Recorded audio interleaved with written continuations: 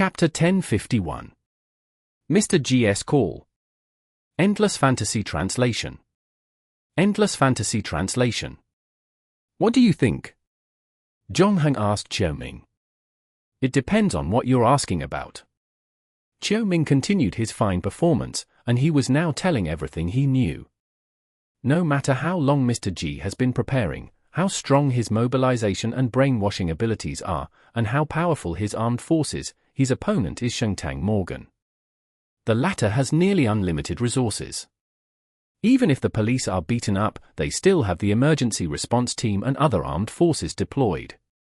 Even if Mr. G's little universe breaks out and these armed forces are eliminated, Shengtang Morgan can still recruit candidates, directly compiling memories to make them soldiers, not to mention the support from the headquarters. Qiuming paused for a moment. Of course, if it really comes to that, new Shanghai 0297's management team can forget about continuing work. Today is their tomorrow. In order to keep their position, they will definitely try their best to minimize impact. I don't know what Mr. G is planning, but I guess the most direct purpose of starting this riot is putting pressure on the management team. The management clearly knows this as well, so it won't be easy for him to achieve his goal. While Qiuming was analyzing the situation, Zhongheng received an unknown communication request. Zhongheng gestured to Qiuming to wait for a while before he clicked accept. Then, he heard Mr. G's voice from the other end. "How's your business coming along?" "It's almost done," replied Zhongheng. "Where is it?" "Is it with you now?" "Yes." "You've seen the news, right?" "We've already started a war with Shengtang Morgan, so according to our agreement, you'll need to bring that thing back to the first floor," said Mr. G. "What do you want to do with it?" "Mass-produce soldiers for you." "Answering questions is not part of our agreement," said Mr. G. However, his tone was much better than before, and he added, "You've also learned about our business, so you should know that we're different from Shengtang Morgan. We don't change clones' memories at will, so you don't have to worry that I'd lay my hands on your compatriot. Besides, she'll also be monitoring my actions now. Even if you don't trust me, you should trust her." If he had not followed Qiuming into Morgan's secret base and had known about Mr. G's past, it would have been easy for him to believe his words. Zhongheng, however, already knew Mr. G's true identity and that the latter had not told the people around him the truth about new Shanghai 0297. In a sense, he had even continued to help Morgan maintain their lies about clones and ordinary people, using it to deceive everyone, including Miss F. This was also why Zhongheng had always been wary of Mr. G. Nonetheless, he said nothing else and asked directly, "When do you need that thing?"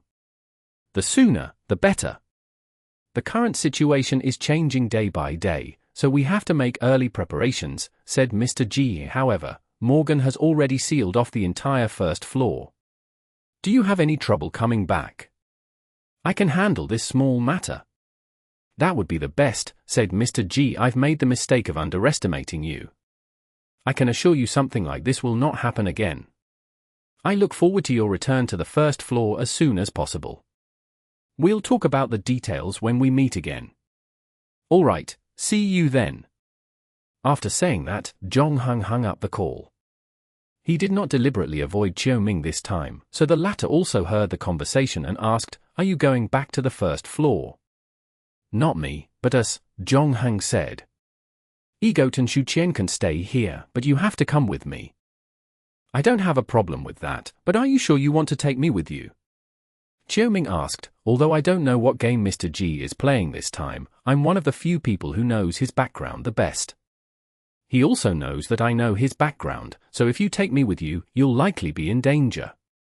Zhongheng did not immediately answer Qiuming's question. Instead, he asked, "Have you met him many times over the years?" "Well, to be honest, it's very rare. Ever since the company sent him to the first floor, we have been communicating via encrypted emails. After reading them, we delete them without leaving any trace. After all, he doesn't want anyone to know that he's in contact with Shengtang Morgan's people, and I don't want the management to know that I'm still in contact with him. There shouldn't be any problems then. As long as he can't recognize you, your worries won't exist." I'll put makeup on you before I leave. In addition, you need to change some of your small habitual movements as much as possible and lower your voice a little. In this way, it's basically impossible for him to recognize you. I'll listen to you, Chiu-Ming shrugged. But how do you plan to take me back to the first floor? Although the central shuttle station doesn't sell tickets to the public anymore, Xingtang Morgan has been sending people to the first floor. I think they won't mind lending us 2 places. Zhongheng told Egot about what he needed to pay attention to after leaving and told him and Xu Qian to keep a low profile. Normally, Xu Qian's escape would be a big deal for Xingtang Morgan. However, at this time, the management's attention was attracted by the riot on the first floor, so they did not have much energy to manage Xu Qian's side for the time being. They could only monitor the internet first to prevent Xu Qian from spreading what she saw on a large scale. In contrast, the threat brought by Mr. G was much greater and had a wider influence. Just as Chiu-Ming said, management itself was also under a lot of pressure. If this matter could not be quickly resolved, they would also face an awkward situation where they could not answer the board of directors. Therefore, Egot and Xu Qian were in a relatively safe spot. Meanwhile, Zhongheng and Chiu-Ming, who had put on makeup, went to the police station on the second floor. Xingtang Morgan had already dispatched a lot of police forces from each floor to the first floor. The remaining police even found it somewhat difficult to maintain daily order. Fortunately, it was not a long time now, and the other floors were not as chaotic as the first floor. There was no big mess for the time being. On the other side, the company did not have any intention to stop here. Soon, the third transfer list was sent to the police station on the next floor. Zhongheng hacked into the second floor's police system, found the list, and locked onto the 2 targets on it. Chapter 1052. The Car. Endless Fantasy Translation. Endless Fantasy Translation. Zhongheng had his eyes on the 2 recruits who had recently joined the police force. As they had only been on the force for a week or so, most of the people in the station were unfamiliar with them. They were supposed to be partners with 2 old police officers to familiarize themselves with their work but were caught up in the riot on the first floor. Their partners were among the first batch of officers to arrive on the first floor, thus, the 2 of them had no choice but to take over the patrol work early. Through this, they would spend less time at the station during the day, and fewer people would be familiar with their faces. This time, Zhongheng was planning to borrow their names. Of course, he wasn't going to use their names directly.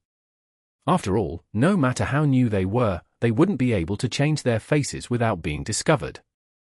Zhongheng planned to secretly change the names of the 2 people on the list before they left before using 2 new identities to replace them. With their presence in the police station, they should be the least likely to be discovered. However, the first thing he had to do was to let the main character stay at home.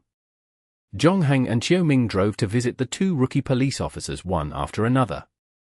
Chiu-Ming was responsible for knocking on the door and ringing the doorbell. He greeted the female relative of the target politely before the mark left the house in a rage. When the target was about to hit someone, Zhongheng, who was waiting at the side, would hit the back of the target's head. Chiu-Ming stood in front of the target and admired the way he fell to the ground. Zhongheng had controlled his strength. He didn't hit the target hard, but he promised that the target would be unconscious for at least half a day. Then, the 2 of them took off the target's clothes and changed into them. Half an hour later, they had put on their police uniforms and guns, turning into 2 second-floor policemen.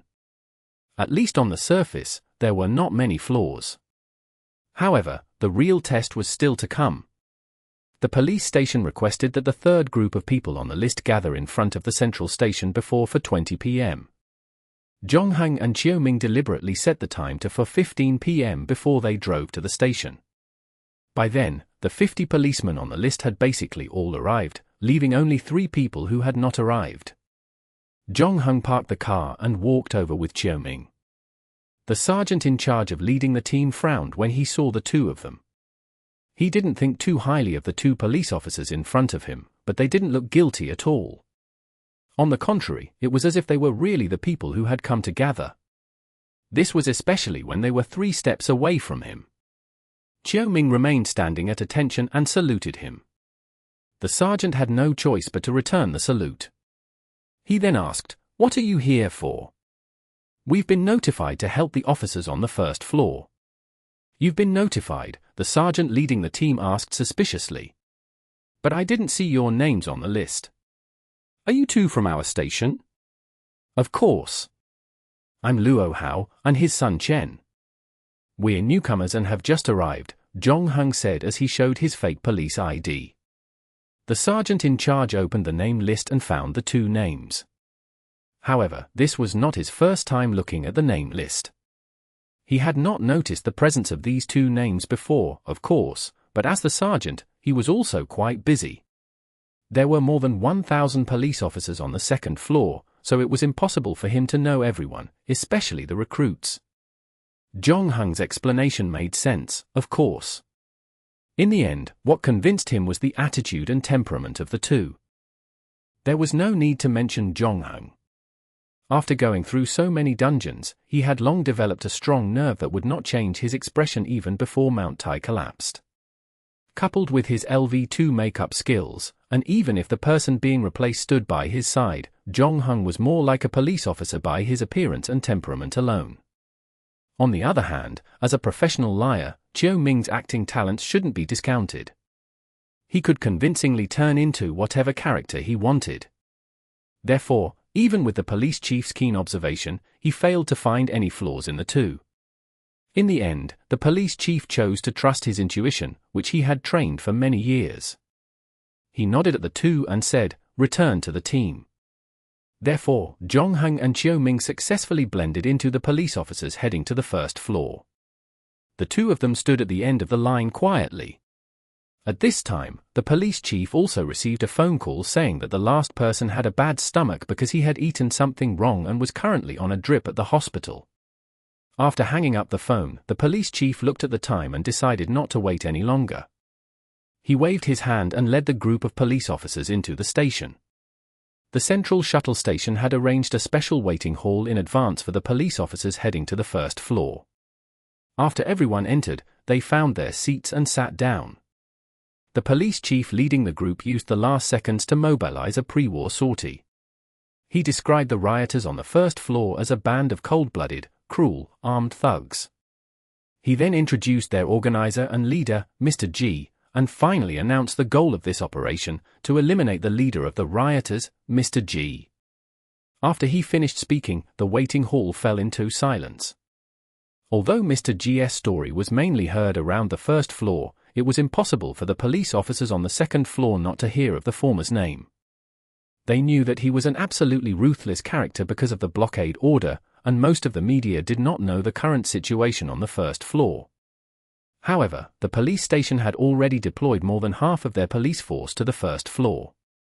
In the end, in less than 2 days, they had to send people down again. Clearly, the battle situation was not very good. Their team clearly did not have as many people as the first 2 batches. Even if they added in the other floors, it was estimated that they would have at most 200 people. It was extremely difficult to take down the commander on the opposite side directly. The captain of the team swept his gaze around and took in the expressions of the police officers. Then, he spoke again, "You don't have to worry. We are not the main attackers this time. We only need to be in charge of some peripheral surveillance and reconnaissance missions. I only have one request, and that is to make sure that everyone is worthy of the badge on their chests." After saying that, the sheriff sat down and fastened his seatbelt. Coincidentally, the central shuttle that everyone had been waiting for a long time had also arrived at the station. The robotic arm skillfully loaded the waiting carriage onto the shuttle. Then, it did not stop and drove all the way to the first floor. The atmosphere in the carriage was a little tense. The main reason was that the police on the second floor usually focused on maintaining law and order. The criminals they were dealing with were at most a few dozen people, and they had never faced more than this number of enemies. According to some news leaked by the media, the number of criminals had probably reached tens of thousands. Therefore, when they reached the first floor, they would most likely face a war. The police officers were a little uncertain. No one spoke up until they got off the carriage. However, the crowd then noticed the other 5 carriages that had been dismantled from behind them. There were 5 floors in New Shanghai 0297. Police officers were sent to every floor except the first floor, but there were only 4 cars in total, so the remaining 2 vehicles should have something else in them. Chapter 1053. Type VI Hunting Robot. The police officers stood in the hall and watched as the 2 carriages behind slowly opened. Then, a silver humanoid metal robot around 3.2 meters in height walked out. Its upper body was human, but its lower body was spider-like. It had 8 legs, and the bottom of each leg was sickle-shaped, emitting a cold metallic glow. One of its left arms was loaded with a 14.5 mm heavy machine gun. The gun barrel was equipped with a hydraulic buffer, and on its right arm was an alloy greatsword measuring over 1.9 meters long. Looking from afar, one could not help but feel a chill run down their spine. There were still 23 robots like this, and they came out of the 2 carriages one after the other, giving out a strong sense of oppression and shock. Chiao Ming's expression changed when he saw this. How do you know about these things? Zhongheng had previously searched this dungeon's weapon systems on the internet, but he found no similar robots. That's right. This is a Type VI hunting robot, Shengtang Morgan's trump card in New Shanghai 0297. It's a pure killing machine. Since this thing usually acts as a guard in the base, there are only 25 of them in total. In other words, those management guys sent almost all their robots in one go. It appears they really want to end this quickly. How many do we need to stop this thing? We can't. Chiao Ming shook his head. We might figure a way to stop 1 or 2, but if we send out 24 at once, no one on the first floor can stop them. Chiao Ming paused, worried that Zhongheng couldn't understand how scary these things were. He then explained, you fought with those guys from the emergency response team before, so you should know how strong they were. An emergency response team that starts with 0 can probably hold off a Type VI together. If a second Type VI joins the battlefield at this time, it would be a pure massacre.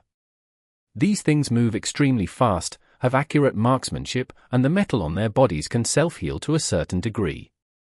It's not something that the flesh and blood of a human body can withstand. Back then, when Mr. G arrived at the company's base, normal security guards couldn't stop him at all. It wasn't until these robots came out that the battle ended in 3 minutes. If it weren't for management wanting to spare his life, Mr. G would have died at the hands of these guys long ago. You have some kind of deal with him, right? After you give him the thing, we'll leave the first floor as soon as possible. Most of the time, Chiao Ming looked like he didn't care at all. After he fell into Zhongheng's hands, he would go east when Zhongheng told him to, and he would go west when Zhongheng told him to. Only this time, he took the initiative to make a proposal. However, to Chiao Ming's disappointment, Zhongheng didn't answer him immediately. The latter was looking at the silver robots, and his eyes flashed. It was unknown what he was thinking. After a while, Zhongheng opened his mouth again. Let's find Mr. G first and complete the transaction. Chiao Ming naturally had no objections to this. After that, the 2 didn't have to wait too long before they were given the opportunity to leave the station. The captain gathered the 48 police officers on the 2nd floor and divided them into 4 teams, with each team assigned 2 Type VI hunting robot. Zhongheng's mission was not to kill the enemy but to cooperate with the Type VI hunting robots to the greatest extent. They would help the latter transport the ammunition and complete the preliminary investigation. Even though it was a little embarrassing, the police officers heaved a sigh of relief when they saw the silver robots. Unlike Chiao Ming, they did not know what the robots were, but they could tell they were not to be trifled with. At least, this meant that they were not alone in this operation. However, they had clearly underestimated the power of the silver robots. Not long after they left the station, the eyes of the silver robot in front of Zhongheng suddenly glowed red. Then, it raised its left hand, and the heavy machine gun let out a loud thud as it swept toward a grocery store not far away. In just 2 seconds, it had knocked down the 7 people inside. Then, before the police could react, another silver robot had already rushed into the grocery store. It knocked open the door to the basement of the grocery store and stabbed the giant sword in its right hand. When it was pulled out, it was already covered in blood. Only then did the team leader order 4 police officers, Zhongheng and Qiuming included, to investigate the situation. In the end, not a single person was left alive. All had lost their breathing and heartbeat, whether it was the 7 people who were shot or the guys who hid in the basement. They looked no different from ordinary citizens, but after searching their bodies, Zhongheng found that the weapons they were carrying were manufactured at the military factory he had visited previously. Needless to say, they were all Mr. G's men. Pretending to be grocery store customers, they monitored the movements of the police at the station. However, what surprised Zhongheng the most was the people in the cellar. It was a woman. From the looks of it, she should be the owner's daughter. She was also the only person who did not carry a weapon, but she was still found and killed by Type VI hunting robot. These robots seem to have activated their maximum killing authority, Qiuming said after looking at the cellar. This time, the management has really been forced into a corner. Even if they have to pay the price, they have to get rid of Mr. G and his followers. To them, these people are like cancer cells. They will continue to replicate and eventually spread Baudrillard's theory everywhere. Rather than wait until the day when everything is irreparable, it's better to take the initiative to cut off their flesh now. Zhongheng's face was expressionless as he stood up from the ground. We have to think of a way to get rid of these 2 robots. Otherwise, I'm afraid we won't be able to leave the team. Do you know what their weaknesses are? No, they're formed from a single body. The energy source, the center, and so on are all sealed inside. It's very difficult to destroy them, but what? But they are acting according to long-range commands. They can try to block the signal. That way, they'll enter escrow mode and carry out the last command they received. When the last command cannot be carried out, they'll switch to retreat mode and leave the battlefield while defending. Qiuming had a surprising understanding of these robots. After the 2 finished inspecting the grocery store, they gave a simple report to the team leader. Then, they returned to the back of the team. Zhongheng took out a shield ring and handed it to Qiuming. What? Qiuming was stunned. 1 for you and 1 for me, Zhongheng said. I can't do something like that, Qiuming shook his head, seeming very resistant. This is too dangerous. If I'm slow by a mere second, a sword might just slice me in half. You don't have a choice, Zhongheng said calmly. The 2 robots were quite a distance apart. One was at the back of the team, and the other was almost at the head. No matter how fast he moved, it was impossible for him to place a shield on both robots simultaneously. Chapter 1054. Support. Zhongheng had made the necessary preparations before he made his move. He knew that if he fell out with Miss F, and even if he successfully dealt with the robot, he would still have to face the attacks of the other police officers around him. Hence, Zhongheng sent their coordinates and bearings to Miss F and agreed on the location of their meeting.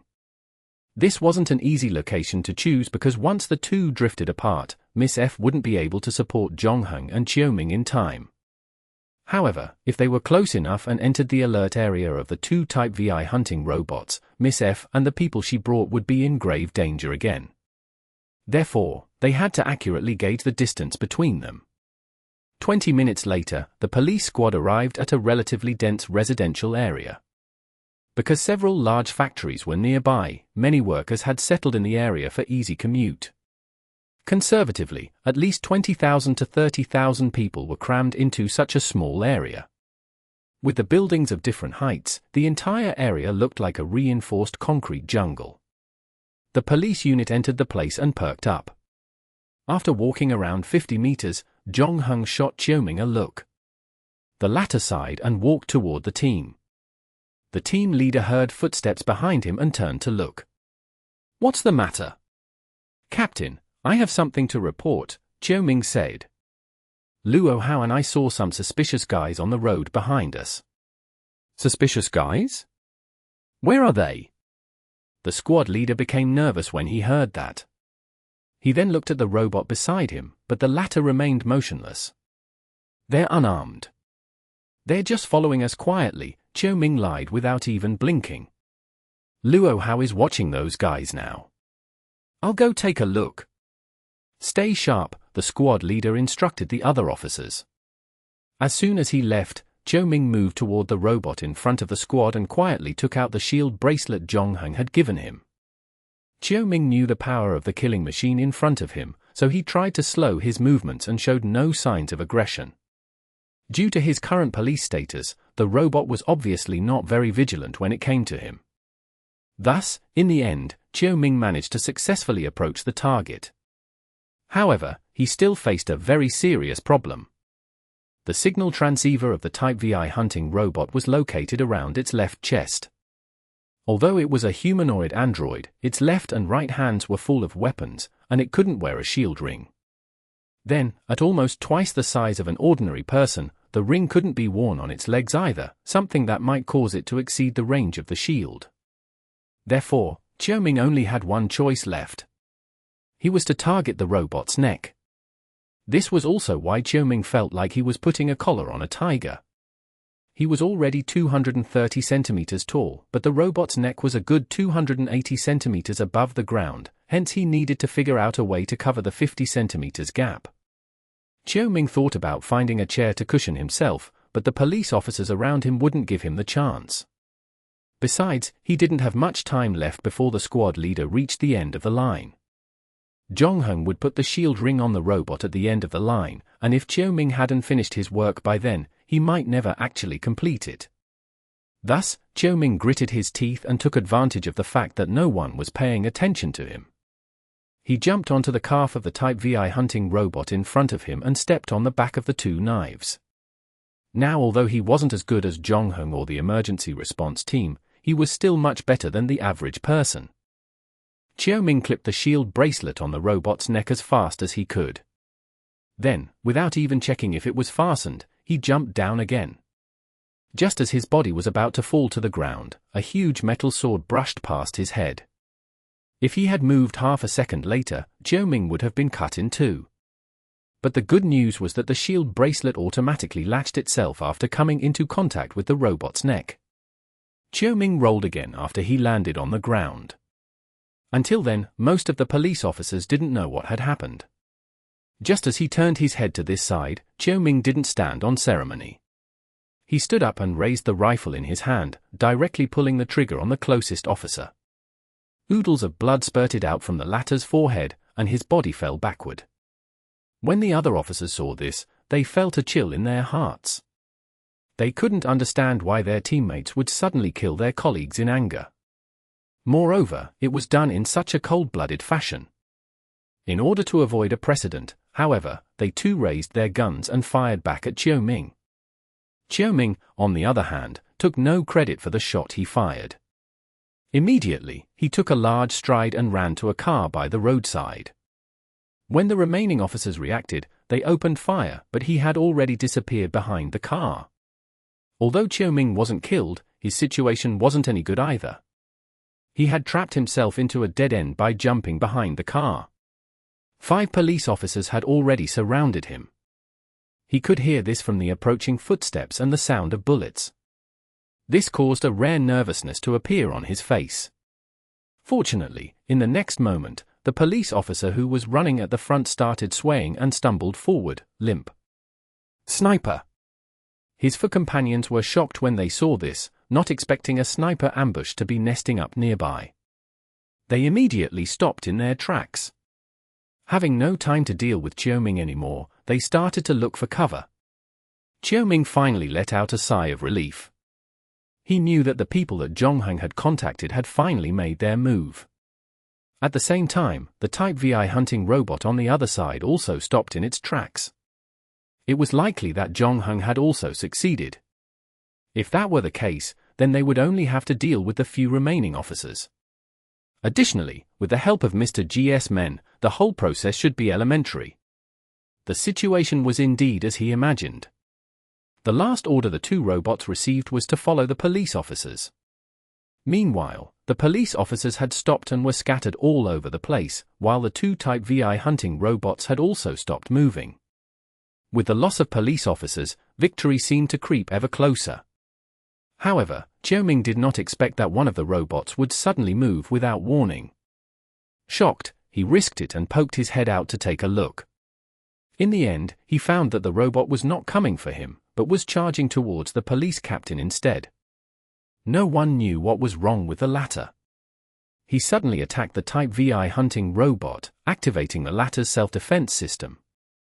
Chiao Ming's expression, however, immediately changed.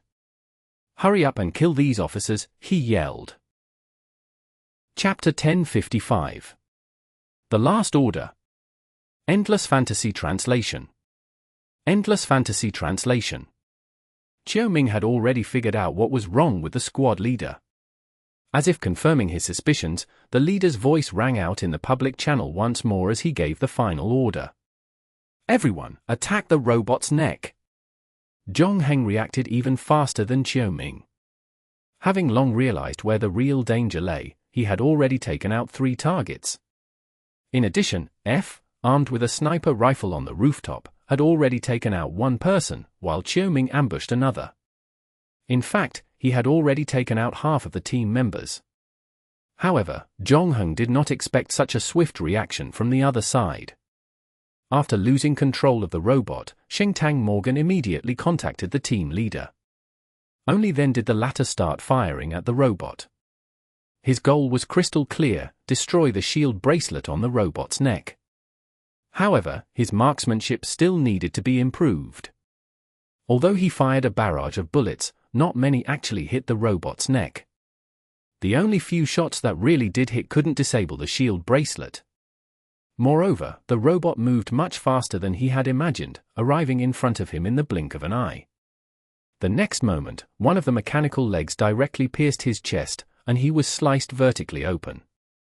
His gut spilled all over the floor, and the gunshot stopped abruptly. However, his final order had already been issued. This might not be the strongest batch of police officers, but they sure were disciplined. Moreover, they knew that they were already in a desperate situation, and if they were unable to regain control of at least 1 robot, then the remaining 4 people would definitely die. Therefore, even though they witnessed the death of their captain, the remaining people still stuck their heads out and started shooting at the robot. This, however, also turned them into living targets. Both Zhong Heng and Miss F on the roof did not give up this opportunity. They pulled the trigger. At this time, Chiao Ming did not hide anymore. He squatted down and aimed at one of the police officers, sending a bullet into the back of his head. At this point, other than Zhong Heng and Chiao Ming, who were the 2 spies, the entire squad was wiped out. However, before Chiao Ming could catch his breath, gunshots rang out again. This time, it was even more violent. The car in front of Chiao Ming seemed like it had been bludgeoned by a giant hammer. The body of the car shook non-stop. Not only were its windows shattered, but the bullets actually penetrated the car and struck the concrete floor. Chiao Ming did not need to look to know where the bullets came from. Other than the heavy machine gun on the Type VI hunting robot's left hand, no other gun had such great power. He had no choice but to quickly curl up his body and roll under the car. Only then did he barely manage to save his life. However, Chiao Ming knew that this was only temporary. Being targeted by the robot, he couldn't imagine any other way to escape. Could it be that he was going to die here today? Chiao Ming never thought that death would be so close to him. He was already a little tired of everything in New Shanghai 0297, but now that he was really about to die, Chiao Ming realized that he still had lots of things to do. Unfortunately, it seemed he didn't have much of a chance. Just as Chiao Ming was thinking, he heard the sound of metal scraping against the ground. It was the sound of the robot moving its legs. Then, Chiao Ming heard a series of gunshots. However, this time, it wasn't the roar of a heavy machine gun but the sound of a rifle. Furthermore, it wasn't too far away from Chiao Ming. A look of surprise appeared on his face. Of course, he knew who the attacker was. Now that all the other police officers had died, Zhong Heng was the closest to him. Only Zhong Heng could still fire. Chiao Ming, however, didn't expect Zhong Heng to save him at such a critical moment. He didn't even hesitate to draw the attention of the hunting robot to himself. After the hunting robot was hit by the bullet, it immediately changed its target. It gave up on Chiao Ming, who was still on the ground, and turned to aim at Zhongheng. However, the latter had already moved into a building ahead of time, leading the hunting robot to also rush into the residential building. When the horrifying sound of friction gradually faded away, Qiuming crawled out from under the car. When he raised his head, he saw another hunting robot standing beside him. He was shocked. Fortunately, the latter did not react. It did not attack Qiuming nor retreat to the station. It just stood there quietly. What surprised Qiuming was that the shield bracelet on its neck was still intact. In other words, the hunting robot that had regained control did not help its companion escape immediately. Logically speaking, its operator would not make such a low-level mistake unless... Something crossed Qiuming's mind, and he quickly said to Zhongheng through the radio, "The shield bracelet on the neck of the robot that was chasing you is probably not damaged." Why did it attack you then? On the other end of the communique, Zhongheng's voice was still relatively calm, but it was audible that he was moving at high speed. The police who shot at it earlier activated its self-defense mode, and since more than 4 people fired at it, it also activated its group identification mode. It should have marked all the police officers as enemies. We were also included because we were wearing police uniforms. After Qiuming calmed down, he finally explained most of what had happened. At that time, the hunting robot suddenly went berserk and attacked him, which was absolutely strange to him. Now that the robot beside him had stopped moving, he confirmed that the latter still recognized him as a police officer. Qiuming finally understood why he had suddenly become a target. However, this made things even more troublesome. If the Type VI hunting robot was under the control of a person, it might have retreated when it saw the bad situation. However, the robot that had entered self-defense mode would not leave until the attacker was eliminated. Therefore, there was only one path in front of them now. Qiuming said to Zhongheng, who was fleeing on the other side, "Give me some time. I'll think about what to do." Zhongheng did not answer because he was getting real close to the hunting robot. The latter was indeed Xingtang Morgan's trump card, its attributes all very explosive. The speed and small range movement that Zhongheng was proud of did not have any advantage in front of absolute technology. The 8 legs of the robot moved together quickly, allowing it to easily pass through all obstacles. When necessary, it could even climb over the roof, just like a real spider.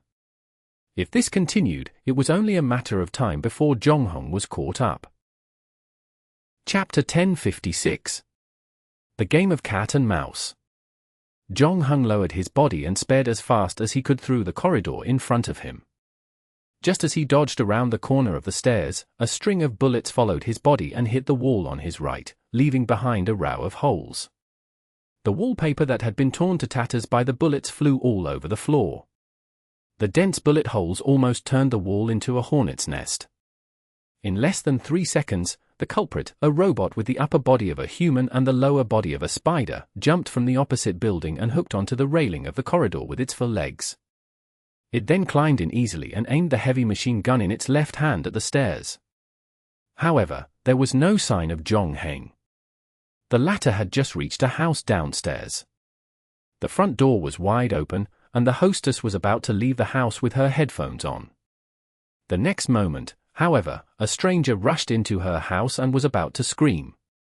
Zhongheng beat her to it and knocked her out. He tossed the unconscious hostess onto the sofa before crossing the living room and jumping out the kitchen window. Finally, he landed on the balcony on the 3rd floor. Without stopping, he slid down the drainage pipe to the ground. Of course, he wasn't naive enough to think that he would be able to shake off the hunter robot. In reality, Zhongheng only wanted to use this time to get through the most dangerous part of the journey. The road in front of him led to a relatively empty area. About 100 meters away from the next intersection, the entire journey would take about 10 seconds. Normally, it wouldn't be a big deal, but now, those 10 seconds could prove fatal. However, Zhongheng knew that the longer he waited, the more dangerous it would become for him. Therefore, as soon as he landed, he immediately started running forward. On the other side, after the Type VI hunting robot lost sight of Zhongheng, it didn't follow the steps of the stairs. Instead, it spread its 8 legs and climbed up the roof along the outer wall. It did not take long before it rediscovered Zhongheng running down the stairs. However, at the same time, Zhongheng also noticed the movement on the roof and was about to bend down to avoid it. Unexpectedly, the next moment, the bullet from the sniper rifle had already hit the heavy machine gun on the robot's left arm. Although the bullet failed to destroy the heavy machine gun, the powerful kinetic energy it generated shifted the machine gun's muzzle, causing the shots to immediately land behind Zhongheng. Zhongheng used this opportunity to run another 10 meters forward. Finally, he successfully reached the next intersection and hid in another building. At this time, Qiao Ming's voice sounded again. "There is a substation 1.2 kilometers away from you. We might be able to use the high-voltage electricity there to deal with it. 1.2 kilometers is too far." Zhongheng shook his head. "Then what's your plan?" Qiao Ming had no other choice but to scratch his head and ask. Zhongheng did not answer.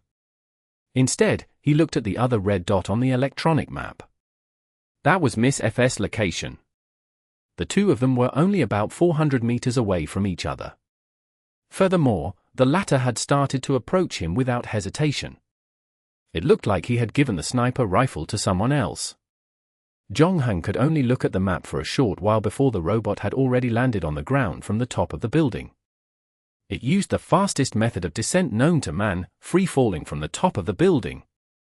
There was a loud bang when it landed. With nothing to cushion its fall, the machine's 8 legs plunged deep into the road, leaving 8 over 10 centimeters deep holes in the ground. The powerful impact seemed to have no effect on its metallic body at all. It only needed to adjust its body slightly before rushing out of the building where Zhongheng was. The two sides started another intense cat-and-mouse game. Zhongheng basically maintained his high-speed movement state and rarely fought back. The main reason was that the rifle in his hand was not very effective on the Type VI hunting robots. Thus, he ran to the back to reduce his weight, even going as far as to throw the gun away. Even so, it was still difficult to make up for the gap between the two sides. There were a few times when a bullet almost brushed past Zhongheng's ear. If he was one step later, he would end up with the same fate as the pockmarked wall behind him. At the same time, because most of the fighting between the two sides took place inside the building, the sniper not far away wasn't of much use at the moment. So perhaps the only good news was that Miss F was already very close to him. Qiao Ming, on the other hand, came over after some hesitation. However, he did not dare to get too close. He raised the gun in his hand a few times but put it down again.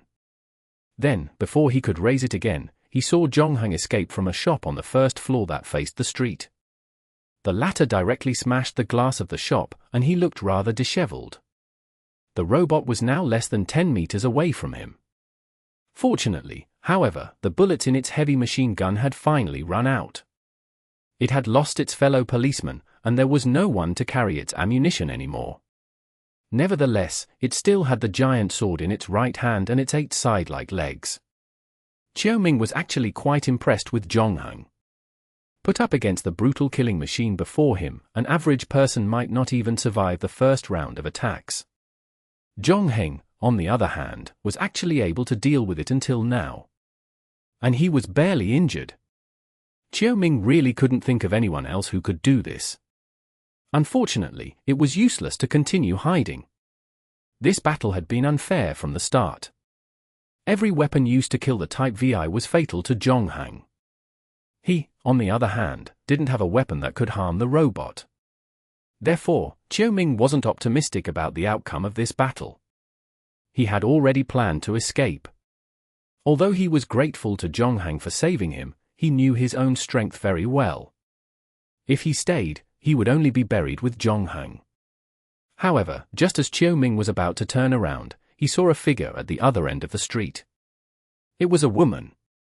She appeared particularly delicate in front of the Type VI robot, but written on her face was rock-like determination.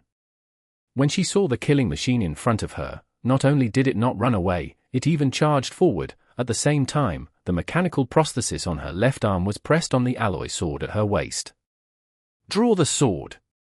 The alloy sword flashed with a cold gleam, and without hesitation, slashed one of the Type VI's legs. Although it was unable to cut off the leg in the end, it offset the robot's center of gravity, causing it to lose its balance slightly. It staggered 2 steps. Then, Miss F threw the thing on her shoulder to Jonghang. Chapter 1057. A Saber called Hidden Scabbard. Miss F's timely arrival finally allowed Jonghang to catch his breath. He stopped in his tracks and took the item that the former had thrown at him. He tore off the oilcloth on top and revealed the hidden scabbard. Before Jonghang left for the 3rd floor, he had requested Miss F to take care of the inconvenient items to carry. When both parties met, Jonghang had asked Miss F to help him bring the hidden scabbard over. It was also why Jonghang had taken such a significant risk to approach Miss F. This knife was the real reason why he was challenging the Type VI robot. Qiuming didn't know if he imagined things, but his entire temperament changed when Jonghang held the hidden scabbard. The previous awkwardness disappeared, replaced by an unrivaled and powerful presence. Qiuming even felt that the position of the prey and the hunter had changed. And that wasn't the only thing that surprised him. On the other side, the woman with the mechanical prosthetic arm and the robot had actually come to a stalemate. Although only less than 10 seconds had passed, the two sides were evenly matched. Whether strength or speed, Miss F's mechanical prosthetic arm matched her opponent equally. However, because there were too many weapons that could attack the robot, Miss F did not find a good opportunity to attack. She only managed to leave 2 slashes on its leg. Her alloy sword was already hard enough, but when it slashed the robot in front of her, it only left neither a deep nor shallow dent. Not long after, the dent disappeared. This was the first time Miss F had seen a metal that could heal itself. Her expression turned slightly solemn. With this, her hopes of gaining advantage through her cooperation with Jonghang were ruined. At this time, Jonghang's voice came from behind her. "Leave this to me. Don't you need to rest a little longer?" Miss F asked. She could see that the chase had consumed a lot of Jonghang's energy. In the end, the latter only uttered one word. "Enough." Hence, Miss F used the momentum from the fight with the robot in front of her to roll backward. Seeing this, the Type VI stepped forward, wanting to pursue the victory, but it was unexpectedly blocked by a knife-wielding Jonghang. Unfortunately, its central control system could not read the difference between the current Jonghang and his previous iteration. Therefore, it swung the giant sword in its right hand. This time, Jonghang did not dodge like before. Instead, he chose to receive the sword head-on, forcing him to retreat several steps. With a human strength, it was not realistic to hope to contend against a machine. However, Jonghang did not intend to win this confrontation. He only wanted to test how much harder the hidden sheath was compared to the Type VI hunting robot. He also wanted to see if the hidden scabbard's non-heal effect was still effective against the strange metal before him. The 2-centimeter-long gap at the bottom of the giant sword explained everything. Jonghang moved his slightly sore wrist and raised the hidden scabbard in his hand again. This time, when the hunting robot's giant sword came at him again, Jonghang chose to bow to avoid it. 2 more metallic sickle legs, however, came slashing at him. At that moment, Jonghang also pushed his pace to the limit. His calf tightened, and he leaped over the first sickle. Then, he swung the hidden scabbard in his hand. The knife was so fast that Qiuming's eyes couldn't keep up. By the time he reacted, he saw that one of the robot's legs had already left its body, spinning toward the sky before finally piercing through the wall of the building next to it. Qiuming inhaled sharply. The last thing he expected was such results. Each of these robots was made from the strongest materials, after all.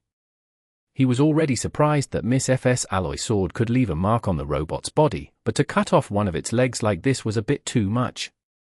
And this was only the beginning. Jonghang's successful attack didn't give the robot a chance to catch its breath, and he quickly cut off the second leg. Unfortunately, the Type VI had never encountered such a situation before. Nevertheless, seeing this, it still stretched out its leg to meet Jonghang head-on, thus losing another leg in just 10 seconds. Then came the third, the fourth. Losing its side-like legs not only made it lose its weapon but slowed the robot down considerably. Now, it had become Jonghang's meat on the chopping block, unable to cause any more trouble. Zhongheng was like a skilled chef, quickly dismembering the 8 legs of the Type VI. All too quickly, the latter lost all its power and could only rely on its 2 hands to crawl. It was only at this point that Qiuming finally woke up from his dream. He reminded, its control center is in its lower abdomen. Zhongheng did not panic. He first took some time to chop off the robot's shoulder, making it unable to move. Then, he aimed the hidden scabbard at the robot's abdomen, cut through the outer shell 7 times before finally destroying the control center inside, thus ending the battle. Qiuming, who was standing at the side, was filled with a stupor and awe after witnessing everything. He looked at the once formidable killing machine, now reduced to a pile of scrap metal on the ground, then at Zhongheng, who still had his saber sheathed.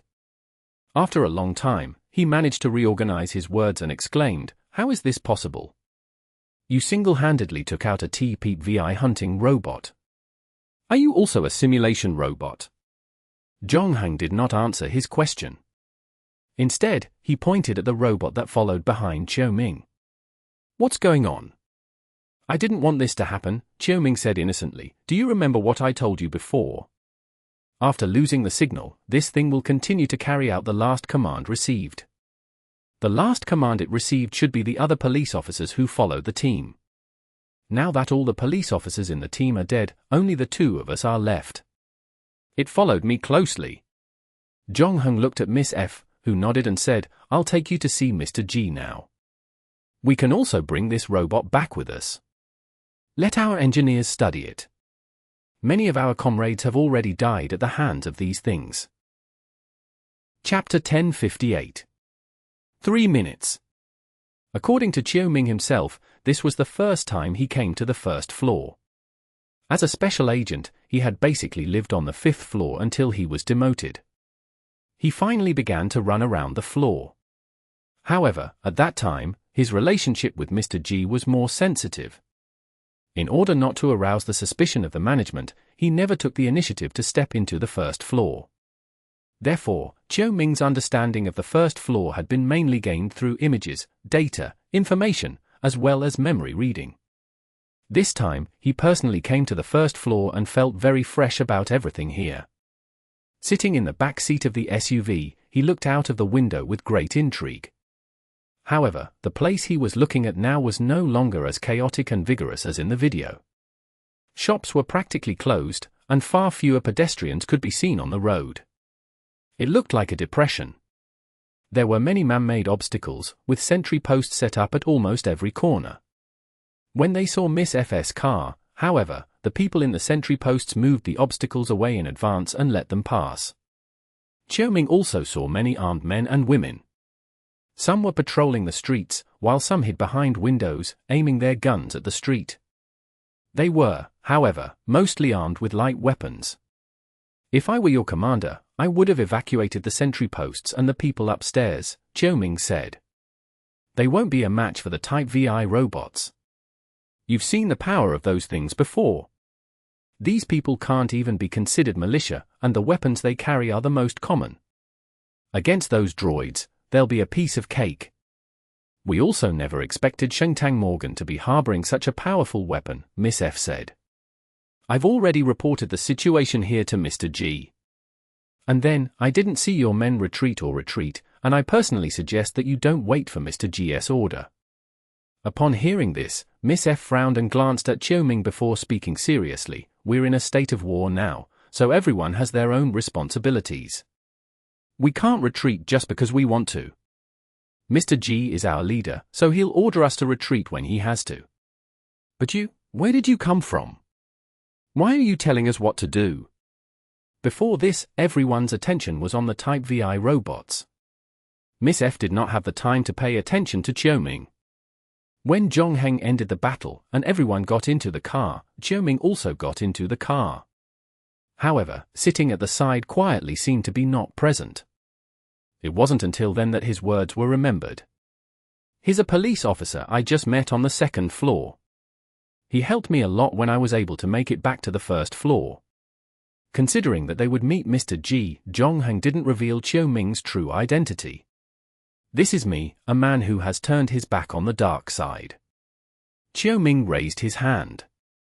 So please don't doubt my position just because of my police uniform. Miss F looked deeply at Chioming but said nothing more to him.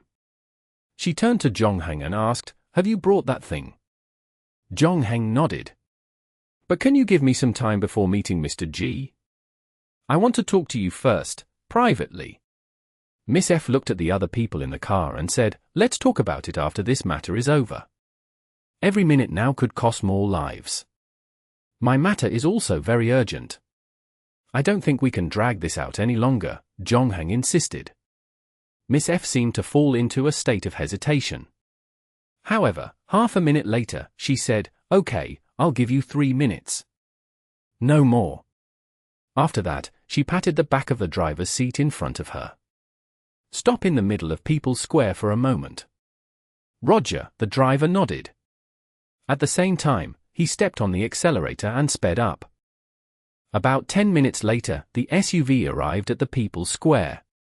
Normally, this was a lively flea market, where many gathered to sell off things they didn't need. Now, the place was empty, with only a few sheds that hadn't been demolished still standing. Miss F opened the door and jumped out, followed by Zhongheng.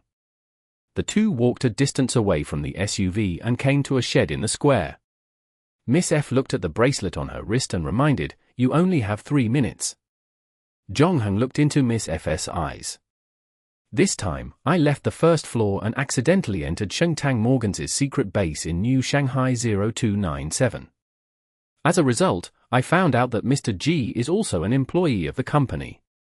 However, to Zhongheng's surprise, Miss F did not have much of a reaction after hearing this. She still stood there.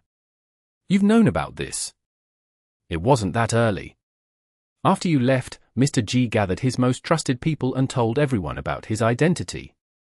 He said that he once stayed in the company's emergency response team for a period of time, but I didn't realize that he was one of us, just like you and me. No wonder he was so friendly to the clones and was willing to accept them as citizens of this city." "Is that all?" "Of course not, but it doesn't matter anymore. We've agreed to continue letting him lead the uprising. It doesn't matter what his identity is, but what's important is that we have the same goal. He could have kept it from us because he said that once the war started, Morgan would use all means to discredit and attack him and spread rumors about all of us. You should have seen the news these few days. You should have seen how they slandered us in public, distorted and covered up the truth." Miss F paused for a moment before continuing, "You called me out to tell me that Mr. G had betrayed us a long time ago. But how do you know that what you saw and heard was not what Shengtang Morgan wanted you to hear or see? You said that you entered the Shengtang Morgan's New Shanghai 0297 secret base by chance. Don't you have a bit of doubt in the depths of your heart? Wasn't your chance a mere coincidence? It just so happened that at this time, you discovered a secret base that no one knew about, and then you found some evidence that Mr. G had betrayed us. You think I may be a spy Morgan sent to drive a wedge between you two?" Zhongheng raised his eyebrows. "No, I'm just saying that we can't rule out the possibility that you've been deceived by Morgan," said Miss F. "I believe you. Although we haven't known each other for a long time, Zhongheng, this is a war, and both sides will use all means at their disposal. If you saw what I saw, you would know that what I said is true." Chapter 1059. Advice from a friend. "Unfortunately, I can't see it," said Miss F. "If you were me, what would you choose? On one side is the man I've known for several years, who once saved me and is now my fiancé, our leader. On the other side is our enemy, the Shengtang Morgan. He's using every means at his disposal to slander us. If you're willing, I can prove it to you," Zhongheng said patiently. "Do you want that Shengtang Morgan employee in the car to convince me? This is the first time I've seen a surprising expression on your face. Are you surprised that I know more than you think? I gave you a chance in the car to ask him who he is. And I told you that he was a police officer that I met by chance on the 2nd floor." Miss F sighed.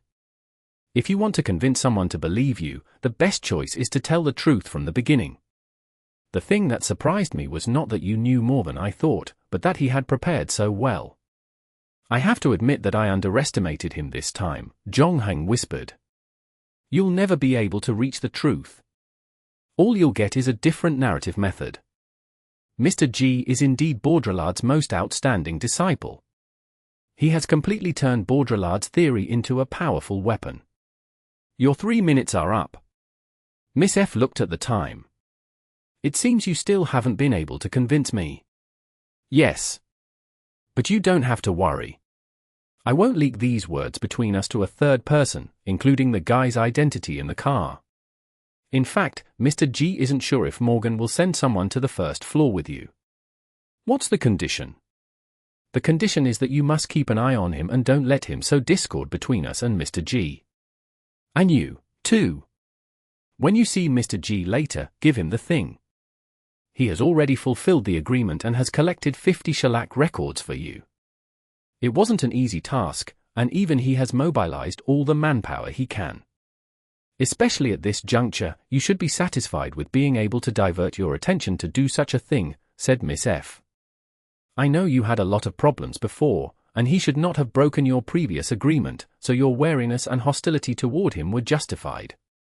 But this time he did everything he could, and fulfilled all your requirements without any discount, including the previous efforts to show you what we are doing. Thus, I hope you can join in and become one of us. You, however, don't seem moved at all. But, of course, this is your freedom, and I respect it. This is what I have been working so hard for. I hope that in the future, our kind can have the freedom to make choices like you.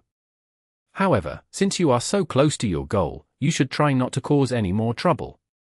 Is this a warning? No, just advice from a friend, Miss F said. It's getting late, we should get back on the road. An hour later, the SUV arrived outside Mr. G's private garden. However, after getting out of the car, Jong-Hung realized that the garden door was locked, and there was no one inside. Then, he looked at the other car parked outside the door and saw Manager Sheng coming down from it. He was carrying a white metal box in his left hand and a black leather box in his right. He walked straight to Jong-Hung and nodded at him. Then, he put down the white metal case and opened the leather case in his right hand. 50 shellac records. They're all here. You can count them, Manager Sheng said. No need to trouble yourself. Jong-Hung took the leather case. After all, he didn't collect shellac records from listening, and the system would automatically help him calculate how many records he had collected this time. After receiving the notification that his game score had increased by 500 points, Jong-Hung took out a metal rod about the size of a finger from his pocket and handed it to Supervisor Zhang. The latter took a look at the things inside, then opened the metal box on the ground, revealing in it a drone. Supervisor Zhang carefully placed the metal rod into the drone's abdomen. Jong-Hung asked, "Where's Mr. G? Is he not here yet?" "That's right. He thinks highly of you and has always wanted to recruit you. However, it seems that you don't really want to join our cause. Since that's the case, Mr. G doesn't have any reason to contact you anymore. Anyway, I can complete the transaction with you." "Oh, right." As Director Xing spoke, Jong-Hung received another notification on his wristband. Jong-Hung opened it and saw that his account had just received a transfer of 3 million credits. Although your shellac records are hard to find, they are still far from the value of the thing you gave us. Therefore, this 3 million is an extra gift from Mr. G. It is also compensation for the unilateral breach of the agreement last time. So please, accept it. After saying that, Supervisor Zheng activated the drone and took half a step back. He watched it rise into the air and fly into the distance. It became smaller and smaller until it disappeared behind the buildings in the distance. At least, our cooperation this time ended smoothly, right? Supervisor Zhang smiled. I have left the car over there for you. You can go wherever you want to go. We have to go back to our work. After saying that, Supervisor Zhang followed the others into the SUV that brought Jong-Hung and Qiuming over, leaving the two of them behind. Miss F also took one last look at Jong-Hung, her expression complicated. She opened her mouth and only uttered 2 words. Take care. After that, she also got into the car. Half a minute later, only Jong-Hung and Qiuming were left outside the garden gate. A moment later, the latter broke the silence and said, "So, let's call it a day, on the first floor." Zhonghang did not answer. Instead, he said, "You lied to me." "I lied to you? When?" Qiuming was somewhat baffled. "Mr. G.S. Mole from Xingtang Morgan is not you, but someone else. How is that possible? I've been secretly passing information to him all these years." Qiuming looked incredulous. "Why do you say that? You haven't contacted him since I kidnapped you, right?" "That's right." Qiuming nodded with certainty. "But he knows that you're with me," Zhonghang said. "That's why he admitted to the others that he's a member of Xingtang Morgan. He told everyone the truth." Qiuming's eyes widened. "No, it was only a small part of the truth, but it was enough to prove his innocence. In addition, he guessed that I would bring you here in advance, which further reduced the authenticity of my words." Chapter 1060. The Original Plan. Endless Fantasy Translation. Endless Fantasy Translation. "I swear, I really didn't know that he had other spies in the company," Qiuming said with a wry smile. "Even though we've been in contact all these years, he hasn't told me anything about this." "No, this is something I should have thought of long ago," Zhonghang said. "When he was on the second floor, he sent out a whole team of exoskeleton warriors. They were all equipped with the latest generation military exoskeleton equipment. Obviously, someone was secretly supplying him with these sophisticated weapons. In addition, we may have underestimated his armed forces beyond the first floor. It seems that he doesn't only have that one team. If that's the case, then everything can be explained. What makes sense? According to you, he once broke into Morgan's base and fought with these Type VI hunting robots, so others wouldn't know of their existence. There's, however, no reason for him not to know. Therefore, it's impossible for him to exclude the influence of these robots when he launched this riot. No, to be more precise, his target is most likely these robots." Qiuming reacted. "You mean to say that he deliberately used a riot to attract these robots to the first floor because he knew very well that the management could not tolerate a long period of unrest on the first floor? If that's the case, now is also the time when the defense of the base is at its weakest. There is only one robot and about 200 security guards there. As long as there are 2 exoskeleton teams, they can break into the base. But what is their target?" Qiuming frowned. "The most valuable and well-guarded place inside the base is the memory encoder. There are several teams of guards guarding it, and at critical moments, they can cut off the power supply and use a metal wall to completely seal it. They can even destroy it remotely." "It's not the memory encoder," Zhonghang said. "He already has the memory encoder. It's on the drone just now. The thing he got through the transaction is the memory encoder." Qiuming gasped. "Is his target the management of the company in New Shanghai 0297? He wants to re-encode the management's memory? Indeed, this is his only way out. He incited the residents of the first floor to fight against the company. No matter how you look at it, there is no chance of victory. Even if he really is the military god that leads a group of civilians who have not received strict military training, he used the light weapons he produced to eliminate all the Type VIs. He severely crippled the management's armed forces in New Shanghai 0297, but he was unable to deal with the attack from the magnificent Tang Morgan headquarters. Most importantly, he hid the true truth of New Shanghai 0297 from his subordinates. He certainly doesn't want to really attack the 5th floor's magnificent Tang Morgan secret base." Qiuming suddenly thought of something and his expression changed. "Since he knows that I'm with you, he must know that we've already guessed his plan. No wonder he doesn't want to meet with you. Besides, he's dealing with the management now, so he put us aside. When he's done with the matter at hand, he'll definitely turn around and deal with us. We have to leave the first floor as soon as possible. No, it's best to leave New Shanghai 0297. We can go to the Xingtang Morgan's headquarters to find my uncle and tell him what's happening here. Or we can try to solve the problem ourselves," said Zhonghang lightly. "I still have friends on the first floor." Once Shengtang Morgan's headquarters decides to intervene, not only will Mr. G suffer, but my friends will also be implicated. Also, do you know how Shengtang Morgan will deal with us in the future? Your friend? Is it that woman just now? But between you and Mr. G, she seems to be more willing to believe the latter. Haven't you already tried? Do you have any other way to convince her? Zhongheng shook his head. I won't try to convince anyone else, so let's stick to my original plan. Original plan? Chiao Ming was a little confused. If Fengzi were here now, he would have probably understood what Zhongheng meant.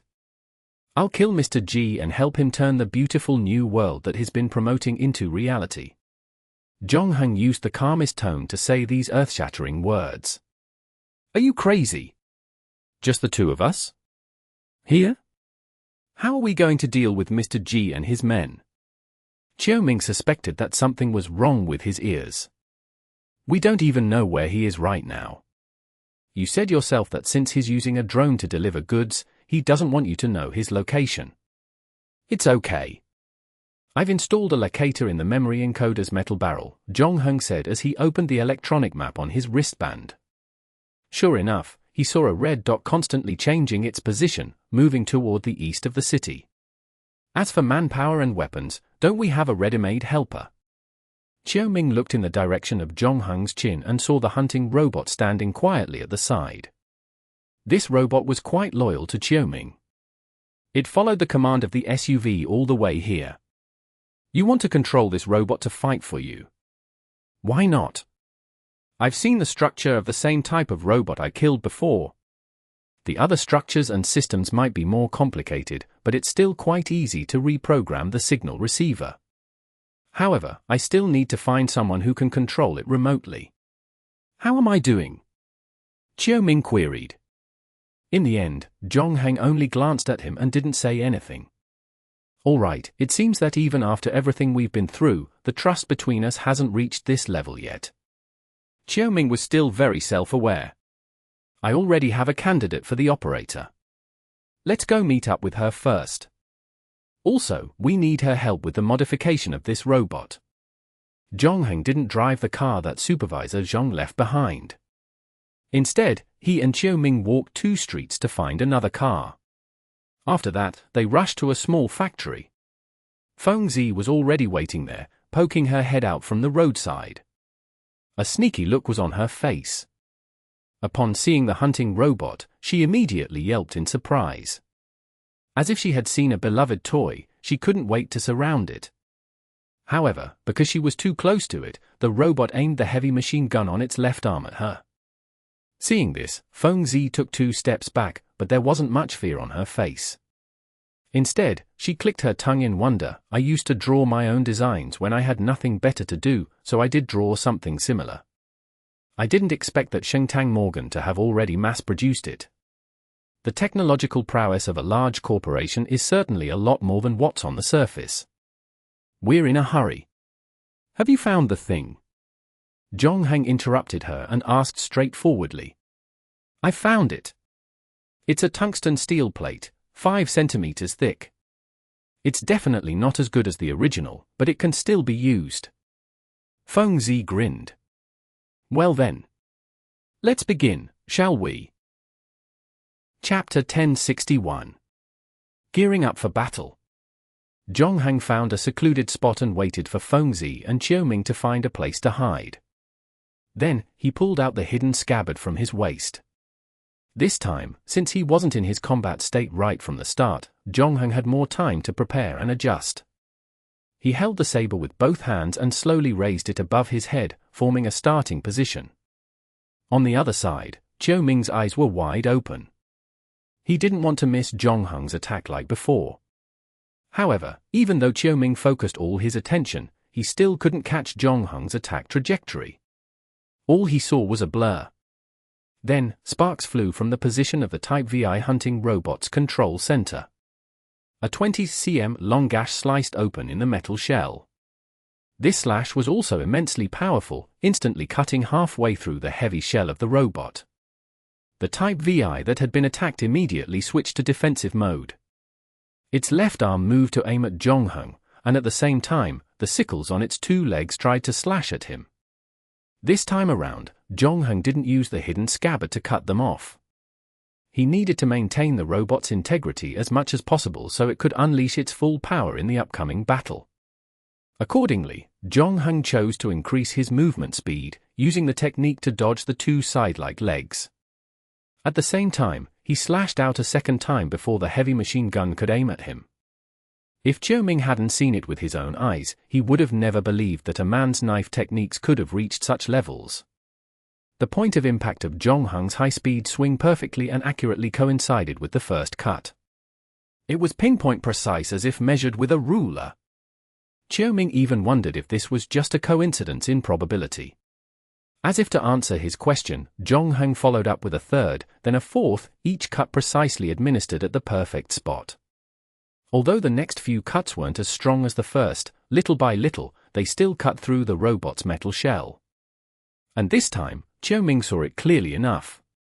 He realized that the most troublesome self-healing function of the Type VI had actually failed. The metal around the cuts Jongheng made had obviously changed, and for some unknown reason, was unable to heal. Jongheng's knife landed like a storm on the robot's metal shell. This time, he only used 5 slashes to completely cut through the metal shell. On the other side, the Type VI had already put away the heavy machine gun in its left hand. The main thing was that Jongheng was right in front of it, the distance between the two now less than half a meter. At such close proximity, the artificial logic of the Type VI would prioritize melee weapons, the giant sword in its right hand and the 8 legs under its body attacked.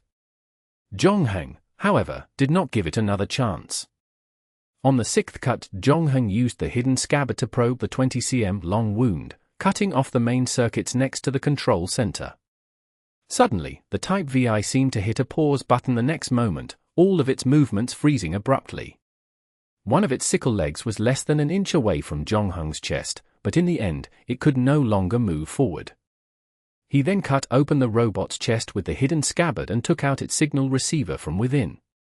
When all of that was done, Fengzi and Qiuming walked out from behind the cover once more. "I'll go reprogram the signal receiver," Jongheng said to Fengzi. "I'll leave this to you. Help change the circuits that I cut off, but don't hurry to reconnect them. Wait for me to put the signal receiver in before reconnecting it.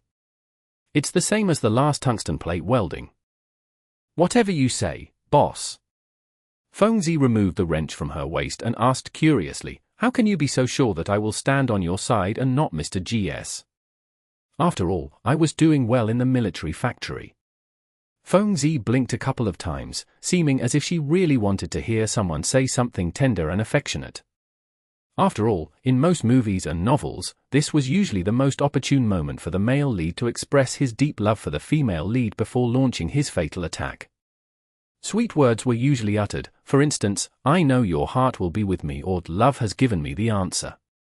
However, Jongheng only said calmly, "Mr. G has pointed a gun at you." "What saddens me the most is that I can't seem to refute you," Fengzi said with a sigh. "I do like the new world he describes. I like the people working hard for this dream in the military factory. But I don't have a good impression of Mr. G himself. It doesn't matter to me whether he's in the future or not. Besides, I believe in you, and I'm willing to believe everything you say." "Thank you," Jongheng replied. "Actually, I can tell that the woman named F also believes in you," Fengzi continued. "She just has too many things to carry on her shoulders, the gratitude Mr. G showed her for saving her life, the fate of her own kind, and the people who had fought alongside her. This makes it impossible for her to make a choice like mine." "I know," Jongheng said calmly. "It doesn't matter. I'll help her fix everything." Half an hour later, Fengzi started to rewire the Type VI that had been rewired with a signal receiver. Before that, Jongheng had already removed the shielding wristband from the Type VI's neck and waited for Fengzi to connect the circuit. He also used his bracelet to order the robot in front of him to enter standby mode. Fengzi then welded the tungsten plate to its chest. This could cover the 2 wounds on its body and protect the control center and the signal receiver behind it. Jongheng handed over control of the Type VI to Fengzi. The latter controlled her new toy, making it jump and roll. It made all sorts of movements and became a novelty of sorts. Find a safe place to hide. It's good as long as you support us from a distance. Don't let Mr. GS people find you. After that, Zhongheng turned to Qiuming. Qiuming looked a little helpless. I still prefer the suggestion I gave you, but from the looks of it, you've already made up your mind to kill Mr. G no matter what, so I don't seem to have a choice. If Qiuming had a choice, of course, he didn't want to take the risk with Zhongheng. After all, he was quite happy that Mr. G and the management team were at a disadvantage, so it wouldn't hinder him from watching the show. He didn't forget his own situation as well, knowing he was still Zhongheng's captive and had little power to decide. Stop worrying so much. If you don't die this time, you might just get back your lost position, said Zhongheng. But you'll have to change your service provider. Chapter 1062. Signal Tower. Zhongheng stepped on the accelerator and drove Qiuming to the red dot on the electronic map. That was the location of the locator, and it had been parked there for a long time. If everything had gone according to plan, Mr. G should be there. On the other side was Qiuming in the passenger seat. He fastened his seatbelt, grabbed the armrest, and leaned back. Initially hoping the operation would be exhilarating, he never expected it to be so exciting before the battle even began. As Zhongheng drove the car onto the main road, however, Qiuming's attention finally shifted from the vehicle's speed to another place. Previously, because their police team had taken a slightly different route, other than the group of people who had been scouting the police at the grocery store, they had only encountered 7 or 8 enemies behind them. As a result, it wasn't a very intense battle. Now, this street should be the area Mr. GS men had set up their defenses. With a sentry post every 100 meters, many armed forces had also been deployed to guard it in an attempt to stop anyone from passing through. Unfortunately, they could not stop anyone now. Even with Qiuming's mental endurance, he could not help but frown when he saw the scene along the way. The entire street was dead silent like a cemetery. Corpses were everywhere on the roadside, in the sentry posts, and in the nearby buildings. Not only were the rioters who followed Mr. G lying on the ground, there were even several unarmed civilians who had lost their breath. Only the bullet-riddled bunkers, broken glass windows, and the burning vehicles told the story of what happened here not long ago. I thought my heart was tough enough. After all, what I'm doing now is equivalent to erasing a person's soul. Compared to Mr. G, however, I'm still far from that, Qiuming lamented. For his own goal, he even sacrificed tens of thousands of people. Moreover, these people would probably still believe in him until the day they die. This is because they believe in the future that he's promised. You created him, Zhongheng reminded. No, I only opened the door, so he saw the outside world. As for whether a demon or angel comes out from behind that door was never something I could control, Qiuming shrugged. At least now you have a chance to put the devil you released back into the box. I hope I live to see the end of this, Qiuming said as he checked the rifle in his hand. After driving only 2 blocks, Zhongheng already saw the end of the trip through the car window. It was a white signal tower, about 400 meters tall. It provided the signal exchange service for the entire first-floor space. Since, according to the official records, the height of the entire first-floor space was only 486 meters, it meant this signal tower was already close to the foundation of the second floor. And now, right above the top of the tower, there was actually a huge thread probe that was about 20 meters in diameter. From top to bottom, it drilled through the projection screen that simulated the sky. F***CK. Upon seeing this, even Qiuming couldn't help but curse. Even this F***king works. As everyone knew, New Shanghai 0297 was divided into 5 layers of space, and the only thing that connected them was the central shuttle in the city center. However, Xingtang Morgan had long since suspended the central shuttle on the first floor, and it was only when police were transported to the first floor would a vehicle be authorized to pass through.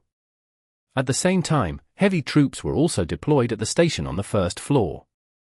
In Qiuming's previous speculation, Mr. G used the riot to attract the Xingtang Morgan's Type VI hunting robots to the first floor, thus creating the condition for a sneak attack on the base. However, even if his team of exoskeleton warriors really succeeded in capturing the management, it wouldn't be easy to take a captive back to the next level and encode the memory.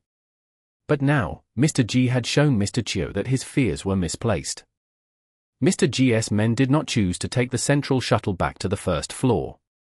Instead, they directly drilled a hole in the second floor with the drilling machine, and it was facing the place where the memory was encoded. Whether it was from the perspective of imagination or the angle of operation, Chiao-Ming was astounded. After the drill broke through the ground, it was pulled back up again. Then, two soft ladders hung down from above. Chiao-Ming saw someone climbing down the ladder, but because of the distance, he could not see the person's face clearly. After that, he clearly felt the car speed up again. This time, even if he closed his eyes, he could feel his heart jumping out of his throat. At the same time, Jong-Hung lowered the window on the other side. Holding the steering wheel with one hand, he stuck a gun out the window with the other before firing a salvo of rounds at the sentry post in the middle of the road ahead. The checkpoint had also been baptized by the Type VI robot. The people who initially manned the checkpoint had already died, but Mr. G had probably sent another team to restore order in the surrounding area. Just as the group was setting up a new roadblock, who would have thought that a car would suddenly appear from the other end of the street? The car was speeding, and in the blink of an eye, it was right in front of them. Before they could determine if it were a friend or a foe, the people on top had already opened fire. Jong-Hung remained merciful. He had basically aimed at their lower bodies. Those who had been shot would not have died, but at least, they would not be able to move now. Lying on the ground, groaning in pain, they could only watch as the car passed through the checkpoint and sped forward. Despite all that, however, they did not panic. They knew they were merely the first group of guards. There were other people behind them, and unlike them, having just arrived at the checkpoint, the roadblocks there had already been completely restored. If the car that had appeared out of nowhere tried to break through those, it would only end in destruction and death. Furthermore, when the car passed them by, they saw only two people. Heaving a sigh of relief, they quickly relayed the news to the people behind them. Jong-Hung didn't slow down at all after passing through the first checkpoint. 1 kilometer ahead, the people there had already gotten the news and had prepared in advance. They took cover and set up their guns. However, before they could see the target vehicle, another Azura-like demon was already there. A black figure with 8 legs and the shape of a human jumped down from the mall next door and landed behind them. Without saying a word, it swung the giant sword in its hand at them. They were completely caught off guard. 2 unlucky men were sent flying on the spot by the giant sword. Suffering several broken ribs, they rolled on the ground a good bit before losing consciousness. The rest of the guards did not care about the car anymore. They hastily turned their guns and pulled the trigger on the killer droid in front of them. However, when the bullets landed on the robot's body, other than sparks, they caused almost no damage to it. Chapter 1063. Decoy Trap. After Feng Zi ordered the Type VI hunting robot to send everyone flying, she removed the obstacles in the middle of the road to allow Jong-Hung's car to pass by. Then, she charged the robot to move forward again. With the massive droid ahead of him, clearing the way like a snowplow, Jong-Hung rushed through for sentry posts in one go. Finally, he was getting closer and closer to the white signal tower. However, this was also the furthest he could go. After passing the 4th checkpoint, the excavator directly cut off the road in front of him. Jong-Hung stopped the car and alighted with all his equipment. A little further ahead, the Type VI Feng Zi was controlling was already engaged in a battle with the guards. The sound of gunfire and the shouts of some people could be heard. Soon, nonetheless, everything returned to normal. Chiao-Ming followed closely behind with a gun in his hand. He got up and ran with Jong-Hung, ducking in and out and to the left and right through the road that had been dug out, keeping a lookout for their surroundings. So far, everything was going smoothly. With the modified Type VI, the two of them didn't encounter much trouble. All that said, the situation wouldn't be so optimistic in the future. In fact, Chiao-Ming had already seen a destroyed Type VI. In order to kill this robot, Mr. G's side had obviously invested a lot of money. They used an unknown amount of explosives to directly blow up a massive 10-meter crater into the ground. Other than the robot in the center being directly blown up, many human corpses were also strewn around the surroundings. It seemed that they were unlucky ones who didn't make it to safety in time, buried together with the machine. At this moment, the two heard the sound of an explosion in front of them. It wasn't that terrifying, though, and should indicate that the Type VI Feng Z was controlling had got hit by a rocket launcher or something. Fortunately, with the droid's defensive and self-healing abilities, there shouldn't be too much of a problem. Sure enough, not long after that, the sound of the explosion quickly disappeared. Feng Z, who was 30 kilometers away, was now in her complete bloodthirst mode. She sat cross-legged in an underground warehouse, surrounded by all kinds of cheap pirated dolls. Beside her feet was a bottle of Coke she bought from the vending machine, but because she had been fighting, she didn't have time to drink it. Admittedly, Feng Z had been cautious when she first took over the robot. More than once, she would subconsciously give the order to dodge an attack, and as time passed, and she experienced more and more battles, she finally understood what Zhong Heng meant when he said, "Don't worry, just focus on the attack and not the defense." Because of the Type VI hunting robot's exceeding robustness, Feng Z realized that normal attacks would cause it to suffer little or no damage. Even if it took a rocket launcher hit, the deformed metal shell would quickly recover. Feng Z couldn't be blamed for being overly cautious. She had seen Zhong Heng fight the Type VI before, and from the looks of it, Zhong Heng had only used a knife to cut the robot into pieces. Thus, she had some doubts about the robot's strength in the beginning. She was, however, experiencing a completely different thing now. She felt like a brave warrior who had picked up a god's equipment in a game, gone from being a noob in the beginner village to a ruthless experience harvester. This excited her completely. The commands were becoming more and more unrestrained, and she had unknowingly pulled away from Zhong Heng and Qiao Ming. As Feng Z continued to drive the Type VI hunting robot on a test run, Zhong Heng and Qiao Ming finally encountered their first battle. As they walked, Zhong Heng suddenly opened his mouth and said to Qiao Ming, "Squat." Although the latter did not know why Zhong Heng said that, Qiao Ming, unlike Feng Z, clearly understood Zhong Heng's strength. Therefore, as soon as Zhong Heng opened his mouth, he immediately squatted without hesitation. The next moment, a sniper round landed on the concrete road behind him. Sniper! Qiao Ming had already found some cover and crawled into it without needing Zhong Heng to remind him. On the other side, Zhong Heng was also hiding behind a stone slab. "Do we need to recall the robot?" Qiao Ming asked. "No need. We can solve this small problem ourselves." Zhong Heng shook his head. Then, he took out Lego blocks from his bag and spent 2 minutes assembling them into a sniper rifle. Upon inserting the infinite building block, he completed the last step of its materialization. Qiao Ming's eyes almost popped out of their sockets when he saw this. He didn't know what words to use to describe his feelings anymore. He was already beyond shocked to see Mr. G's men drill a hole in the second floor, but at least he knew how the other party did it. Zhong Heng's building block turning into a sniper was the real wild card. He had no idea how it worked. With a gun in his hand, Zhong Heng immediately set a simple trap. He took off his coat, put it on the barrel of the gun, and pushed it out of his hiding spot. About 3 seconds later, a bullet pierced the coat and left a hole in it. Zhong Heng had roughly figured out the other party's position from the hole and the previous shot.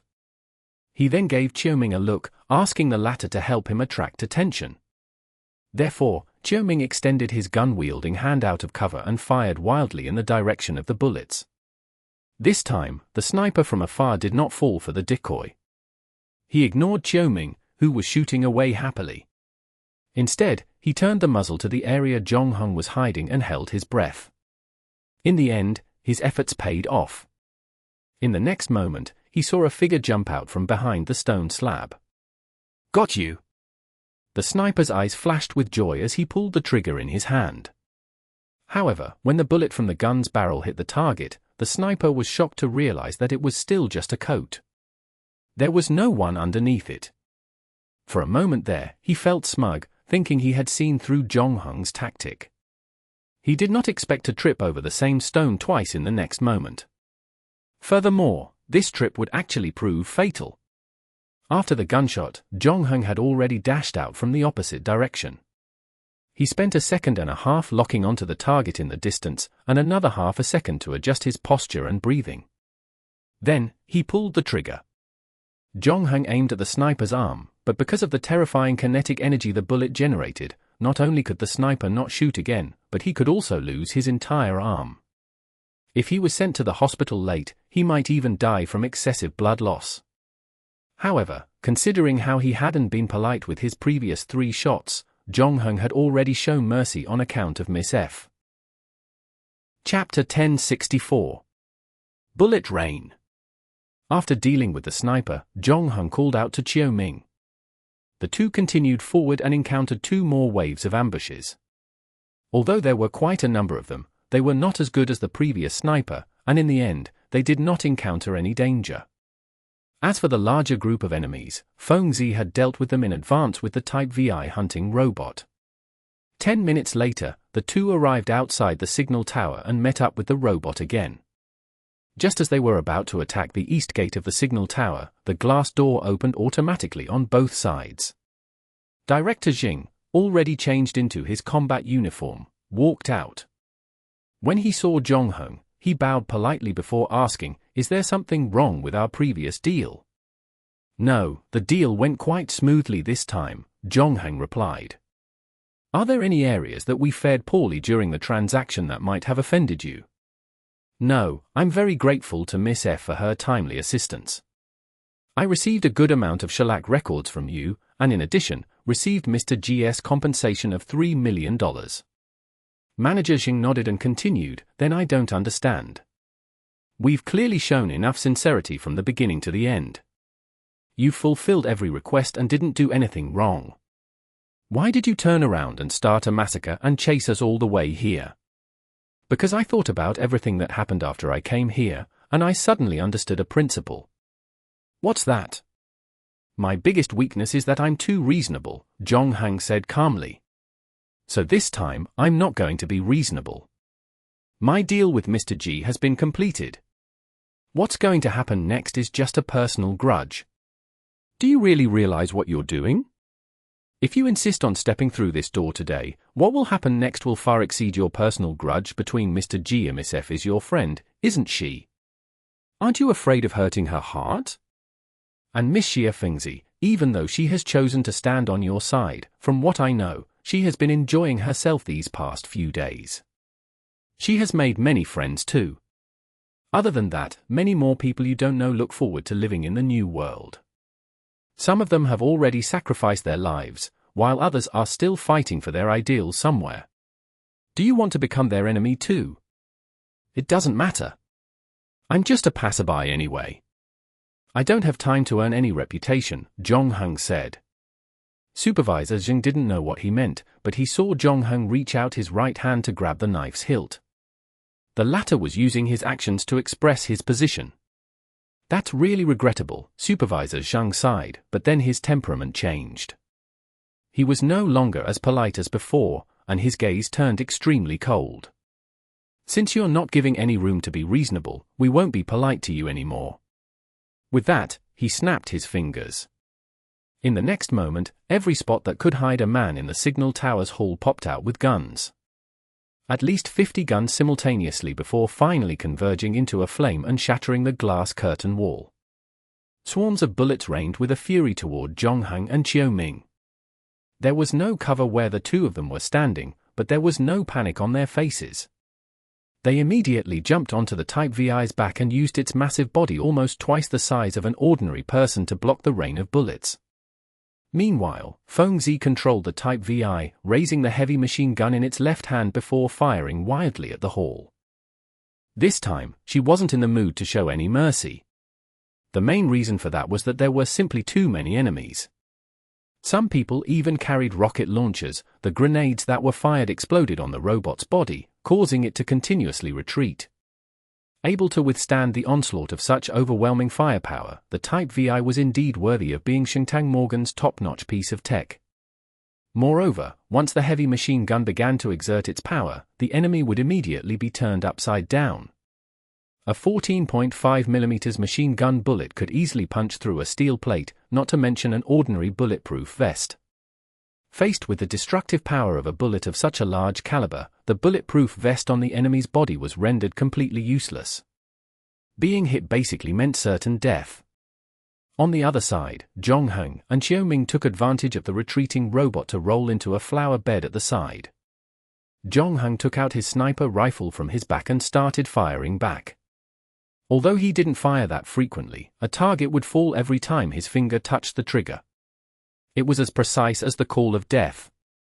Furthermore, Zhongheng chose enemies with heavy weapons such as rocket launchers and heavy machine guns to attack first. In addition to the Type VI that was on a killing spree, the enemy's firepower quickly weakened. It was then that Xiaoming could stick his head out and start shooting. However, after Zhongheng had dealt with the most threatening targets, he turned around and realized that Director Xing had disappeared. Zhongheng frowned.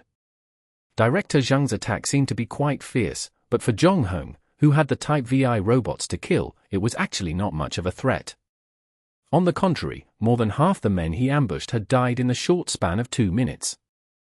Although the remaining men were still fearless and did not back down, it was only a matter of time before they were eliminated. As someone who had personally fought the Type VI and had just blown up one of them, Mr. G shouldn't have made such a mistake unless he had other plans from the very beginning. In the revolving restaurant on the middle floor of the signal tower, the projection screen was broadcasting the battle situation below. However, the person in charge was not Mr. G, but He, who had driven Zhongheng's car before. He saw that his side had suffered heavy casualties. He was redirecting manpower from various places to continue the battle below. However, the situation was still not optimistic. The Type VI wasn't something ordinary people could stop. Previously, they had used a large amount of explosives to kill one, but since they were below the signal tower this time, they naturally could not use explosives. Fortunately, after killing over 100 people, the heavy machine gun on the Type VI finally ran out of bullets. There was still the huge sword in his right hand, though, making him invincible among the crowd. Black's forehead was covered in sweat. Obviously, he was under a lot of pressure after losing so many people. However, he still had a trump card in his hand. Previously, a team and a half of exoskeleton warriors had directly descended from the second level. Hence, Mr. G had also given him their assignments. Now, he had used up all his bullets to kill the Type VI. Whether or not he could really block that crazy robot would now be up to these exoskeleton warriors. Chapter 1065. Kitchenware and Weapons. Seeing on the screen that the Type VI was out of bullets, Black turned to look at the Special Ops team repairing itself. Not long ago, they finished a fierce battle on the 5th floor and had lost half of their men. Every Special Ops team member was more or less wounded, and in the end, rested for less than 20 minutes before entering the heat of battle again. They did not complain, though, nor did they have any expression on their faces. The team leader nodded at Black and led his team members to the elevator. However, just as they were about to board, a voice came from behind. "Wait." Miss F stood up from the sofa. "I'll go with you." Black was a little surprised. "Aren't you and Zhongheng friends? Mr. G has informed me that you can stay out of this. If he thinks that I'm someone who puts personal feelings above the organization's survival, then he doesn't know me that well yet," Miss F said calmly. "Besides, your Special Ops might be able to stop that robot, but they won't be able to stop Zhongheng. You need me." After a pause, she added, "Also, never do anything like this again. If Mr. G wants me to take action, just give me an order. There's no need to use a dead person to provoke me." This time, Black's back was drenched in cold sweat. He opened his mouth to say something, but at that moment, Miss F and the Special Ops team were already in the elevator. The battle below was nearing its end. Zhongheng and Xiaoming had already dealt with 2 waves of reinforcements, while Fengzi's Type VI finally charged into the hall. Zhongheng, on the other hand, suddenly stopped in his tracks. He looked up and saw more than a dozen figures descending from the steel frame outside the signal tower. As they landed, they released the steel cables around their waists. They wore the exact attire as the two exoskeleton warriors Jongheng had met in the hotel corridor. Each of them was the military's latest generation exoskeleton equipment, and their movements were well coordinated. However, after the group landed, they completely ignored Jongheng. Most of them were focused on the Type VI hunting robot in the lobby. Only one of them was focused on Qiuming, who was on the other side. Jongheng did not move either because his gaze was completely focused on the other figure above him, Miss F. She didn't land on the ground with the others. Still standing on the steel frame, she held the steel beam beside her with one hand and her alloy sword with the other. Her figure was blurred by the smoke. Like Jongheng, she didn't pay attention to the battle elsewhere. Her eyes were fixed on him. The two of them stared at each other for about 2 seconds. Then, Jongheng saw Miss F switch the alloy sword to her normal hand. After doing that, she took a step forward and fell from the steel frame. There was no steel cable around her waist like the members of the Special Forces. In fact, she didn't have anything on her other than a sword. She simply jumped straight down from the steel frame. Her body continued to accelerate under the force of gravity. Other than one mechanical prosthetic limb, her other organs were still that of an ordinary human. She would definitely die if she jumped down like that. However, there was no fear on Miss F's face. Seeing that she was only 20 meters away from hitting the ground, she started to move, using her mechanical prosthetic limb to hold the outermost steel pillar. The next moment, sparks flew everywhere where her palm made contact with the steel pillar.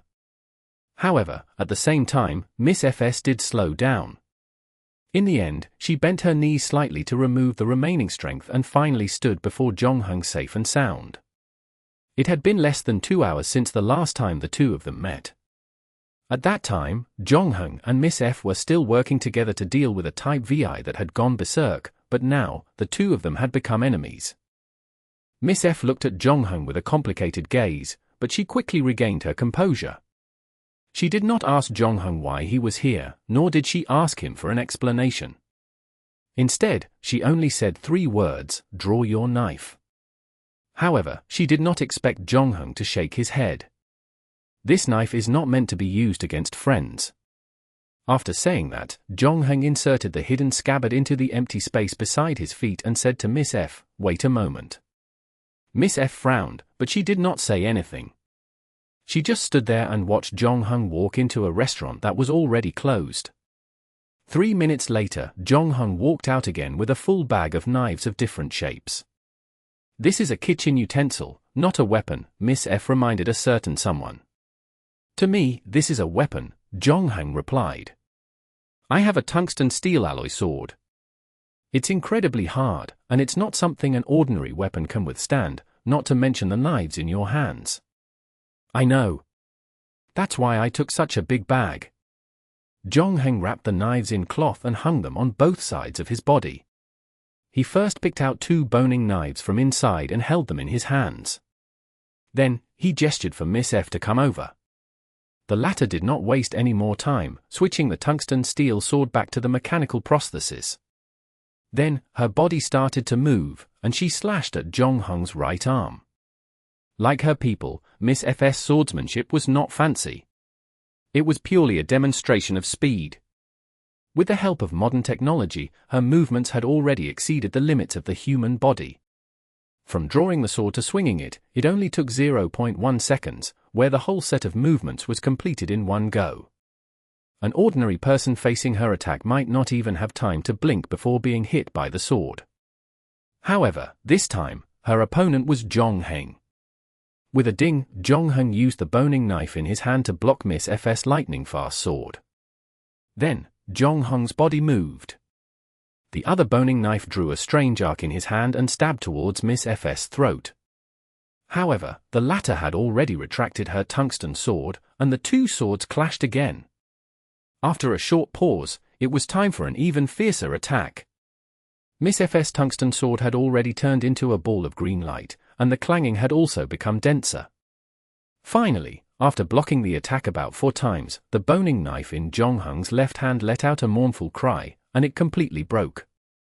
The boning knife in his right hand followed closely behind. He followed in the footsteps of his companion, but Jong-hung was still unflustered. As he retreated, he reached into the bag and pulled out 2 more cooking knives to meet Miss F's sword once more. Chapter 1066. No room for negotiation. In the battle between Jong-hung and Miss F, the person who felt the most heartache was probably the owner of the Western restaurant next door. This was because all his kitchen knives had practically been used by Jong-hung, leaving behind an astounding trail of damage.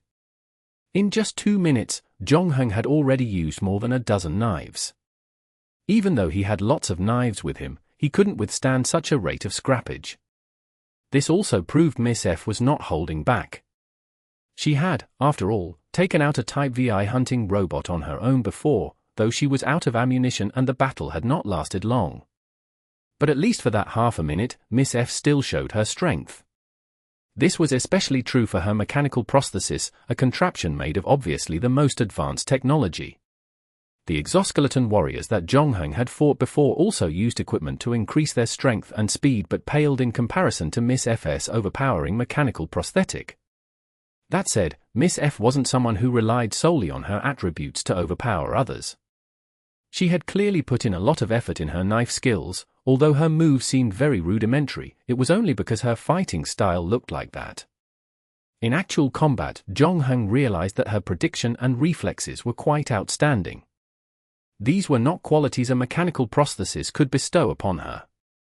They could only come from the hard work she had put in the day after tomorrow. She had gone from being the most popular female live streamer on the internet to her current strength. How much sweat she had put in during this period, only she could have known how many setbacks she must have encountered. After the other 3 virtues saber in Jong-hung's hand was cut off, there were only 3 sabers left on Jong-hung's body. However, Miss F suddenly stopped what she was doing and said, "I can give you one last chance to pick up your own knife." To her surprise, Jong-hung shook his head. "Thank you for your kindness, but I said that the knife is too dangerous and is not used to deal with friends. But I'll never consider you a friend anymore." Miss F's eyes turned cold. "Our plan is about to succeed. Presently, I can't let Mr. G die in your hands no matter what." "I know what you're doing," Jong-hung said as he took out a small knife from his bag. "You used this riot to attract Shengtang Morgan's armed forces and then kidnap the management team. You plan to encode their memories so that they can help you realize the future you want. This is a brilliant move, and it won't attract the attention of Shengtang headquarters. This is also the only way to give clones the same rights and benefits as ordinary people," Miss F rebuked. "So, you should know how important this matter is to me, in New Shanghai 0297, at least." "I understand," Jong-hung nodded. "We need Mr. G, not only because he has led us all the way here, but also because we still need his leadership after this. Even if management relents and is willing to grant the clones the same rights as ordinary New Shanghai 0297 people, this will not go smoothly. The people here are already used to the clones' existence and treating them as objects that can be arbitrarily altered, rather than residents that share an equal relationship. It will not be easy to change their views, and this will be a very long process. Yes, but your new world deserves a better leader." "Who, you?" For the first time, Miss F looked at Jong-hung with a hint of disappointment. Jong-hung bothered to explain nothing. He simply said, "Your strength is not bad, but you're still a little lacking if you want to stop me." "Is that so?" "Then let me see your true strength," grunted Miss F as she tightened her grip on the tungsten sword. The two closed the distance again. Miss F focused her attention like before and swung the tungsten sword. This time around, after paying the price of more than a dozen blades, Jong-hung did not receive the sword head-on. Having had basically figured out Miss F's combat habits, he dodged the sword, then quickly took a big step forward to dash in front of Miss F. While Jong-hung was studying her, Miss F was also trying to figure out Jong-hung's combat style. The latter's knife skills were flexible. Even though nowhere as rapid as her mechanical prosthetic limbs, Jong-hung was always able to rely on his excellent foresight and the initiative to reduce the range of his defense to block her attacks. Jong-hung's main defense area was about a foot in front of him. Because there was enough space for him to defend, his blades would need to travel a shorter distance. To a certain extent, it made up for his disadvantage in terms of speed, and although the situation sometimes looked dangerous, he always turned the situation around. However, after fighting for so long, Miss F had a rough idea of Jonghung's speed and strength. She didn't know if she was imagining things, but when the two of them fought again, Miss F was surprised to find that Jonghung's speed was much higher than before. Miss F's first reaction was that Jonghung had hidden his strength, but she quickly realized the real reason. The large bag of knives that Jonghung had tied around his waist was also quite heavy. However, as the battle continued, more and more broken knives were thrown away by Jonghung, and the number of knives in the bag decreased. The weight on his body naturally became lighter, so his movement speed became faster. The next moment, the distance between Jonghung and Miss F was less than half a meter. At this time, the shorter knife in Jonghung's hand finally began to show its true power. On Miss F's side, because she had misjudged Jonghung's speed, she did not have time to react. By the time she realized what had happened, Jonghung was already close to her. Even though Miss F did not panic at all, she immediately withdrew the tungsten sword in her hand in an attempt to force Jonghung to retreat again. However, a hair's breadth had already separated the two. Other than speed, what surprised Miss F more was that Jonghung's fighting style had changed. No longer was he agile, and his moves were becoming more and more mysterious. In Miss F's opinion, this was almost impossible. The formation of a fighting style wasn't something that happened overnight. Everyone had their own fighting style that they were more familiar with and proficient in, and save for Jonghung, who had played in various training halls in the capital, probably no one else could so freely swap combat styles. Although Miss F was already trying her best to salvage the situation, making a mistake would be inevitable in the face of this huge contrast. When her next sword was taken by Jonghung, she knew that things were not going well. Sure enough, the knife in Jonghung's left hand was already aimed at her heart. At the last moment, Miss F had no choice but to drop the tungsten steel sword in her hand and reluctantly put her mechanical prosthesis back in front of her chest. However, the next moment, the knife in Jonghung's hand suddenly disappeared. Miss F felt a heavy blow to her head. Her vision darkened, and everything around her became black. Chapter 1067. Memory Coding Room. On the projection screen, Black witnessed the entire battle between Miss F and Jonghung. Even though he wasn't sure what transversed between the two, he could tell that Miss F hadn't held back. However, the final result was still a loss to Jonghung. Furthermore, it was under the circumstances where the weapon had the upper hand. After that, Black saw Jonghung pull out the hidden scabbard from the ground and walk towards the hall. Over there, the Type VI hunting robot controlled by Feng Zi was engaged in a bitter skirmish. Though the 15 exoskeleton warriors of the enemy were no match for the Type VI hunting robot in a one-on-one fight, their speed and strength were still above that of ordinary people. The exoskeletons they wore also provided them with decent defense, and with their outstanding coordination, they were finally able to suppress the Type VI before them. However, the Type VI's terrifying self-healing ability gave them a headache too. Without using explosives, completely eliminating this enemy in front of them would prove a daunting task. Fortunately, they came prepared for this: alloy chains. Under the circumstances where they could not destroy the Type VI, the Special Ops team would take the second best option. They chose to use the chains to restrict the movement of the target. Of course, it was not easy to do this, especially considering that the Type VI had 8 legs and was very flexible. However, after the team's tireless efforts, all but 3 legs of the Type VI had been chained. A Special Ops team member sneaked to the back of the robot and was about to put a chain on his 4th leg when something cut his waist. He did not expect to be targeted first but finally realized that he had been attacked. However, when he determined that the enemy's weapon was only a knife, he relaxed again. From what he knew, the defense of the exoskeleton equipment wasn't as good as the Type VI robot, but it wasn't something a cold weapon could break. He probably wouldn't have thought so if he had watched the previous battle between Jonghung and the Type VI. He quickly paid the price for his carelessness. After being attacked, he hesitated for a moment before deciding to stick to his original plan. After binding one of the Type VI's legs with the chain, he wanted to turn around and deal with the attacker behind him, but he realized that he had lost control of his exoskeleton. He was completely unable to move. It was only then that he realized that his control center had been destroyed. Jongheng did not stand on ceremony. Facing his immobile opponent, he stabbed the hidden scabbard into his stunned eye. After pulling out the bloody blade, Jongheng started to search for his next prey.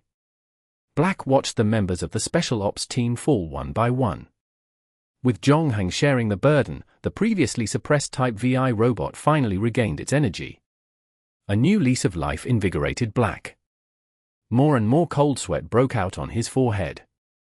Then, before he could come up with a solution, the projection screen in front of him turned black. This was because the camera set up below had been found and destroyed by Jongheng. This time, Black completely lost control of the situation.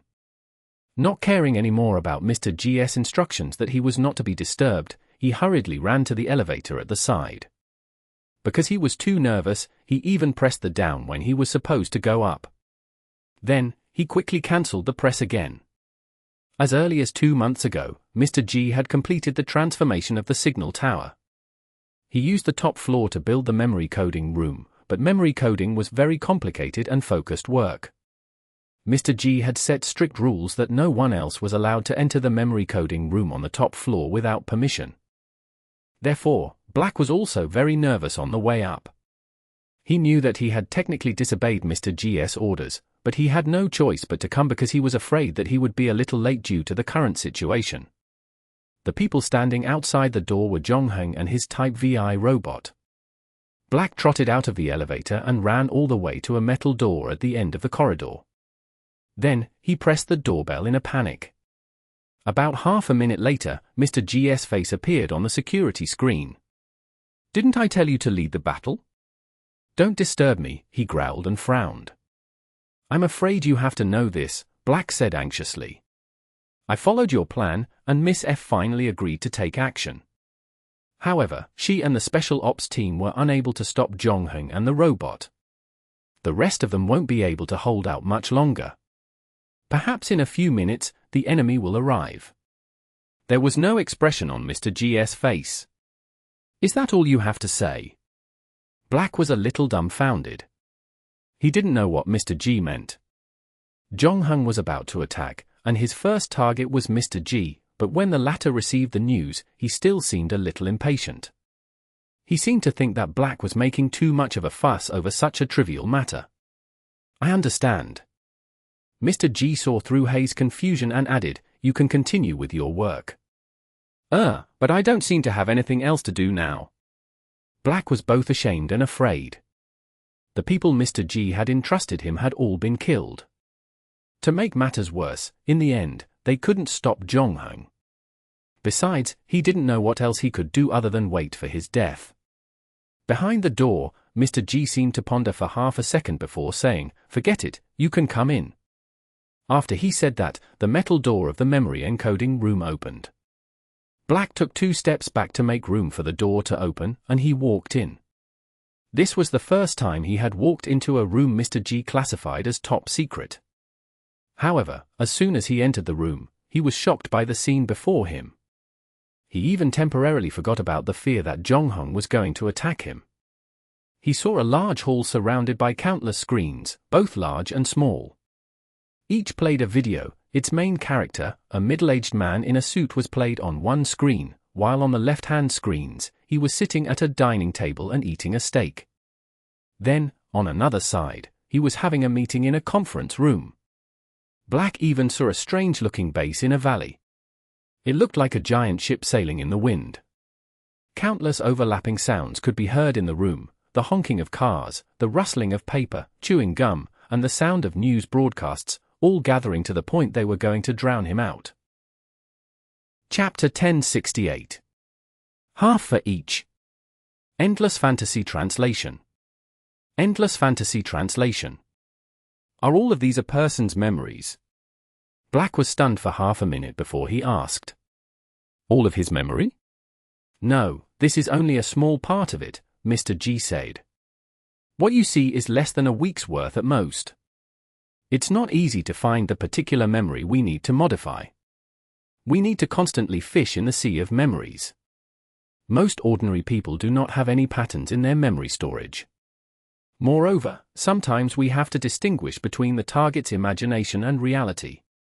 As Mr. G spoke, he pointed to a screen. There, Mr. G was kneeling at the feet of the middle-aged man, begging for the latter's forgiveness with tears in his eyes. See? This is his imagination. He's probably dreaming about this day. Unfortunately, he's now lying in my memory coding room. Black also noticed the 5 people lying on the ground nearby. He initially thought they were all corpses but realized that they were merely unconscious when he walked in. In addition, on the screen was a single bed was in the middle of the room, where on it lay the middle-aged man. He was wearing a somewhat ridiculous helmet that almost covered his entire face. At the same time, a tube had been inserted at the back, connecting all the way to a peculiar oval-shaped 6-meter in diameter machine. There were 4 people in blue uniforms sitting around the machine. All 4 of them were wearing the same funny helmets. Black had heard of memory coding before, but this was the first time he witnessed the process. Needless to say, the 4 people in blue uniforms were the staff responsible for memory coding. Just as Black wanted to observe the machine more carefully, an electronic synthesizer buzzed. A9041. Memory. Research. Keywords: Board of Directors, Artificial Reproduction Plan. As a core member of Mr. G's organization, Black knew more about his plan than anyone else. He knew that to successfully realize New Shanghai 0297's uprising, he still needed to solve the problem from Shengtang Morgan's headquarters. It was also why Mr. G went to so much trouble to kidnap the management here. Through memory coding, branch management could be on their side from now, finding a reasonable excuse for the change of New Shanghai 0297 to deal with the board of directors at the headquarters. But he didn't know what the artificial reproduction plan thing meant. A second later, he noticed that the screens around him suddenly turned black, but after about 5 seconds, they lit up again. This time, the scene before Black became a little difficult to understand. Everyone was looking for job opportunities in a city with an exploding population and extreme division of wealth, asking where the new city was built. In order to get a job, they were willing to accept memory coding. Shengtang Morgan's financial report, where the middle-aged man was, had been increasing year after year, repeatedly hitting a new high. The management team was celebrating the completion of the new project, New Shanghai 0297. Shengtang Morgan had touted this as a paradise, a place eager applicants could get multiple job opportunities. Not only would they be able to reside in this New Shanghai 0297, but if lucky, could reach the 3rd or 4th floor, directly living the life of an elite. Throngs rushed to sign up, racking their brains to enter New Shanghai 0297. Meanwhile, the middle-aged man had also been sent here to work. This is also his imagination, right? Black couldn't fully fathom the content of the images, but he still felt a chill as if grasping at a life-saving straw. He could not wait to ask. However, the few words Mr. G uttered next were like a hammer hitting his chest. No, this is reality. What you are desperately trying to overthrow is exactly what the people outside are extremely envious of. How is this possible? Black found it hard to understand. Wait, have you already known about these things? That's right, Mr. G admitted bluntly. I know New Shanghai 0297 is just a city made of lies. Why then, are you still leading us to resist that unfairness? I used to be like you, a member of this city. I played my role conscientiously in the day-to-day cycle until someone above me, due to some kind of prank, woke me up from this long nightmare, allowing me to see the real way the world worked. However, at that time, I didn't have the ability to change everything. In order to let the current me live, I came to an agreement with Shengtang Morgan to play the role of Mr. G here and manage order for them. But now that I've seen the real world, I can't stay in this false paradise forever. Mr. G shook his head. What you're pursuing is still too small. Of course, it's not your fault because you can only see what's in front of you. But I have a bigger blueprint. New Shanghai 0297 is just my starting point.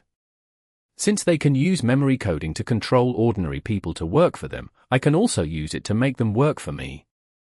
not only the management of the new Shanghai 0297 but also the board of directors, the entire Earth Federation, and in the process, I will also need some like-minded partners. Black was still trying to digest the news when he heard the last sentence. Are you inviting me to be your partner? No, he's talking to me. A voice came from the door. Black turned around and realized that Zhongheng was standing behind him. He was shocked. Previously, he had been so absorbed by the images on the screen that he had forgotten about the battle downstairs. Even though the outcome was already set in stone, Zhongheng's arrival still surprised him. As if knowing what he was thinking, Zhongheng explained, "The battle downstairs is not over yet, but since the rest should be able to deal with the Type VI, I took the liberty to come up." Mr. G nodded. "I'm very cautious myself in choosing my partners. As the only two people who've broken into Shengtang Morgan's secret base in New Shanghai 0297 since its establishment, you've proven your ability to be my partner. Moreover, since you already know the truth about this city, you should also know the meaning of my actions. We don't need to dwell on past grudges because the real new era still awaits us." "You have quite the bold idea," said Zhongheng. "Before this, I only knew that you had other plans, but I didn't expect you to have such a big goal. You even wanted to use the memory encoder to control all of Shengtang Morgan's top management. The riot this time definitely can't be hidden. The top management will send people to investigate this matter. At that time, with the help of branch management, we can easily encode their memories and make them listen to us. When they return, we can trick more top management to come here," said Mr. G. "As long as we do it discreetly, we have a good chance of winning. As far as I know, in addition to New Shanghai 0297, there are 15 new cities under Shengtang Morgan management. We can split them 50-50. Chapter 1069. It's Getting Late. Endless Fantasy Translation. Endless Fantasy Translation. It could be said that Mr. G's offer of cooperation sounded very sincere. Even Black couldn't help but be moved by his gesture. He had initially found it difficult to accept Mr. G's deception. Still, after hearing the latter's broader picture of the future and looking back at what had happened in New Shanghai 0297, his initial feelings didn't matter that much anymore. New Shanghai 0297 was a city built on lies, and Mr. G had only added one more. If what he saw on the screen was true, then even if they had followed the original plan, they would still be living another lie. Mr. G had now, however, provided a real way out of this city of lies. Then, after leaving, instead of living like most ordinary people on the screen, he could control his own fate and even the fate of thousands of people. The mere thought of such power was already an exciting prospect. This was perhaps why Mr. G wasn't worried about Zhongheng from beginning to end. He was simply confident enough that he could convince the latter to join his cause. To Black's surprise, Zhongheng shook his head. "Sorry. Not interested." "Why?" Mr. G was also stunned. "You've been to Shengtang Morgan's secret base yourself, so you should know the situation. Are you willing to live a lie the rest of your life?" "It doesn't matter. I won't be staying here long anyway." Zhongheng shrugged. "Speaking of which, I have to thank you. After your unremitting efforts, you provided me with 50 shellac records in the shortest time possible. My goal here has been accomplished, so whatever happens next is purely my personal preference." Mr. G's biggest mistake was to treat Zhongheng as an average person from the beginning. At first, he treated Zhongheng as one of the thousands of residents who diligently played their role in the city. After that, he placed Zhongheng in the same position as himself, hence he really could not think of any reason for Zhongheng to reject him. However, Zhongheng was different from anyone he had ever met. If New Shanghai 0297 was just a fabricated lie in the eyes of Mr. G and Shengtang Morgan, then in Zhongheng's eyes, everything from Shengtang Morgan to the so-called outside world was just a dungeon. Therefore, to him, there was no essential difference between here and the outside world. He had obtained 50 shellac records from Mr. G and 16 from Old Man Gang. He had already obtained 660 points from this dungeon, enough to advance to the next round of the game. Moreover, If nothing unexpected happened, he could smoothly enter the top 50 and receive the small gift the bartender mentioned. Naturally, there was no need for Jong-hung to risk it and open up a new map.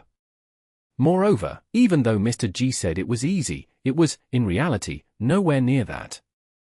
In the era of memory coding, the board of directors would not be helpless against such a crisis. Mr. G's move might work in New Shanghai 0297, but it might not in the face of a higher existence. Even if he succeeded, it would be useless for Jong-hung to be assigned to 8 new cities. After all, he would still leave when the game time was up. Mr. G obviously could not understand Jong-hung's obsession with shellac records, just as he could not understand how a person lacked any thought whatsoever about power. Nevertheless, he still did not give up trying to convince Jong-hung. Before he could open his mouth again, however, Jong-hung had already waved his hand to stop him from continuing. It's getting late. After this matter is settled, I still plan to take a good look around the city. Jong-hung held the hidden scabbard in his hand and smiled at Mr. G. Next, please try not to get hit by me. Miss F didn't know how long she had been unconscious. When she opened her eyes again, she found that the signal tower not far away had become a sea of fire. The people below were busy putting out the blaze, but since the elevator had been burned to a crisp, they were unable to find any other way to get up, leaving most of them anxious. You're awake? Black saw Miss F open her eyes and said happily. The first thing Miss F said after she woke up was, "Where is he?" Mr. G is still up there. He did not escape. Black thought Miss F was asking about her fiancé, and his eyes dimmed. I'm not talking about him. Miss F paused. Wait, you said Mr. G is still up there. Is he dead? Although I too hope for a miracle, the possibility of him surviving the fire is indeed close to zero. In order to avoid Miss F's excessive grief, Black tried to put it more tactfully. Were you there as well? What exactly happened up there? Miss F asked. Everything was going according to plan. Mr. G was almost done coding the management's memory, but Jong-hung barged in at that moment. There was a big fight between the two of them. Mr. G told me to take the management and leave first. He blocked Jong-hung, but when I sent him to a safe place, this place would have turned into a sea of fire. Even though Black's words were reasonable, Miss F still felt that something was wrong. However, when she looked into Black's eyes when he spoke, she could not find any signs of him lying. In other words, everything he said was true. At least, he believed that everything he said was true. Where is Jong-hung now? Miss F asked again. I don't know. I haven't seen him since I came back. He should have left already, right? Black looked a little lost. You've finally woken up. What should we do now? He didn't know whether the uprising was a success or not. They had kidnapped the management team according to the original plan and coded the latter's memory. Although a success, their leader, Mr. G, had unfortunately perished in the fire. They had no idea what happened after that. Black said to Miss F, everyone is waiting for you to make a decision. Wait for me to make a decision. Miss F frowned. Why? Where is Chief Xing? Chief Zheng's body was just found in the sewer across the street. We suffered heavy losses this time. The rest of the people have already discussed it and hope that you can lead us. Not only is your prestige now at its highest, but you are also Mr. G's fiancé. He has been guiding us all this time and has finally given his life for our cause. No one can replace his position in our hearts. Therefore, no one other than you can inherit the legacy he left behind. Black paused for a moment, probably worried that Miss F had just woken up from her coma and was still in a daze, so he reminded her again. The most important thing now is how to get the police to rescue the management team in a reasonable manner. Also, we need to take revenge for Mr. G. Please issue an open-ended death warrant for Jong-hung. The initial reward will be set at 5 million and it will be increased by 1 million credits every month. Although we are not his match, New Shanghai 0297 is so vast, in it lurk crouching tigers and hidden dragons. As long as the reward is high enough, there will naturally be people who can deal with him. Miss F fell silent. She had always felt that there was something wrong with him, but she simply couldn't put her finger on it. Finally, after a long silence, she nodded. Let's do it. Chapter 1070. Bodyguard, Dend. Endless Fantasy Translation. Endless Fantasy Translation. In a small hotel on the second floor. Feng Zi's wristband vibrated twice. It showed that she had received an email. After seeing the title, she instantly jumped up from the bed, bending to pick up the clothes that had been thrown everywhere. The man on the other side also opened his eyes and saw Feng Zi's back that had not the slightest stripe of fat and the beautiful curves that followed. He, however, couldn't appreciate it for long. The latter had already put on her pants and shirt and tidied up her hair. What time is it now? 6 o'clock, Feng Zi replied as she poured 2 glasses of water, one for himself and the other for the man on the bed. Why so early? On the surface, I'm swamped this morning. I just received a big order, and I have a flower arrangement class at 10 o'clock. Flower arrangement class? Are you serious? What's wrong? Can't I learn how to arrange flowers with my wrench hand? You know that's not what I meant. The man took the cup. By the way, how's your machine repair shop business coming? It's okay. SOSO. Last week, I beat up 2 shifty-eyed guys that asked us to fix their partner's robot doll. If you don't want to fix it, then don't fix it. Why did you have to beat them up? Because they thought I was an idiot and couldn't see that they were actually coming for you, Feng Zi sneered. They thought I would really treat them like little white rabbits just because I brought a companion doll. Also, the real reason why I had to leave at 6 in the morning was that I didn't want to see a few burly bounty hunters rush to my bed again. That was an accident, and didn't I kill them all? The man took out the pistol under his pillow and shook it twice. I killed all the people who saw you naked, not a single one. Heh. Feng Zi snorted coldly. What? I remember you loved looking for thrills. That was because I could only live according to the established path, and every day was boring, Feng Zi said. But now, Xingtang Morgan has announced a series of new regulations, allowing the clones to enjoy the same rights and interests as ordinary people. They have completely removed the restrictions on the 1st and 4th floors, raised the minimum wage and basic living security, reduced advertising, and tried to limit the expansion of large enterprises and protect the rights and interests of small and medium-sized enterprises. Everyone has found a new direction of life. Sounds good, the man said. What about you? Are you really not going to see her before you leave? See who? Miss F.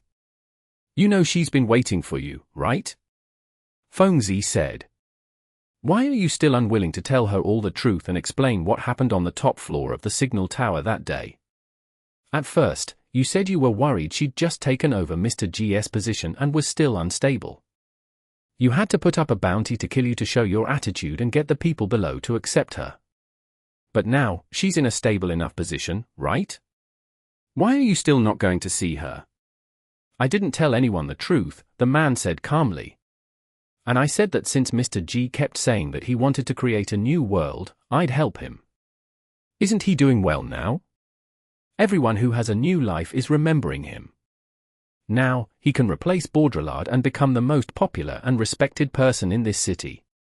Last week, I went to buy a mug with his face on it. You'll never reach the truth. All you'll get is a set of carefully designed narratives. Feng Zi put on her clothes, but she didn't leave immediately. Instead, she sat back on the man's body and wrapped her arms around his neck. I was delighted when I slept with you for the first time, but sleeping too much seems to be the same thing. But I'll probably still miss you after you leave.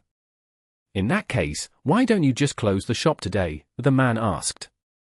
Good idea, but I don't think you can last that long. Feng Zi raised her eyebrows. An hour later, Feng Zi still left the small hotel, and the man was no longer sleepy. He got up, took a shower, made a phone call, and went downstairs for breakfast. He then drove around the city with a trunk full of shellac records in the trunk. After making a few turns, he drove to Grand Central Station, bought a ticket to the 1st floor, and checked all the shellac records in the trunk.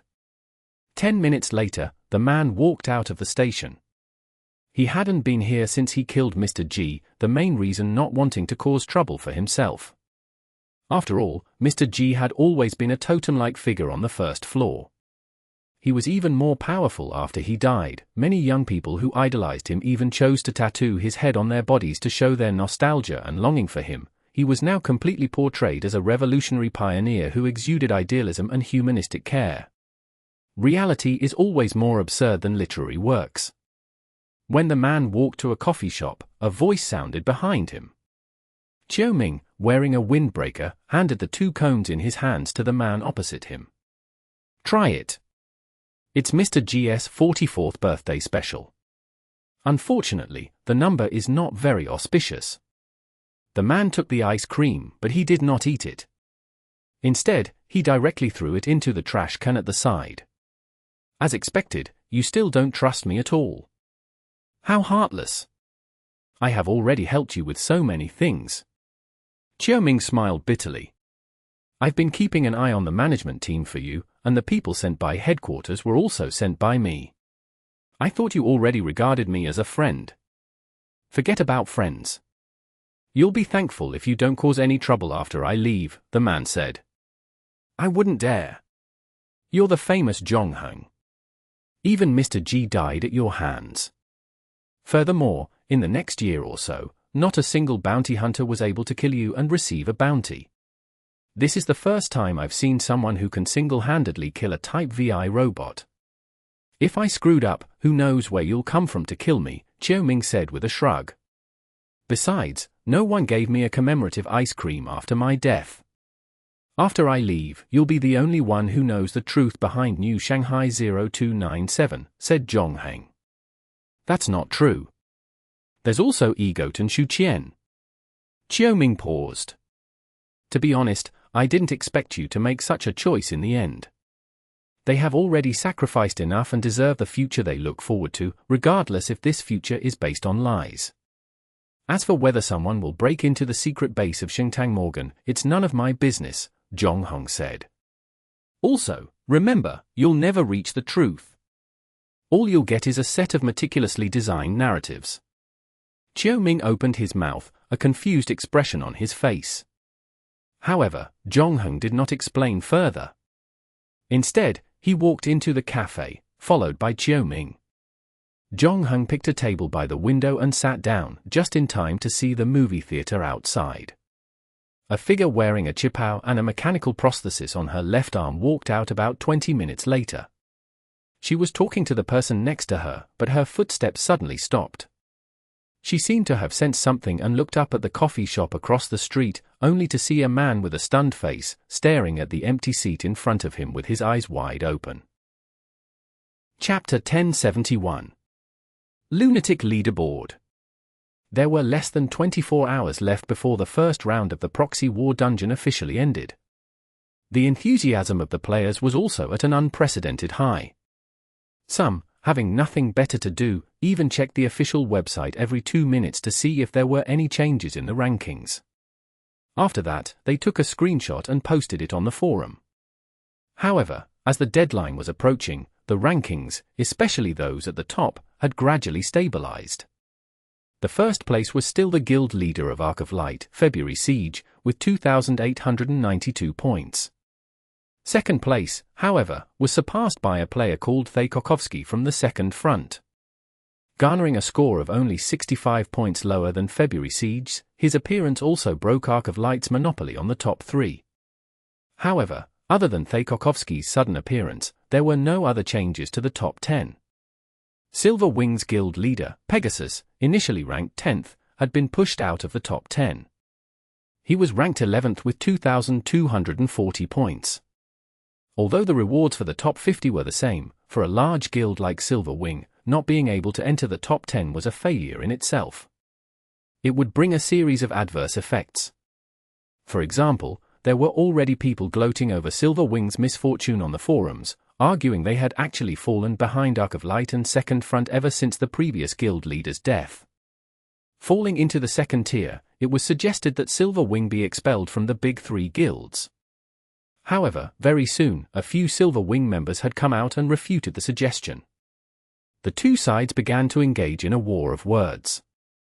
The exchange was lively, and gradually, the topic was diverted. They began to turn to the boring question of how many Pegasus would be needed to fight February Siege.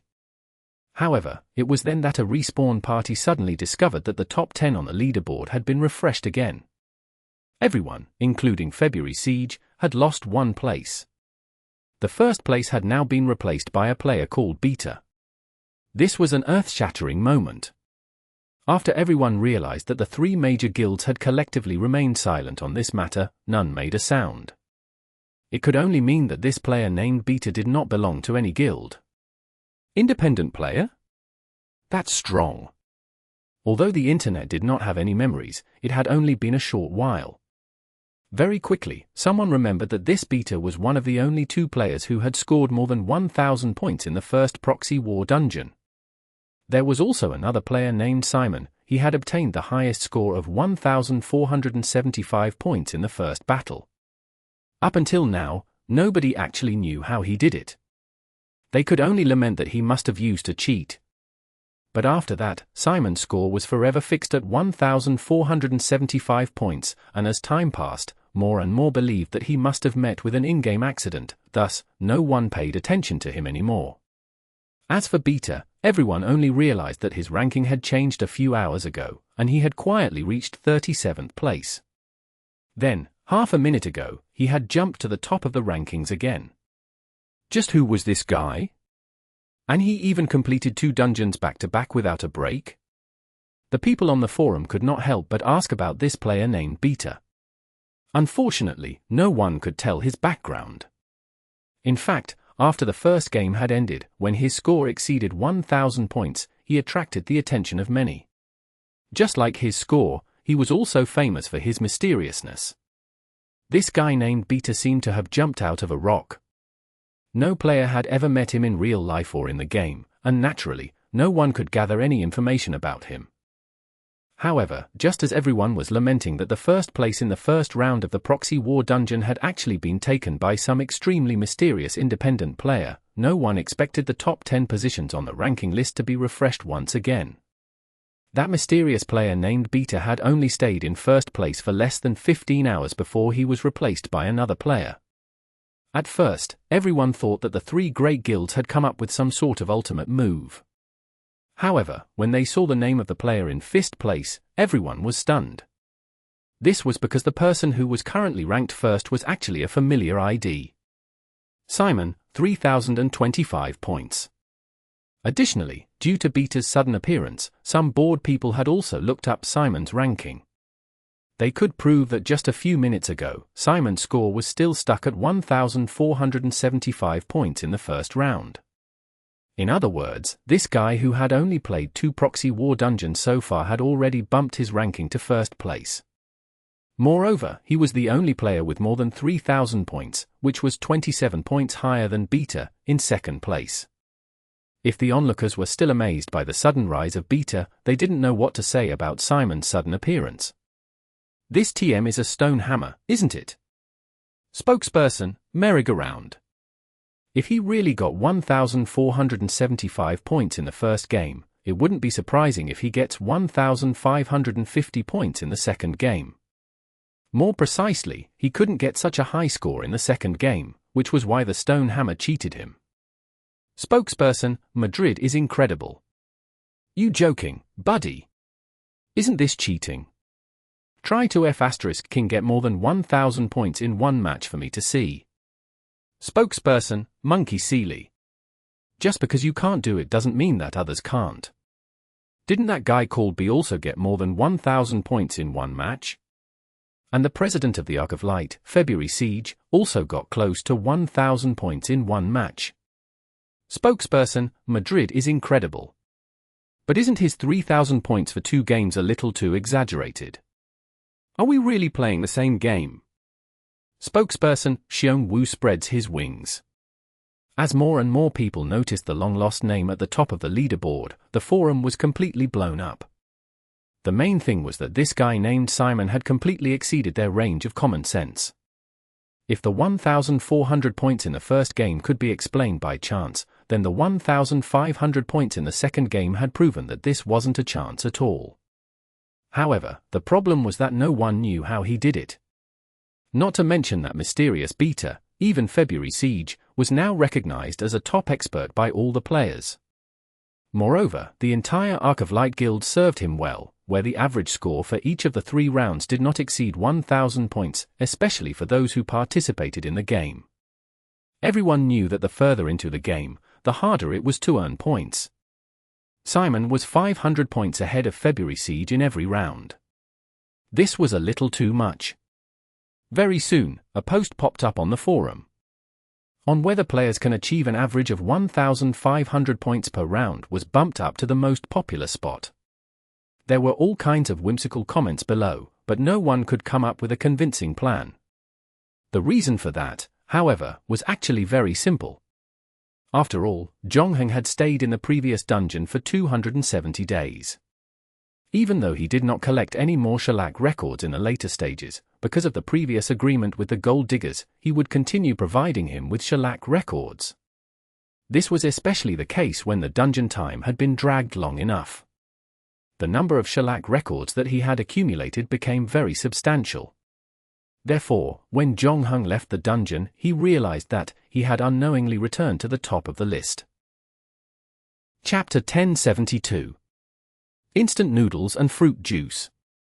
Jongheng wasn't really struggling with the rankings. His goal was to be in the top 50, and unlike other players, had only played 2 proxy war dungeons. However, the points from these 2 games allowed him to return to the top of the leaderboard. As soon as Jongheng left the lounge on the bar's 2nd floor, he received several messages. Most of them were congratulatory in nature. The first was from Black Swan, and it was full of hints as usual. "I've opened a bottle of red wine for you at home, handsome. Would you like to join me for a drink?" The second message was from Rabbit. "Ha ha ha. I really want to see the faces of the people from the besieged city in February. Are you for real? Aren't you a little too strong? You've only played 2 games in the first round of the proxy war dungeon, and you've already surpassed everyone. Also, do you know the origin of that beater below you? He looks mighty too. I can't take it anymore. Just thinking about it makes me happy. Those Arc of Light guys also have this day. I have to order a midnight snack behind my mother's back.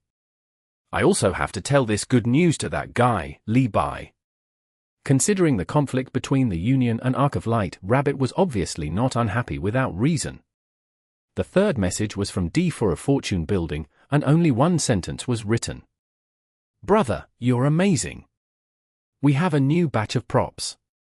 I'll send you the introductions later and see if there's anything you need." Other than that, there was also a message from Shen 1111, its contents much more Spartan. She merely congratulated Jongheng. In the end, however, she couldn't help but sigh with emotion.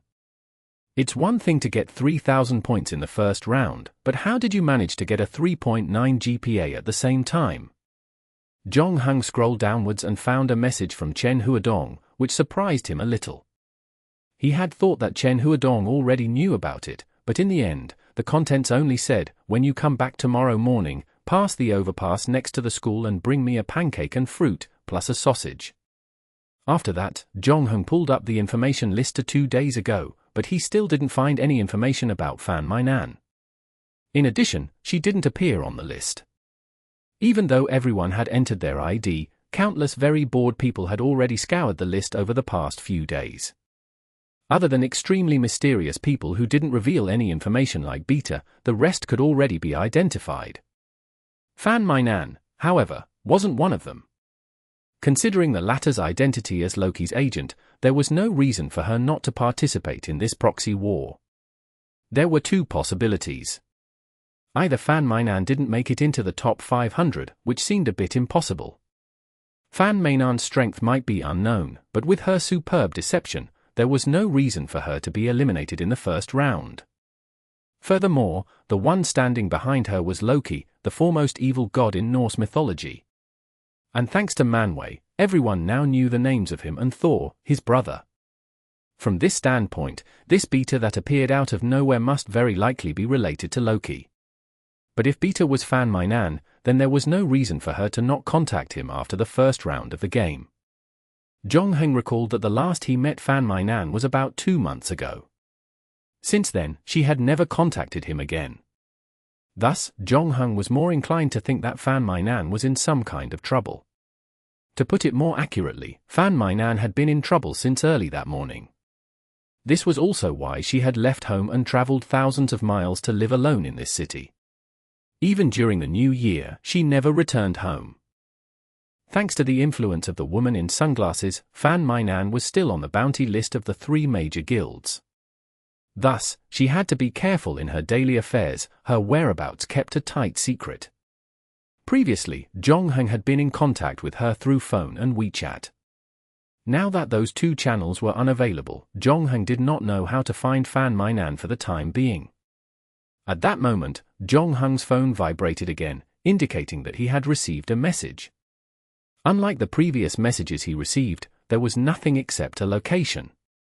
Jong-Heng looked at the number, but that too was a number he did not recognize. However, after seeing the address, Jong-Heng raised his eyebrows as though something crossed his mind. After putting on her clothes, Fan Mainan walked through the dark corridor outside the door. Tiptoeing all the way to the stairs, she tried her best not to disturb those who were sleeping on the side of the corridor. She turned around to make sure that no one had noticed her before she slipped down the stairs with ease. After passing through a small garden and parking lot, Fan Mainan saw the back door, which meant she was very close to her destination. Knowing she might get spotted, Fan Mainan pulled down the hood of her coat to cover her face. She walked past the security guard on night duty in the on-duty room, turned a corner, and finally saw the lights of the 24-hour convenience store. She pushed the door open and walked in. It was 4 in the morning, and there was no one else in the convenience store except for a salesperson. Fan Mainan walked around the shelves, first picking a packet of shrimp and fish-flavored instant noodles before grabbing a packet of spicy sticks. After hesitating for half a minute, she sighed and returned the spicy sticks back on the shelves. She changed that with a juice bottle and picked a packet of 5-flavor fish and tofu along the way before finally heading to the cashier to pay the bill. She also requested the cashier to get her some hot water for the instant noodles. Fan Mainan took the instant noodles to the dining corner. While waiting for it to be cooked, she opened the packet of fish and tofu and ate 2 slices. A few seconds later, she opened the lid of the steaming noodles and took a whiff, letting out a satisfied sigh.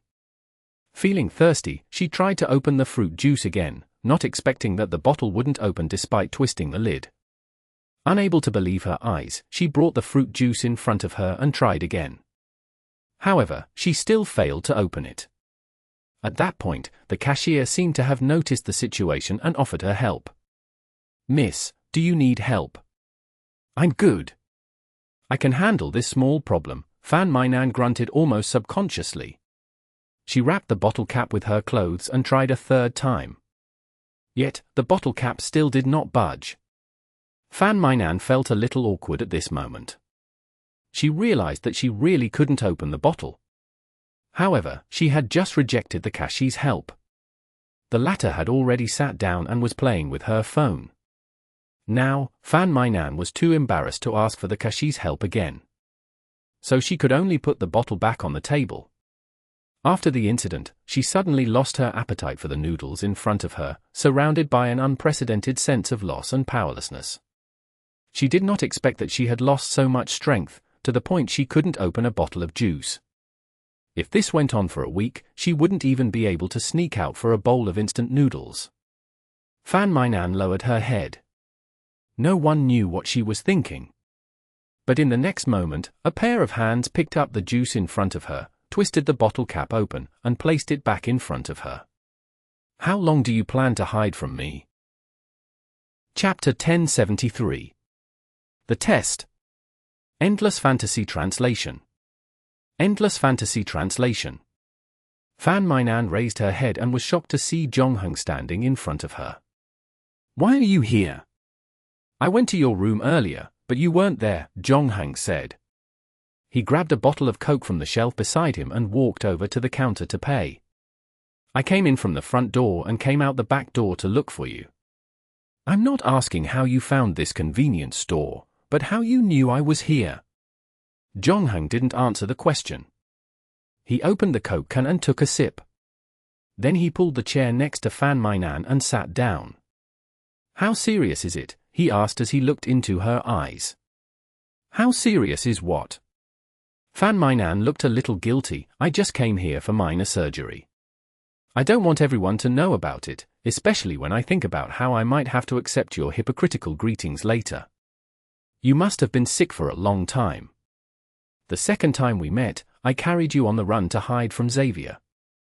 At that time, I realized that you were much lighter than a normal person. This is also why you always wear baggy clothes. Later, to save Han Lu, you tried to telepathically find your sister. You took off your shirt in the bathroom, and I noticed that your body was indeed much smaller than a normal person's. Also, the last time we met at McDonald's, you didn't look well. Your condition must have progressed again. You have a band-aid on the back of your hand. You don't want me to find the needle marks left on the back of your hand, right? Jonghang paused for a moment. Actually, I should have realized this earlier. I went back to your house with you when you were in Lego. You were clearly different from your sister, and there was nothing wrong with your relationship with your parents. However, in the real world, you still chose to leave home alone and run to another city thousands of miles away. You didn't return even during the new year because you didn't want your parents to see you like this. You don't know anything. Fan Mainan interrupted Jonghang coldly. You came here late at night without sleeping. You sat in front of me, acting like a famous Detective Conan, humming in my ear, showing off your observation skills, and peeling at other people's scars as if everything was under your control. Why can't you just mind your own business? Aren't you still participating in that proxy war? My score is currently at the top, Jonghang said calmly. Then go find something else to do. Go find that rich investor of yours or that cherry blossom girl of yours. They might even be willing to throw a party for you to celebrate your victory. Perhaps, even Shen 1111 can do it too. I think she probably likes a self-righteous guy like you, Fan Mainan snapped. One of you represents justice, and the other represents arrogance. You two are a perfect match. You can even play that sweet trick of yours and help a girl unscrew the cap. I bet on the surface, she's calm, but on the inside, she's happy. This isn't my first time meeting you. I know you can be quite mean sometimes, but today, you've broken your own meanness record. Those words really left a deep impression on me. Jonghang didn't get angry and took another sip of his Coke. But I don't think I've offended you recently. Of course not. You're right, handsome. I'm just a vicious and mean little liar. Unlike a decent person like you, I spend every day figuring out how to trick the next person. So, can you please do me a favor and stop disturbing my work? It wasn't easy for me to get into this hospital. I'm brewing some kind of shocking conspiracy, and I'm planning to show off my skills. If you want to know what's happening next, wait to browse the forums like everyone else, waiting to admire my heroism. Okay. Jonghang's straightforward answer startled Fan Mainan. However, she waited for half a minute, but the man still showed no sign of getting up, so she pulled a long face. Interesting. I don't remember the chairs covered in glue. I'll be leaving soon, Jonghang said. As long as you answer one question honestly. Why didn't you participate in the first round of the proxy war? Jonghang glanced at his starfish mechanical watch as he spoke. You should know that the first round of the game will end in less than 18 hours, right? Did that temperamental boss of yours fire you?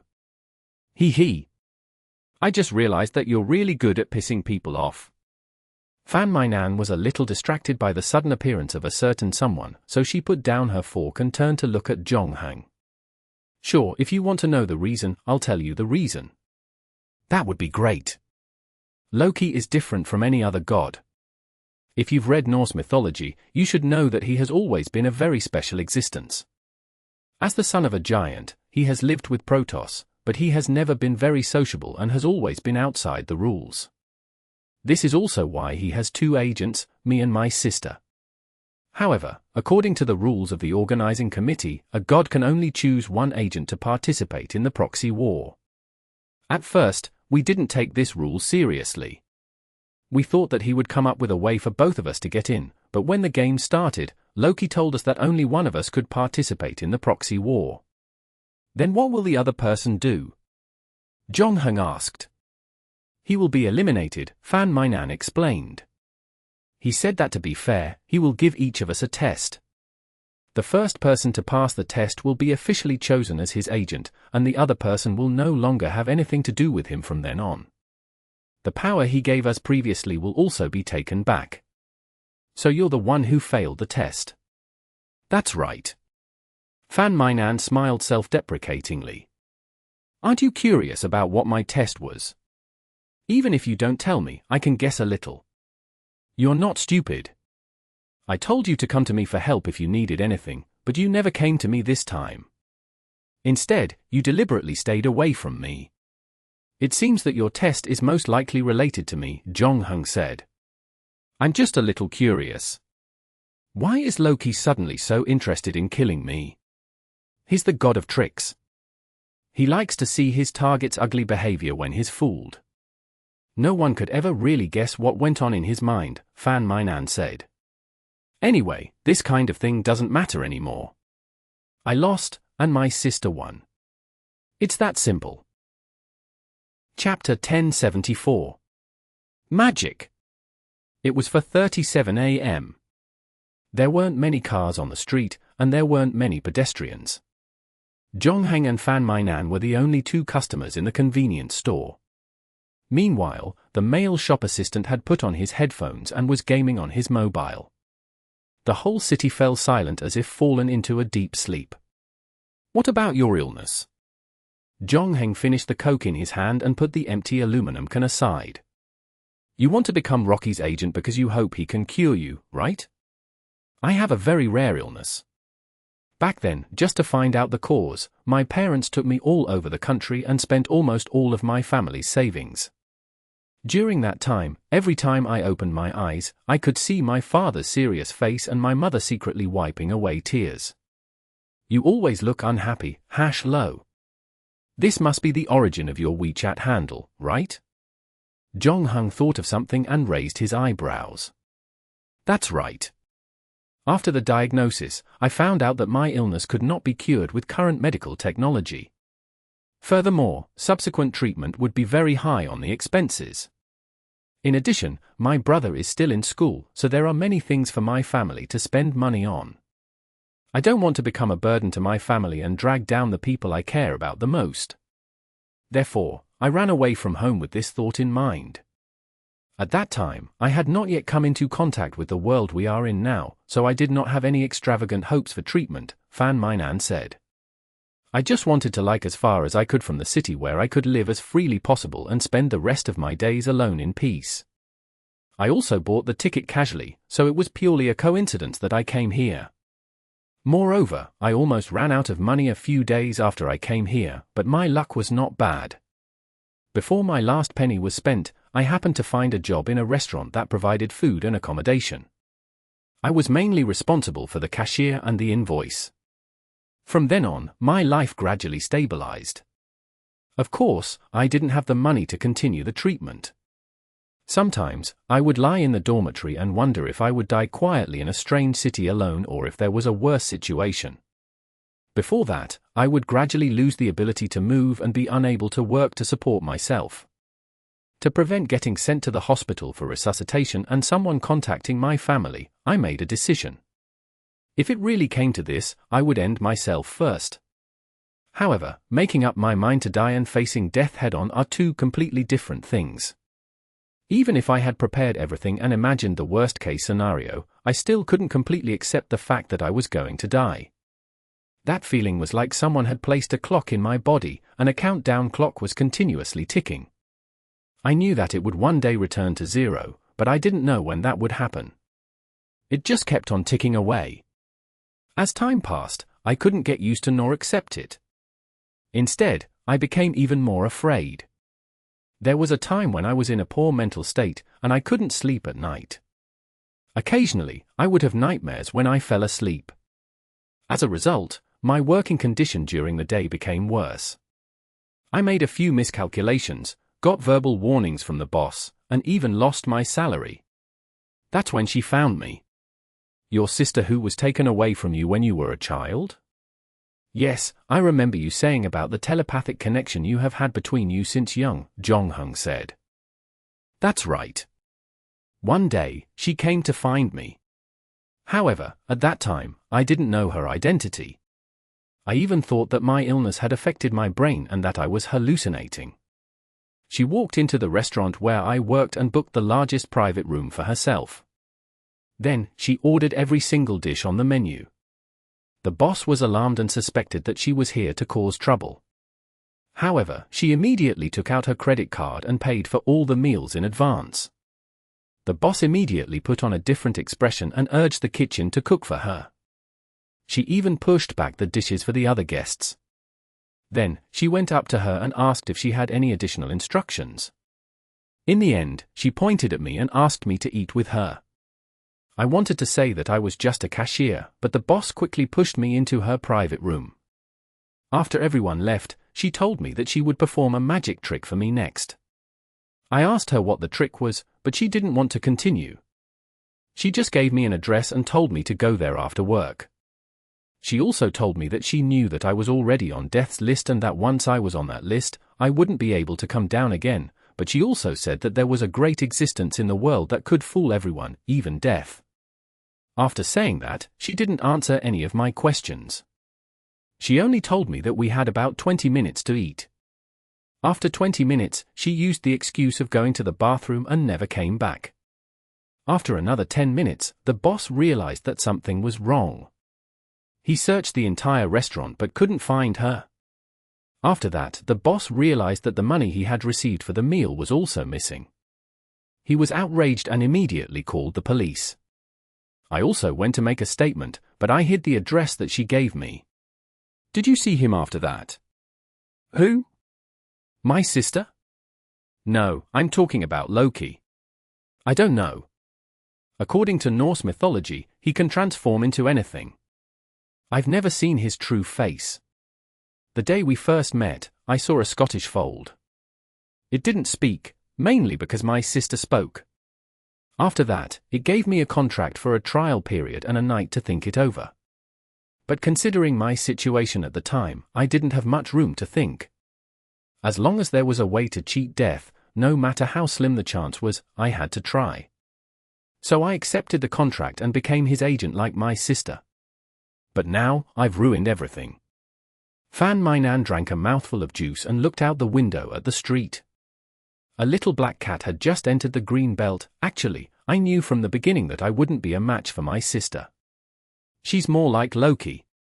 She's as cunning and cold as he is, and she can manipulate her target without realizing it. Loki will undoubtedly admire her more. After becoming Loki's agent, she did a lot of big things, especially during the auction. She fooled the 3 major guilds and the Chamber of Commerce that participated in the auction. In comparison, everything I've done can only be considered a small matter. I've also taken a lot of blame for some unknown reason. So, this time, I can be considered to have lost wholeheartedly. There's nothing to complain about. You don't have to feel guilty or touched. Even if I had made up my mind to grit my teeth and kill you, I probably wouldn't have been a match for you. Moreover, my sister's side might have already completed the test long ago. Now that I think about it, I don't have much of a chance of winning from the start. Chapter 1075. Sky-high transaction price. Jong-Hung quietly listened to Fan Mainan's story and made no comments. Instead, he asked, "How much time do you have left?" "What do you mean?" "My condition? It's deteriorated to stage for about 2 months ago. If I'm fast, it'll only be 2 to 3 months. Optimistically, I probably still have another 6 months, Fan Mainan said. Why? Do you still want to come to my funeral? I've been busy with some things recently, so I don't think I'll be able to find the time. Jong-Hung threw the empty Coke can into the trash can and pulled out his phone. He typed something on it, and as soon as the first email was sent out, he wrote a second one. Fan Minan was stunned for a moment, but he quickly continued, "Then forget it. Initially, I wanted to ask you to help me take care of some of my belongings. I also prepared a few game props as payment, but I don't think you'll like them. After all, you're already at the top of the list for the proxy war, so I'll go find someone else. Besides me, do you have any other friends here?" Jong-hung asked. "I can post a reward on the forum. Then, when the person you hired saw your current state, they probably snatched your props away." Jong-hung didn't raise his head. "Why don't you push back time and wait till I'm free to die? Do you think I don't want to live?" Fan Minan slammed the plastic fork in her hand. "But I've already been abandoned by Loki. I've lost all my abilities. I can't use plasticine to make anything, and I can't participate in this proxy war because the organizing committee has banned me from even entering normal dungeons. How can you, the number one person on the list, possibly understand me? I'm no longer a person from your world. Other than the few items left, I'm no different from a normal person. Even the money I spent on the hospital was scammed from the past, and I'm almost out of it. Just like Cinderella, once the clock strikes 12, my crystal shoes, pumpkin carriage, and prom dress will all disappear. I'll return to the normal girl who sleeps in the restaurant dormitory and can only watch as death slowly creeps up on me." "I don't think all of your things have disappeared," Jong-hung said. "Don't you still have me? Since supernatural powers do really exist, there must be a cure for your illness. Do you think I haven't thought of that? I've contacted hundreds of chambers of commerces, but they don't have the items I need. It's the same at the auction. On the first day of the game forum, I posted a request for items in the tool trading zone, but until now, no one has contacted me. Have you ever considered that you didn't offer them enough chips? Also, your ID doesn't have any credibility. If such items really do exist, they must be very valuable. Most people would keep them for themselves. No one knows when they, or their important family and friends will need them. Even if they were to sell them, they wouldn't contact a stranger on the forum." Jong-hung checked the items he had written, then pressed the send button. "That's not important anymore. I can't afford this thing anyway," Fan Minan sighed. "My disguise is no longer effective. Good news. It turns out I can." The moment Jong-hung said that, his phone lit up, indicating he had received an email. The sender was D4, and there was only one sentence in it. "Is this true?" The 5 exclamation marks behind it fully displayed the shock in his heart. Jong-hung replied, "That's right. Send it according to this." Then D4 replied almost instantly, "No problem. According to the request, if had someone else entrusted us, we would have to check the goods first. We, however, can fully trust Mr. Simon's words. You just have to come to our headquarters in 2 weeks. This is also a wonderful advertising opportunity for us. Thank you for the great effort." After Jong-hung sent the message, he put away his phone and turned to Fan Minan. "Let's go." "Where are we going?" Fan Minan appeared a little lost. "To talk to your former employer," replied Jong-hung calmly. At the same time, the players' forums on the other side were once again in an uproar. There was a fierce battle on the leaderboard tonight, and the turn of events was even more exciting than the TV series. First, Beta single-handedly suppressed the 3 major guilds and ranked first on the leaderboard. In the end, it was not long before Simon overtook them. Moreover, someone quickly dug up the shocking news that Simon had only played 2 rounds in the first round of the proxy war, causing the players to quarrel over whether Simon had any cheats. The traffic on the forums tonight had already set a record. Many of the usual diving parties had also been blown out. And at this time, the official account of Fulan, which had been verified by the forum, actually posted another post. It made Simon. He had already been the subject of the curiosity of hundreds and hot discussion, once again stood at the forefront of the storm. Requesting to purchase a healing-type item or solution, must be able to cure a late-stage rare disease. Payment, 200,000 points. The customer currently does not have enough points. According to the rules, a B-grade item will be used as a guarantee. If the payment cannot be completed, the B-grade item will be used to complete the transaction. 200,000 points as a reward for the transaction and a B-grade item as a guarantee. The entire forum was in an uproar. One had to know that a normal dungeon could only earn a few dozen points at a time. 200,000 points was an astronomical figure for any player, not to mention a B-grade item. Up till now, only 2 A-grade items had appeared. Considering how one of them had disappeared very quickly, a B-grade item was basically the strongest item a player could obtain. Additionally, B-grade items were also pitifully small in number. There were almost no V-grade items in circulation on the market. Dreamland of Death's appearance at the auction earlier was completely unexpected. The 3 large guilds could not decide who would possess it, so they had no choice but to choose the method of public auction. Moreover, it was almost inevitable that Dreamland of Death would fall into the pockets of one of the guilds. It was just that they did not expect to be cheated by the woman in sunglasses. Simon obviously did not have 200,000 points on him, which meant that he would probably use the B-grade item to pay for it. This was also the first time that a player had traded a B-grade item publicly, and the person who traded it was the current number 1 player on the leaderboard, Simon. Very soon, the traffic record that the forum had just set was broken once again. More and more posts began discussing this matter. Icy Shrimp, Simon wants to buy a healing item. Could it be that he has a terminal illness? Ball Lightning, not necessarily. It could be a relative or friend. After all, it was a bit unrealistic to have such a fierce terminal illness. Tiny Tail, willing to take out a B-grade item. This person must be very important to him. Slay the Youth, as expected of the number 1 player on the leaderboard, he was too bold. Although everyone had guessed that he had a B-grade item on him, this was equivalent to him admitting that he had a B-grade item on him. He did not belong to any guild as well. Was he not afraid of being targeted? Little Tail, could anyone in this world really dares to have a beef with Simon? Revolver, in theory, no. After all, no one would complain about their own long life. It was a B-grade item, after all, and Simon was only one person. At most, there was no lack of people in this world who wanted to gamble with his teammates. Chapter 1076. She was in her room. Fan Mainan noticed that the huge transaction reward post on the forum was because her post suddenly had lots of replies a few months ago. After Fan Mainan received the reminder, she went to the forum and opened her post. She thought that someone had contacted her, but in the end, she found that there was a group of archaeologists watching the post. Not only did they not offer any help, but they also did not help. Instead, they kept asking her about her relationship with Simon.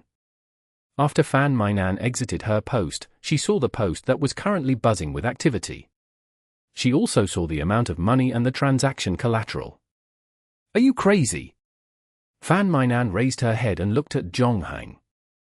200,000 points is a very reasonable price, Zhonghang explained. If someone really owns such a tool, the chances are that it's a B-grade item.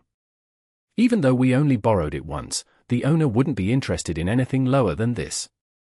But where do we get 200,000 points? Or are you really going to give away a B-grade item instead? That's none of your business, Zhonghang said. The transaction reward itself is only a backup option. Our priority right now is to find Loki. If he can cure you, then I can ask Fowler to withdraw the transaction. Do you know where we can find him? I don't know. Fan Mainan shook her head. Loki has many enemies. The Nordic gods don't like him very much, and he seems to have caused other trouble. Many Greek and Roman gods are looking for him, so his whereabouts have always been mysterious. In addition, he is very good at disguising himself, especially when he turns into various animals. Unless he comes to find you himself, it is almost impossible for you to find him. In fact, the few times I have met him, he was the one who took the initiative to appear in front of my son. But now he has chosen a representative. If he wants to continue playing this game, he has to make sure his representative lives as long as possible, Zhonghang said. Are you talking about my sister? Fan Mainan looked troubled. The relationship between us sisters has always been very ordinary. Back then, thanks to Hanlu's incident, we caught her once. After that, our relationship worsened, and we never contacted each other again.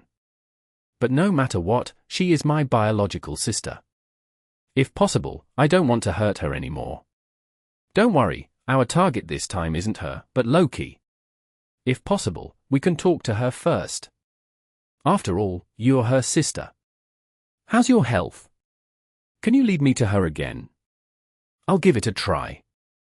Fan Mainan hesitated for a moment before agreeing to Jonghung's suggestion. As she had said, even though she was prepared to accept her fate, she could only watch as death befell her. All her efforts were in vain, and she was still unwilling to accept it. After that, Jonghung brought Fan Mainan to a hotel and opened a couple's room with a bathtub. Like last time, Jonghung first filled the bathtub with half of the hot water, then added cold water to the normal temperature. After testing it with his hands, he said to Fan Mainan, "It's done." The latter started to take off her clothes with her back facing Jonghung. This wasn't the first time Fan Mainan had done something like this. Compared to when she was in Hanlu's bathroom, her movements were much faster. The atmosphere, however, was still a little awkward. Fan Mainan quickly took off her coat, leaving only a tight vest behind. Then, she sat down in the tub. She looked thinner than the last time, and there was almost no blood under her skin. Fan Mainan did not seem to want Jonghung to see her current weak and ugly appearance, but all she could do was hug her arms around herself in shame. Thankfully, Jonghung's gaze did not linger on her for long. He asked, "So? Are you ready?" Fan Mainan nodded. In contrast to diving, she tried her best to exhale all the air from her lungs before burying her entire body in the water. Soon, she started to struggle due to the lack of oxygen. The survival instincts of a living creature kicking in, she tried to poke her head out of the water. On the other hand, Jonghung pushed her back down until her struggles became weaker and weaker. When Fan Mainan fell into a coma, Jonghung immediately carried her out of the bathtub and placed her on the towel. He then stared at the time in his hands. Fan Mainan's condition was already horrible. This time, he did not wait for minutes to start CPR. Instead, he started pumping her heart in 2.5 minutes. However, Fan Mainan's body only started to respond after a full minute. Her pulse gradually returned to normal, and after another half a minute, she spat out a mouthful of water. Finally, she opened her eyes again and breathed in large mouthfuls of air. Her face filled with fear, she screamed, "She's in the room! She's in the room! Calm down!" Jonghung draped a towel over Fan Mainan and comforted her. "I've always been by your side. There's no one else in the room. No, I'm not talking about the room here. She's in the hospital where I was previously. She has a knife on her. I don't know what she's up to." Fan Mainan gripped Jonghung's arm tightly. "How did she know which hospital I'm in? Wait, did she use our telepathy as well? Is she trying to kill me? Why? All right, I've got the situation under control. The worst part is over. You can rest for a while and leave the rest to me," Jonghung said. "No, I want to go with her. I need to know why she killed me. I don't understand. She has already won, so why is she still trying to kill me?" Fan Mainan said excitedly. "Are you sure? Your body." "My body isn't that weak," Fan Mainan interrupted Jonghung and said firmly. "All right, you can change first. It's fine. There's still time. This place is very close to your hospital, so you'll be there in 10 minutes. Since she's coming for you, she won't leave until you return to the ward," Jonghung said. "She won't be able to escape this time." 15 minutes later, Jonghung and Fan Mainan stood in front of the latter's room again. Fan Mainan's expression was complicated. She glanced at Jonghung and pushed open the door. The first thing that came into her sight was the fruit knife inserted into the bedside table. It made her shudder, but there was no one else in the room other than the woman who was still sleeping soundly on the bed next door. Jonghung roughly checked his surroundings and said, "She just left." She should still be able to catch up. What does she mean by doing this? Is she warning us? Fan Mainan looked at the fruit knife on the bedside table and asked in confusion. Only she herself can answer this question card. Chapter 1077. The Chase. In the hospital ward, a woman in a black tennis suit threw her gloves and mask into the trash can downstairs. Then, she looked up at Fan Mainan's room window and turned to walk into the night. 2 minutes after she left, Zhongheng and Fan Mainan arrived at the door of the ward and walked up. However, the woman in the black tennis suit had already reached the back door. 5 minutes later, Zhongheng ran over and asked the security guard on duty, "Master, did you see a woman just now?" "A woman?" The security guard looked at Zhongheng suspiciously. "Oh, she's my girlfriend. We just fought her medical fees." The security guard was enlightened. He had worked as a security guard at the hospital and had seen many similar incidents. Hearing that, he relaxed his guard. "The woman in the tennis uniform is your girlfriend, right? She came out from here before. Did you see where she went? Was she heading east along the street? I don't know where she went after that. You can call her and ask. Women rely on coaxing. Thank you. She blocked my number." After thanking him, Zhongheng bowed farewell to the security guard at the hospital's back door and went running along the street. Tonight, Fan Mainan's sister came to kill her. However, no matter what transportation she chose, she would definitely not stop near the hospital because it might cause her trouble after the incident. This was also why Zhongheng felt that he could still catch up to her. At this time, the woman in the black tennis attire had almost reached the intersection at the end of the street. Instead of crossing into the street after that, she turned into an old-fashioned residential area on her left. 3 minutes later, she came riding out of the neighborhood on a red electric scooter. Then, looking behind and ensuring nobody suspicious was in the vicinity, she turned into another street. The sky had begun to brighten up, but there were still very few pedestrians on the road. The street seemed empty. The woman in the black tennis uniform rode for about 500 meters, and just as she was starting to relax, she suddenly saw a Polo in the rearview mirror. Although it was not time to go to work yet, some cars would occasionally run by on the road. Strictly speaking, that Polo was no different from other cars, neither fast nor slow. Based on its current speed, it would pass by her in approximately 10 seconds. However, the woman in a black tennis uniform somehow had a feeling that the other party was coming for her. So the next moment, when the Polo was less than 30 meters away, the woman made a prompt decision. She maneuvered the electric bike and turned onto the sidewalk at the side. She saw that the Polo didn't slow down, driving past her. Was it a false alarm? The woman breathed a sigh of relief, and she did not look at the driver in the car. The driver's face was concealed by a baseball cap. The Polo didn't look like it was coming for her since it drove straight through the intersection and turned onto another road. Hence, the woman in the black tennis attire also got off the sidewalk on her electric bike.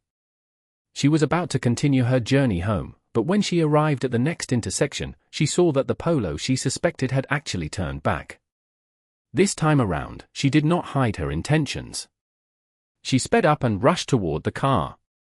She could already hear the droning of the engine, leaving her no time to ride the e-bike onto the sidewalk. Thus she made a prompt decision. She jumped off the moment the Polo was about to hit her. Rolling around on the ground, she got up immediately and ran. As she looked back, she hoped that the Polo would slow down after it hit the e-bike and that it would cause another traffic accident. The last thing she expected was the Polo avoiding the bike at the last moment, then continue driving toward her unscathed. It was then that she finally saw the driver clearly, the man who had worked together with Fan Mainan to capture her last time. The woman in the black tennis uniform felt her heart tighten. No one except her knew how powerful Zhongheng really was. After that, she did not follow Zhongheng's advice and tried to contact the Horseman of the Apocalypse again, only to find that the latter had completely disappeared. Not long after that, the news started reporting the disappearance of her director Kwong. The woman in the black tennis uniform had no choice but to accept the reality that pestilence, one of the four horsemen of the apocalypse, might have really been killed by Zhongheng. In the best-case scenario, he would have been seriously injured. To injure a god with the power of a mortal, not to mention that it wasn't one of those weak ancient gods that had retired from history's stage. It was the Pestilence, a god well known by everyone. The woman had no idea how Zhongheng did it, but it was clear that this was enough to put him in danger. The woman cursed silently in her heart. She didn't expect to meet this demon god again. After getting up, she immediately climbed onto the sidewalk and ran toward the shopping mall next door. However, when she was at the shopping mall entrance, she realized that it was still locked because it was not yet opening time. For her, though, it didn't seem that difficult. She took out a key from her pocket. Not caring if the key matched the hole, she directly stabbed it in. A magical scene then happened. When the key came into contact with the keyhole, it adjusted its shape according to the grooves, allowing the woman to unlock the door seamlessly. Then, she plunged into the shopping mall. Zhongheng's polo soon stopped outside the mall. He followed in close pursuit, rushing into the shopping mall, where soon, he thought he saw the target running along the second-floor escalator. The results of his long hours of fitness training and long-distance running were clearly displayed. In addition to the natural advantage of gender, the distance between the two parties was shrinking. When Zhongheng rushed to the second floor, he could still see the back of the target 1 second ago. A second later, however, the target vanished. The woman in the black tennis uniform seemed to have disappeared into thin air. Just when nobody else seemed to be on the second floor, the woman in the black tennis uniform appeared behind a jewelry counter on the first floor. She picked up a magnet that she had thrown on the floor and put it back into her pocket. However, instead of moving immediately, she picked up her ears and listened carefully to the movements upstairs. Chapter 1078. A Misunderstanding. Endless Fantasy Translation. Endless Fantasy Translation. Just as Zhongheng was looking around the second floor for the woman in the black tennis uniform, the latter reappeared behind the counters. As she reached out to pick up a black magnet from the floor and placed it back into her pocket, she allowed it to be sucked into another white magnet. She then squatted down and tried her best to make no sound as she walked along the counter. First, she saw the bathroom sign. When she walked in, however, she realized that there was only one exhaust fan connected to the outside. The woman in the black tennis uniform moved a trash can and stepped on it. She looked outside and found that it was an open parking lot. Under such circumstances, the parking lot would have a passage leading directly into the mall. In other words, as long as she found this passage, she could quickly leave the parking lot. This was not difficult for the woman. In fact, when she came out of the washroom, she walked to 6 more shops, and on her right was a fire escape that led to the parking lot. The woman in the black tennis uniform hastened her pace, knowing that she had little time left. As long as Zhongheng was not stupid, he should be able to find the surveillance room of the mall soon. From there, he could easily get situational awareness of the mall. Clearly, she needed to leave before that happened. The fire escape was also locked, but it wasn't a problem for the woman. She took out the key from before, and the results were similar to the main entrance. The key in her hand started to automatically adjust its shape when it was inserted into the lock, easily opening the door in front of her and enabling her direct exit into the parking lot. She then calculated the time. Zhongheng had probably just discovered the location of the surveillance room and was on his way there. As long as she ran past the last 50 meters, she would be able to leave the parking lot. However, to the woman's surprise, Zhongheng didn't even bother looking for the surveillance room. Instead, he climbed up to the rooftop of the shopping mall. At that moment, he was standing on the rooftop and looking down. Almost all shopping malls had doors and passageways connected to the outside, making it difficult to tell which door the target would leave by once she was lost. Furthermore, game items still existed globally, and Zhongheng had an item that could melt the walls in his hands. Hence, he didn't try to guess where the woman in the black tennis uniform would leave. After all, no matter where she left from, she would have to come out the mall's main exit, and he could clearly see her from the rooftop. Of course, even so, most people wouldn't choose to climb up to the rooftop at this time. After all, it would take a long time to catch up to her, then descend from the roof. Then, once he left the mall, the target would probably have already run off somewhere. This was, however, a non-existent problem for Jong Heng. He saw the woman in the black tennis uniform crossing the parking lot. The next moment, he jumped down from the rooftop.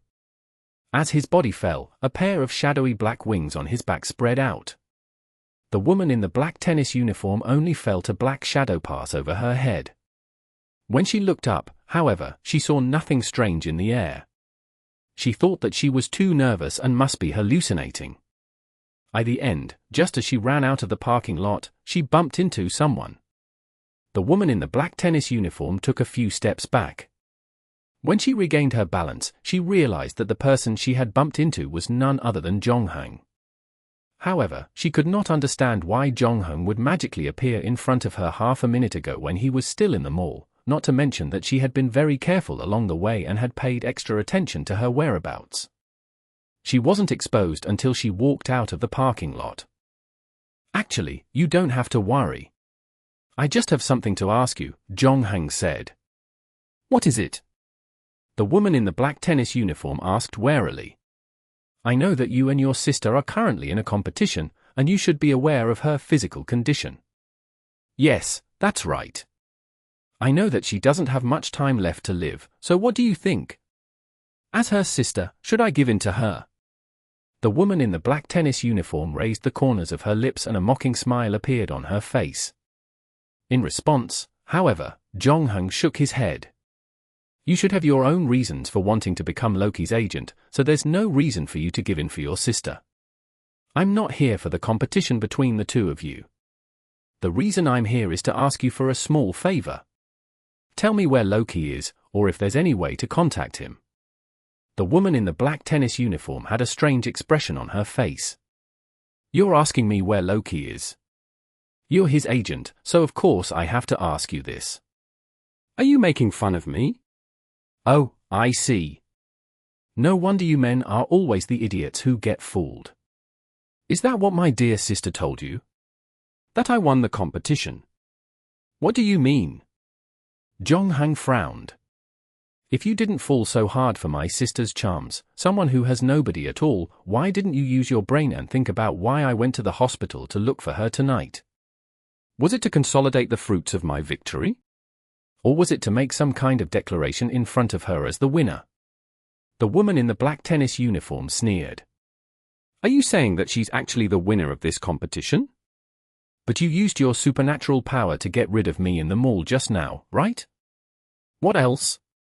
As for my supernatural power, about a week ago, Loki had already taken back the power he gave me.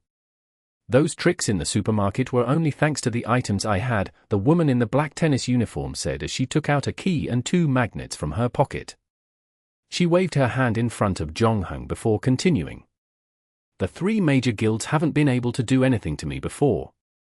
If I still had my ability to disguise myself, how could you have caught me so easily? What do you think? Are you starting to think that my sister isn't as innocent as she appears to be? If you want to hear more about her, I can tell you more of her story. I guarantee you'll be shocked. No one in this world understands her better than I do. After all, the two of us have a telepathic connection." However, Jong Heng, who was standing across from the woman in the black tennis uniform, remained unmoved after hearing her words. He only uttered a few simple words. "I believe her." After a pause, Jong Heng continued, "I've known your sister for quite some time now, so I know what kind of person she is. Therefore, you'd better put away that little trick of yours to sow discord. However, from the looks of it, some misunderstanding might have really broken out between the two of you this time." Chapter 1079. Truth and Lies. 20 minutes later, Jong Heng returned to the hospital Fan Mainan was warded. He parked his car in the parking lot and led the woman in the black tennis uniform into the hospital building. He met the nurse on duty at the station this time, not expecting visitors to arrive so early. According to the rules, Jong Heng and the woman in the black tennis uniform had to register before being allowed in. Fan Mainan was clearly a little scared when she saw the woman in the black tennis uniform entering her ward. In particular, she was probably reminded of a knife that was stuck on the bedside table not long ago. She took half a step back but still called out softly, "Sis. Don't. I don't deserve that. You and your little boyfriend have already caught me twice," the woman in black tennis uniform said calmly. "I'm just tonic for your love life. When you're in a bad mood, you catch me to play with." "It's not like that," Fan Mainan explained. "We just want to ask you for a favor." "What?" "At this point, are you still going to keep up your act?" the woman in the black tennis uniform sneered. Then, Jong Hung suddenly chimed in. "It seems it's going to be difficult for you two to trust each other in such a short time. If this goes on, it will be difficult for you to make any substantial progress in the conversation. Do you have any suggestions then?" the woman in the black tennis uniform asked. Jong Hung took out the vow rings and a piece of parchment from his pocket. "This is an item. Next, all you have to do is cut your finger to fuse the blood together and write an oath on this parchment that you will not lie. After that, you will each wear a ring. Once the other party lies, the ring on your finger will heat up." "Oh, I believe I have played this game before," the woman in the black tennis uniform said as she took one of the copper rings and slipped it on her finger. "I have no objections." "Me either," Fan Mainan said as she put on the other ring.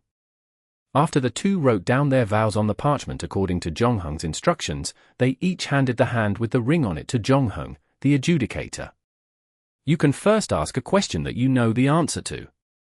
"Then I'll go first," Fan Mainan said and asked the woman in the black tennis uniform opposite her, "What's your name?" "Cheng Sihan." "No problem," Jong Hung said. He could feel that Fan Mainan's ring remained cool, which meant that Cheng Sihan was indeed the woman's real name in the black tennis uniform.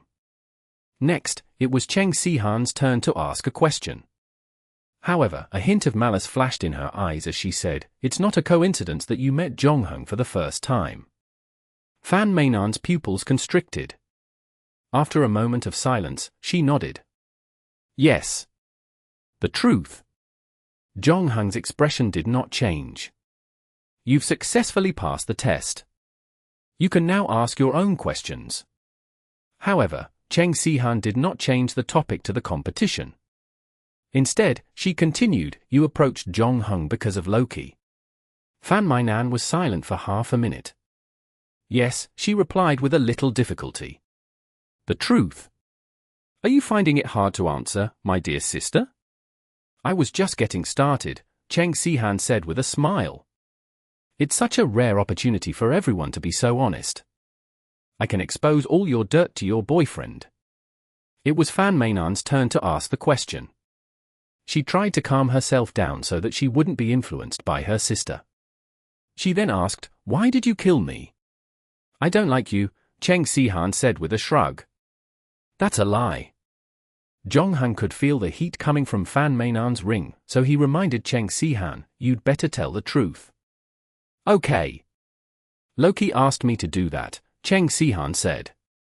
"The truth?" Cheng Sihan continued to ask, "Have you been jealous of Loki's favor on me all this time?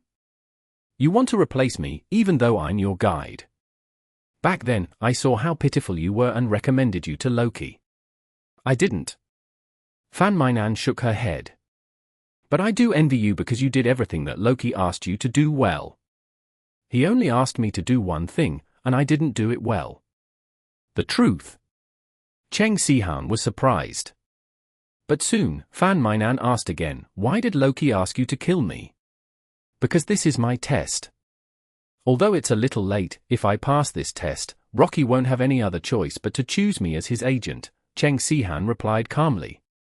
She then finally became a little more serious. Not wanting to expose Fan Mainan's dirty secrets, she thought for a moment and asked, "Why did you catch me this time?" "To find out Loki's whereabouts." Fan Mainan looked very surprised. "Wait, did you not pass Loki's test?" "What else?" "If I passed his test, would you still be standing here talking to me?" Cheng Sihan sneered. "If my ability hadn't disappeared, you would have caught me so easily." She paused and continued, "If you want to know where Loki is, why don't you ask him directly?" "Because I've lost contact with him for a long time. He took back the power he gave me, Fan Mainan said. The truth. At that moment, Cheng Sihan's expression changed. She had even forgotten that one person one question rule. Did you also fail your test? She asked. Fan Mainan nodded. Your test was to kill me, and my test was to kill Zhongheng. It seems we've both made our choices. It seems you really like him. For the first time, Fan Mainan didn't answer. After a moment, she asked, I wanted to become Loki's agent to cheat death, but you never told me how you became Loki's agent. The same reason as yours, but I did it to save my foster father, Cheng Sihan said calmly. He has terminal cancer, and he doesn't have much time left. Then why did you give up halfway? Now that I've lost my ability to disguise, I don't feel confident that I can handle the police investigation. The risk is too great. I thought about it and decided to let go, Cheng Sihan said casually. Liar. There are only a dozen hours left until the end of the first round of the proxy war. If we don't pass the test, what will Loki do? Isn't he worried that he wouldn't have a proxy? Fan Mainan asked, confused. Or does he want to quit the game? Loki loves excitement so much that it's impossible for him to quit the game. Cheng Sihan's face turned grave. This guy probably fooled us from the beginning to the end. Could he have already chosen his own agent outside of us? Chapter 1080. Blood Oath. Compared to Fan Mainan, Cheng Sihan had been with Loki longer, so she knew more about the latter. As the god of mischief and lies in Norse mythology, Loki was the most freewheeling Norse god. He did not have an obvious concept of good and evil, and he did things purely based on his personal preferences. At the same time, he had great power, in a sense, was like a naughty child holding a rocket launcher. Whether good or evil, they came without reason. Cheng Sihan had experienced this countless times. In Fan Mainan's eyes, Cheng Sihan was Loki's most favored follower, and the two had a lot in common. Cheng Sihan, on the other hand, knew very well that she might inherit part of Loki's power, but she would never inherit his inherent cruelty and naivety. Fan Mainan and Cheng Sihan, for instance, had been tortured by the so-called test, constantly interrogating their own souls, before finally making a painful choice. They quickly realized how everything was just a cruel joke, especially after it turned out that the two had never been on Loki's list of consideration from the very beginning. Cheng Sihan could already imagine how happy Loki, who was hiding at the side, would be. But at the thought of this, she suddenly thought of something and said to Zhongheng, did you really kill the plague horseman of the apocalypse by yourself? Zhongheng nodded. The process at that time was actually quite complicated, but in terms of the result, it was like this. Cheng Sihan looked conflicted when she heard that. After hesitating for a moment, she said, I mean, if I'm willing to help you find Loki, can you ask him to fulfill one of my requirements then? You want to save your foster father? Zhongheng raised his eyebrows. That sounds fair. No, you have no idea how dangerous this is, Cheng Sihan said. Even if you'd killed Pestilence, Loki is our opponent this time. In a direct confrontation, Loki might not be much stronger than the Horseman, but there aren't many who are a match for Loki in terms of trickery. So there's a high chance that we'll end up with nothing and even offend Loki. Believe me, you definitely don't want to be remembered by Loki, so a verbal promise isn't quite enough to ask for my help. I still need a guarantee. How do you want my guarantee? Zhongheng asked. Give me your blood. Not too much. Just 5 milliliters. I have a tool that can make a binding blood oath. Once you break your oath, your blood will boil for a whole minute, Cheng Sihan said. Zhongheng shook his head. Just like how you don't trust me, it's hard for me to trust you. I don't know if the tool on your body has any other effects, so I won't give you my blood. You can ask me directly if this tool has any other effects. Cheng Sihan waved the ring on her finger. I'm still wearing the small tool on your hand. I'm sorry, such a strange blood oath is not within the scope of my guarantee, Zhongheng said. However, just as the two were in a stalemate, Fan Mainan, who had been silent for a long time, spoke up again, can I take the oath? This matter started because of me, and Jong-hung's involvement is also because of me. If he breaks the oath, then the consequences should be borne by me. Fan Mainan paused, looked into Cheng Si-han's eyes, and continued, I believe in him, and I'm willing to vouch for him with my life. You're my sister, and I trust in you. I believe that there are no other problems with your blood oath, so I am the most appropriate to take it. Cheng Si-han frowned after hearing this. She had hoped that Jong-hung would personally take the oath, but Fan Mainan's words left her unable to refute her. Indeed, if it weren't for Fan Mainan, Jong-hung would have had no reason to get involved in this matter. If that was the case, then there was no reason for Fan Mainan to break his promise. Now that Jong-hung's attitude was firm, it was clear that he wouldn't make any blood oath, so Cheng Si-han had no choice but to back down. Fine, you can do it too.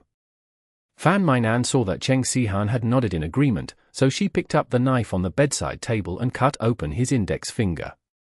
However, it wasn't easy to collect 5 milliliters of blood, so Fan Mainan spent a lot of time on it, filling up the case of the silver pocket watch that Cheng Si-han took out. Her forehead covered in sweat, she looked even paler now.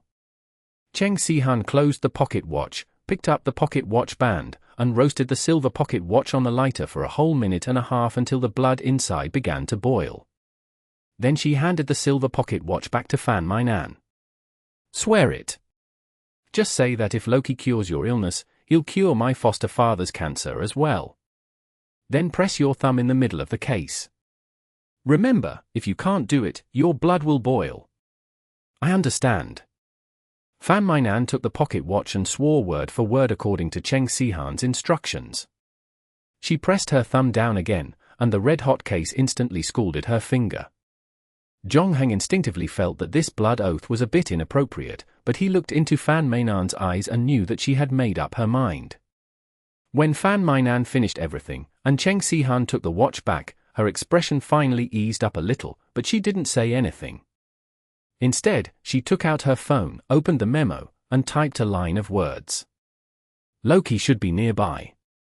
After that, seemingly worried that Jong-hung and Fan Mainan wouldn't understand, she added, based on my understanding of him, he definitely wouldn't miss an opportune moment to witness the despair and pain he made us feel. It's like a painter admiring his newly completed work. No one can resist such temptation. After Cheng Si-han typed this sentence, she raised her head to look at Jong-hung and Fan Mainan. Then, the three of them shifted their gaze to the fourth person in the room. Yes, that's right. Fan Mainan was staying in a double ward. There were 2 beds in total. Other than her, there was also a 70-year-old woman staying in the hospital bed by the window. At this age, her body was actually not bad, just a little deaf. She was hospitalized because there was a benign tumor on her stomach that required surgery to remove. Now that the surgery had been successfully completed and she was recovering well, he was expected to be discharged soon. Fan Mainan had never doubted her before because her behavior was really too normal, no different from other elderly people who were hospitalized. She had a son who was working, so he should be a small leader or something. He was swamped every day. However, he would come to visit her after work. Other than that, he also found an escort. Now, he was sleeping in the corridor outside the ward. The auntie was still in a deep sleep. Because the 3 of them had lowered their voices before, and because of her deaf ears, she was not affected at all. Chapter 1081. Sudden Change. Jong-hung glanced at the room card in front of the other window and saw the woman's name on it. Wang Lirong. Just like her, this was a common name. She had been admitted to the hospital after Fan Mainan. According to Fan Mainan, the original patient on the bed was a female teacher who had been discharged from the hospital almost 2 weeks after Fan Mainan got admitted. After that, it was Wang Lirong who had moved in. As she was still on the wanted list of the 3 large guilds, Fan Mainan remained vigilant even when treating her illness. She would pay special attention to the people around her and even took the time to investigate Wang Lirong's background. With Wang Lirong's age, it was impossible for her to be a player. Moreover, after Fan Mainan's investigation and probing, she also ruled out the nurse and her son she had come into contact with having the possibility of being players. Hence, Fan Meiyong was completely relieved. In addition, Wang Lirong had a good temperament. Seeing that Fan Mainan didn't have many people to visit her, they would often share the fruits and milk that her son brought. Eventually, the two of them shared a very harmonious relationship.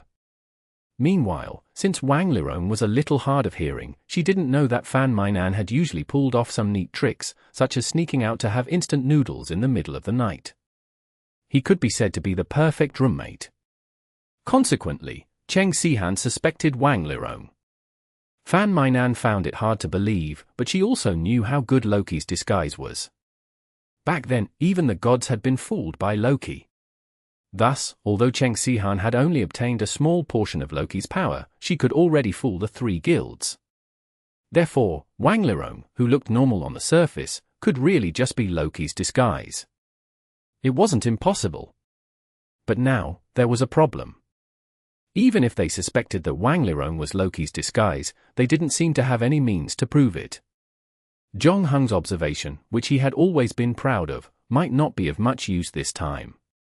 In terms of skill levels, Loki's disguising skill would probably be LV5, standing beside the real person. Even if the target's own son were standing there, he probably wouldn't be able to tell the real and fake one apart. Although Zhong Heng still had the oath ring on him that could detect lies, it was only an F-grade item after all. Of course, it was effective to ordinary people, but against a god of Loki's stature, it might simply be insufficient. Loki was the god of lies and pranks, after all, an expert at manipulating lies. As for the oath rings, it was an item probably from an ancient god with loyalty affixes. Even if it hadn't been forgotten, it wouldn't be in a good situation. It would be difficult for Zhong Heng to confront Loki head-on. Zhong Heng turned to Cheng Sihan as if asking with his gaze how confident she was. 30%. Cheng Sihan thought about what to type for a good half-minute, definitely not the best display of confidence, typing for half a minute, but considering Loki was her opponent, 30% confidence didn't seem that bad. However, the trouble was that with Loki's vigilance, the three probably only had one chance. If they picked the wrong person and Loki found out, apprehending him again would be very difficult. "Do you have any other suspects?" typed Zhong as he took Cheng Sihan's phone and typed. "Yes. The young nurse who asked us to register when we came in, the head nurse on this floor, and my sister's attending physician." Cheng Sihan listed the three people who were the easiest to get in touch with Fan Mainan. "How are you so sure he's in the hospital?" Fan Mainan couldn't help but ask. "Not necessarily. Nothing is certain when it comes to Loki, but the probability of him being in the hospital is indeed the greatest because this is the best place for him to watch the show. He can observe your emotional changes every day while you're here, and it was up to you to decide if you complete his test or not. In addition, the test he gave me was to kill you. So if I wanted to complete my test, I had to come to the hospital. With his personality, he would definitely save a seat for himself at the first opportunity. Whether I kill you at the end, or the two of us realizing that we had been deceived, it would all be very interesting for him." "There's one more person left on your list of suspects," Zhong Heng said. "Who?" "She's been staying by Fan Mainan's side as an escort for Wang Lirong. In addition, compared to Wang Lirong, she was more easily overlooked because of her status as an escort. This significantly expands the range of choices." Cheng Sihan frowned as she continued typing. In fact, other than these main suspects, there were also the security guards of the hospital and the patients in the next room. Even the geckos outside the wall and the stray cats in the vicinity could have been transformed by Loki. Regardless of which one was Loki, there would be a tough battle ahead. "I need to go to the car to retrieve my weapon. You guys can stay here for now and try not to arouse his suspicion. If anything happens, feel free to contact me." Zhong Heng finished typing the last paragraph and put away his phone. It would definitely be useless against Loki's ordinary weapons. Until now, Zhong Heng still did not know how if it was because he had killed an Apokalpi's horseman. He only guessed that it had something to do with the strange power that was awakening in his body, but he was still unable to master this power. In comparison, the weapons in his hands were more reliable, especially the few B-grade items. Both the hidden Scabbard and pestilence bone bow should cause damage to Loki. Before leaving, Zhongheng hugged Fan Mainan. Seeing this, Cheng Sihan frowned and shifted her gaze elsewhere. I'll give you two sisters some time to finish what you need to say, then we'll go look for Loki. After saying that, he walked out of the ward, leaving only Cheng Sihan and Fan Mainan and Wang Lirong, whose true identity was unknown, in the room. The atmosphere became a little uncomfortable. Fan Mainan still had to cooperate with Zhongheng to continue the act, so after a while, she asked Cheng Sihan, "Do you want something to drink?" "I have water and milk here." "Water, please," said Cheng Sihan absent-mindedly. Her attention was on Wang Lirong, who was sleeping soundly by her side. Therefore, Fan Mainan turned around and walked to the bed counter. She opened the cabinet and found a disposable plastic cup inside. Then, she bent down to pick up the thermos flask on the floor. At that moment, something strange happened. Cheng Sihan retracted her gaze from Wang Lirong and quietly walked behind her sister. She picked up the fruit knife that she had left on the counter earlier before she called out softly, "Handsome." Fan Mainan turned around and asked curiously, "What is it?" Chapter 1082. Senior Sister. All of this happened too quickly. Having no time to dodge, and before Fan Mainan could react, the sharp pain in her chest transmitted from her nerves to her brain. Her eyes bulged wide, and her pupils filled with shock and confusion. Her lips moved, seeming as though trying to spew something out. In the next moment, however, her vision turned black, and her body fell backward. First, she hit the table, knocking over the kettle and cup. Then, leaning against the table, she slid down bit by bit.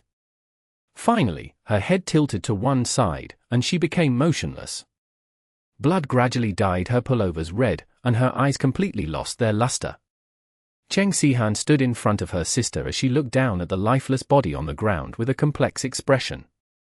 Wang Lirong, who was lying on the other bed, was finally awakened by the sound of the kettle falling to the ground. She opened her eyes and turned her head, but the sight that greeted her was a dead Fan Mainan with her eyes wide open. Shocked to the core, she asked Cheng Sihan, eldest daughter, "What happened?" "I killed her," Cheng Sihan confessed calmly.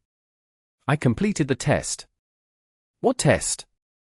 Wang Lirong looked at Cheng Sihan with gripping panic, never expecting such degree of ruthlessness to come out from someone so gorgeous. Instead of running away after stabbing someone to death, she just stood there, looking as fearless as the first time they met. Wang Lirong wanted to call for help, but she was afraid Cheng Sihan would get mad and attack her before any assistance could arrive. "I've completed the test you gave me to kill my sister," Cheng Sihan said. "Now it's your turn to fulfill your promise." "I asked you to kill your sister." Wang Lirong looked completely confused by Cheng Sihan. "Do you still plan to continue acting at this point?" Cheng Sihan asked. "What act could I have possibly pulled?" Wang Lirong was getting more terrified by the second. She could see that the girl in front of her was not in her right mind. She had actually killed her sister and even wanted to push the blame on her. "Isn't it you?" Cheng Sihan frowned. Then, she opened the door of the ward. "Well, you're just in time to call someone. Call your escort in." This should be something that Wang Lirong wished for. No one wanted to be in a cramped room with a murderer who had just killed her own sister, not to mention that Wang Lirong and Fan Mainan had been patients for a long time and they had developed a healthy friendship over that period. Fan Mainan's body, on the other hand, was not far away from her now. When Cheng Sihan opened the door, however, she did not hear Wang Lirong's screams. Half a minute later, Cheng Sihan closed the door of the ward again and slowly turned around. She found that the expression on Wang Lirong's face had changed. She no longer looked as panicked and scared as before. She blinked, and the crystal tears faded away. All that was left was cunningness. Wang Lirong waved her hand and stopped Cheng Sihan from bowing. "I'm not him." Cheng Sihan was a little surprised. "But I know you, and your sister, of course." Wang Lirong stole a glance toward Fan Mainan's corpse on the ground.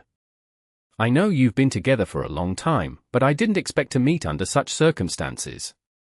I should call you senior sister, but now it seems that I only have one senior sister left." Are you the agent Loki chose? Cheng Sihan's expression changed. I know you're not convinced, but I still have to say that he has good taste, Wang Lirong said. My score in the first proxy war dungeon currently ranks second among all players, second only to the handsome guy who just came downstairs. Your beta? Yours truly. But weren't you still in the game recently? Cheng Sihan asked, and Wang Lirong stayed with my sister for 2 whole weeks. Wait, the person in the hospital was really Wang Lirong. You simply replaced the real Wang Lirong with yourself. It was why my sister found no problem with Wang Lirong after her investigation. Bingo! As expected of senior sister. You guessed it right, beta commended. I just came to the hospital not long ago, and to be honest, I had no time to study Wang Lirong. Fortunately, it's not difficult to pretend to sleep. Did Loki send you? Why didn't he come himself? Isn't he supposed to fancy incidents like this where we sisters fight each other? Cheng Sihan asked. You really know him well. You know his bad taste, Beta said with a smile. Unfortunately, tonight is not a good time. He has other things to do, so he sent me here. Of course, my goal is different from his. I came here tonight to meet my biggest competitor, Simon, or rather, Zhongheng. My teacher seems to be very interested in him. Although I have never seen him so interested in anyone, honestly, he has disappointed me. Beta paused for a moment before continuing. I knew that Fan Mainan was no match for your sister, so I helped her find a powerful helper. I was the one who sent Zhongheng a message to rush here, but I didn't expect you to kill Fan Mainan right under his nose. His status as the #1 player didn't seem to live up to his name. Rumor has it that the White Rider, one of the 4 horsemen of the apocalypse, also fell to his hands. Could it be that he was strength type? But in terms of strength, he shouldn't be as strong as Pestilence. Nevertheless, senior sister, your ruthlessness and decisiveness have indeed exceeded my expectations. I pity your bad luck to have met me. Cheng Sihan was unmoved when she heard this. She could only quietly look at Beta. The latter continued, without me, teacher should have chosen you to be his representative. Unfortunately, because of my existence, no matter how hard you try, there's no point. It's impressive that you managed to kill Fan Mainan right under Zhongheng's nose, but that doesn't change anything. I thought you would understand this simple logic. The first round of the proxy war will end in a dozen hours. Even if teacher has a way to get you into the game, there's a high chance that you won't be able to challenge him 3 times in a row, let alone surpass me. Cheng Sihan refused to comment. All she said was, take me to see him. And then? Beta asked. I won the test he gave me. Now it's his turn to fulfill his promise, Wu Sihan repeated. Interesting. We all know that our teacher has many virtues, but keeping his promise is definitely not one of them. That's something for him to answer. Who do you think you are? Cheng Sihan snapped coldly. Chapter 1083. Tracking. Beta did not get angry when she heard that. She glanced at Fan Mainan, who was no longer angry, then shifted her gaze to Cheng Sihan in front of her. Then, she said slowly, I can understand how you feel and your despair and anger, but I'm actually doing this for your own good. There's no way to change things. If you go to see teacher again in your current state, not only will you be unable to save your foster father, but if you offend teacher, you'll also have to suffer. This is my business and is not for you to worry. What you need to do is take me to see him, Cheng Sihan interrupted Beta rudely. Stop stalling. Zhongheng went back to the car to retrieve his weapon, and he'll be back soon. When he sees Fan Mainan's body, will he think that one of us is the murderer? As expected of senior sister. Plan to frame me before you killed him. Beta raised her eyebrows, and her eyes lit up. That's more like it. At least I won't be so bored this morning. Fine, I can take you to see teacher. Don't say I didn't warn you. Don't play any tricks on the road. When I started lying, you were still sucking on milk. The one who starts the race may not necessarily reach the finish line first, Beta said. She shrugged. But I accept your warning. However, she didn't move immediately after she said that. Instead, she took out her phone and waved it in front of Cheng Si-han's face. Before you leave, do you mind if I take a few photos as evidence for you to complete the test? Do as you wish, Cheng Si-han said without a single modicum of expression. In response, Beta switched on the camera mode and selected a few different angles to photograph the bloody murder scene. That was a clean cut. Is this my sister's final act of gentleness? She sighed with a click of the tongue. When she finished taking the picture and put away her phone, she was about to poke the corpse's eyes when Cheng Si-han, who was waiting impatiently, spoke up again. Had enough fun yet? Did you really think that Zhongheng relied solely on luck to get rid of pestilence? If we don't leave now and wait for him, none of us will be leaving. All right, since the picture is already taken, there's really no need for putting ourselves in danger anymore. Beta immediately stood up and said. Cheng Si-han, on the other hand, did not look at Fan Meinan's corpse from the beginning to the end. It was as if the one lying there was not her own sister but a bag of trash. Just as the two of them left the ward, Zhongheng had already brought the pestilence bone bow and hidden Scabbard to the entrance of the inpatient department. Zhongheng, however, didn't enter the room immediately. If anyone saw the equipment he was wearing, they would definitely call security. The security guards at the hospital were definitely no match for Zhongheng, but since he didn't want to cause any unnecessary trouble, he climbed down the drainage pipe to Fan Meinan's room. As he climbed through the window and entered the room, he saw Fan Meinan lying in a pool of blood and the fruit knife sticking out of her chest. However, Zhongheng's expression didn't change, showing no sign of sadness or despair. He only looked at the time in his hand. 10 seconds later, Fan Meinan's body and the blood on the ground disappeared. Only the fruit knife fell from the sky. At the same time, another Fan Meinan, who was hiding in the bathroom, also walked out. Death illusion. This was a prop that Zhongheng had obtained from 1810.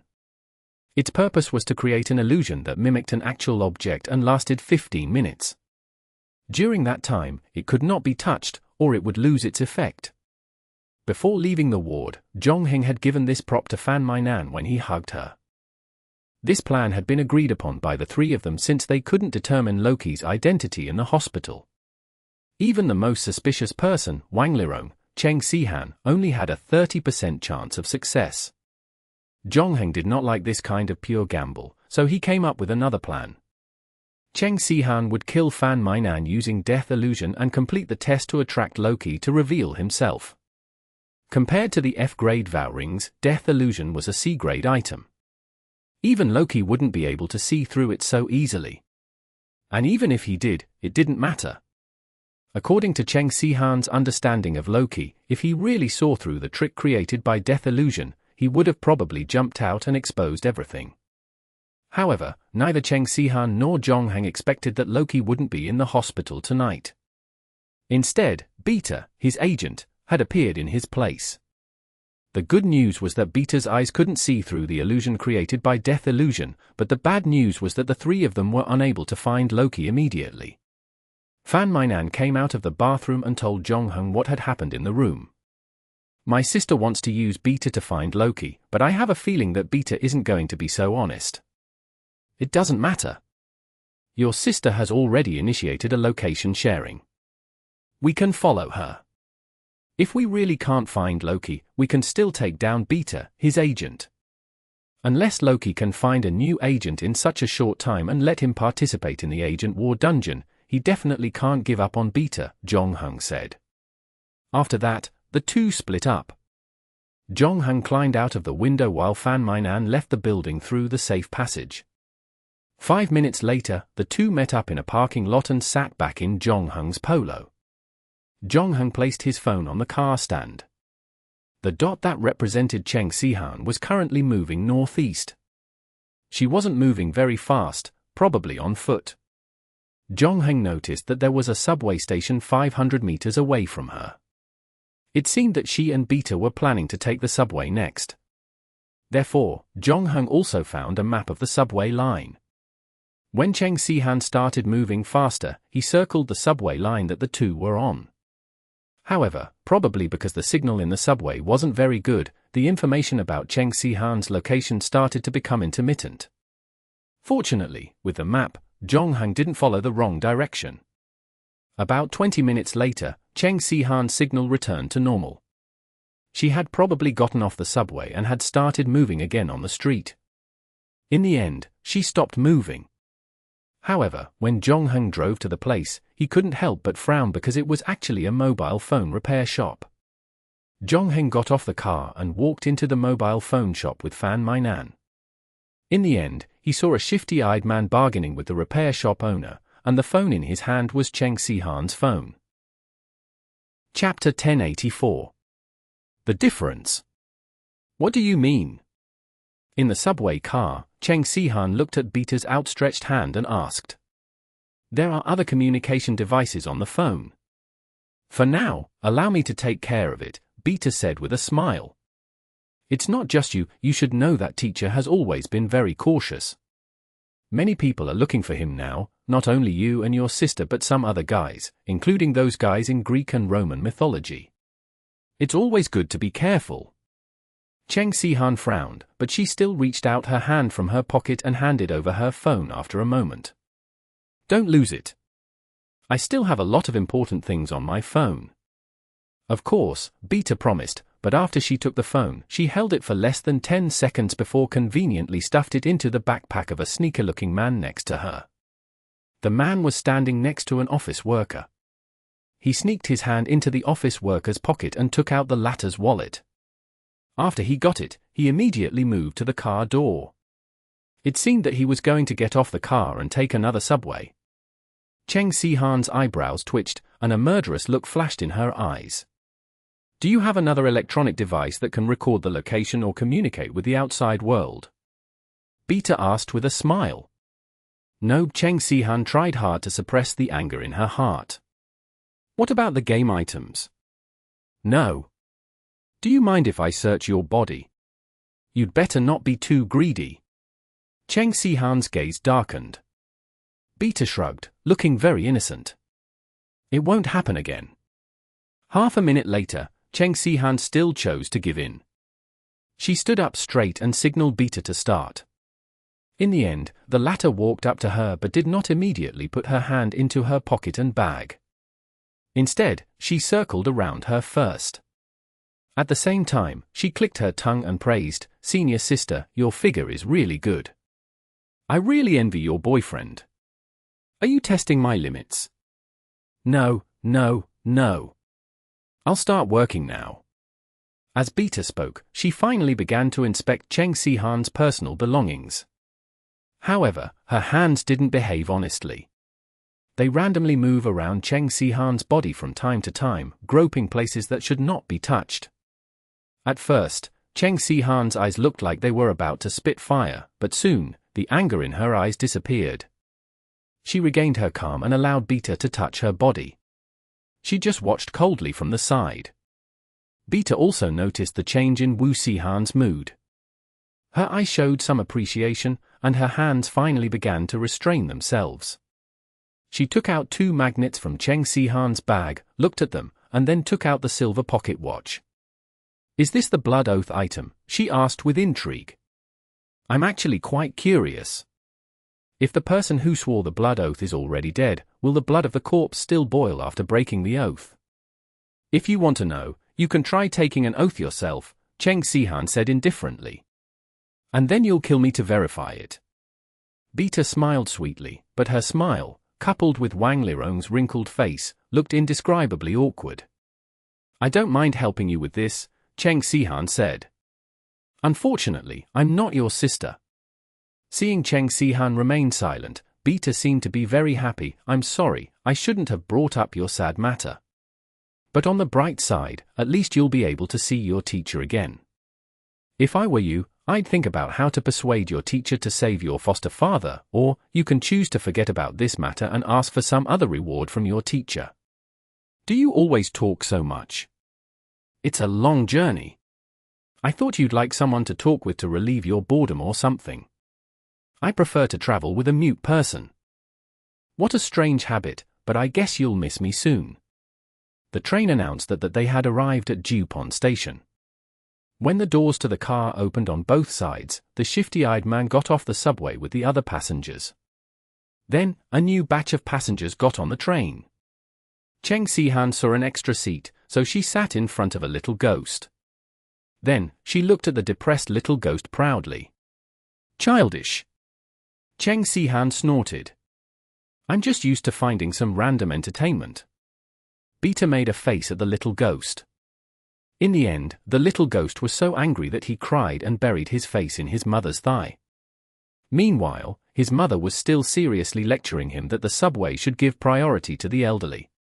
But at this time, the culprit had turned his gaze back to Cheng Si-han. Senior sister, do you know why teacher chose me instead of you? Didn't you just get second place in the first round of the proxy war? Are you going to keep bragging about it, or are you waiting for me to give you an award? Cheng Si-han mocked. It's not just because of your strength. Beta shook her head. Of course, since you mentioned this, I will reluctantly accept your praise. But then again, do you really not know the reason why your teacher abandoned you? Tell me. You are too obsessed with saving your foster father, Beta said. That's why you accepted the teacher's invitation and became his agent, right? For so long, you've been trying your best to imitate the teacher, learning his ability for disguise and deceit, his brutality and ruthlessness. You've tried your best to see and make choices from his point of view in every aspect. You've worked together with Seth and caused chaos in the 3 big guilds. You've done an excellent job. However, it's not because you really want to do it, but because you think that you can win teacher's favor. However, as far as I know, teacher didn't praise you in the end. You are like a pug wagging its tail in front of its master, trying everything but getting nothing. Cheng Si-han did not speak but clenched her fists. So, your problem is that you didn't really get satisfaction and happiness from the pranks and tricks. It's just like a top student. Even if he gets first place in an exam, it's all based on knowledge, and not a bit of his own soul. This is the biggest difference between us. You're the most stupid and pitiful part in the teacher's eyes. Of course, at least you're not as hopeless as your sister. This is also the reason why the teacher sent me to the hospital tonight. If you can give up the idea of saving your foster father and devote yourself to it, enjoying the happiness brought by cheating, you can still become one of us. Chapter 1085. Platform. Cheng Si-han was silent for an exceptionally long time this time. Her body was shaking slightly along with the subway car. The billboard outside the wall flashed brightly as if playing a silent film. If I give up the idea of saving my foster father, will I be able to see Loki and regain my ability? Of course, Beta nodded. Although the game organizing committee stipulates that the gods can only choose one agent. You know teacher. He has never taken those rules seriously. Okay, then I'll give up on saving my foster father, Cheng Si-han said calmly. I knew you would say that, Beta said with a smile. Come with me. Beta stood up, and the subway train arrived at the station again, and the doors opened. She got off the train, but she did not take Cheng Si-han to the exit, nor did she take the elevator to the train change platform. Instead, she walked to the end of the platform and waited for the train to leave before she jumped off the platform. When the staff was not paying attention, he flashed into the tunnel at the side. Cheng Si-han hesitated for a moment before she jumped down with him.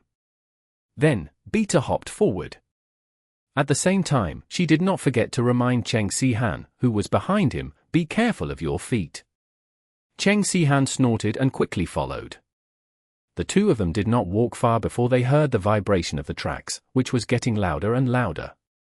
Cheng Si-han's heart tightened. The train is here, she reminded. I know. Beta smiled, but she did not have any intention of dodging.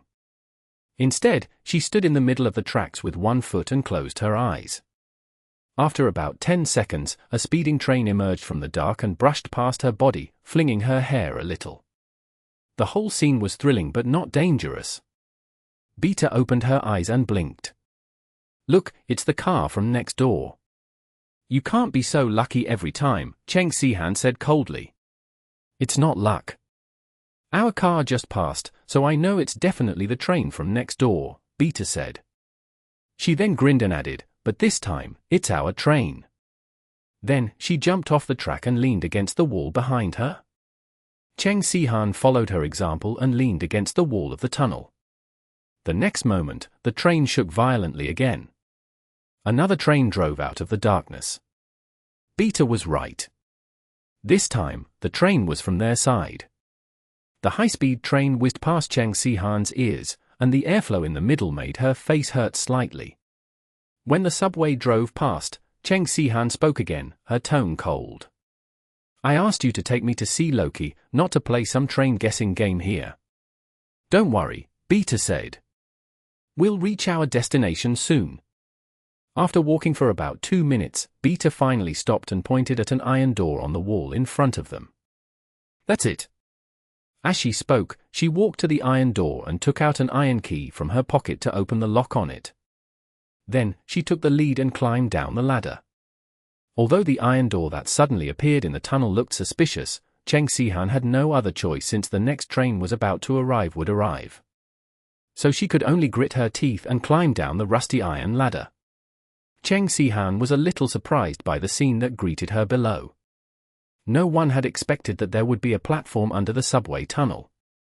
However, it seemed to have been abandoned for a long time or, more precisely, had never been put into use.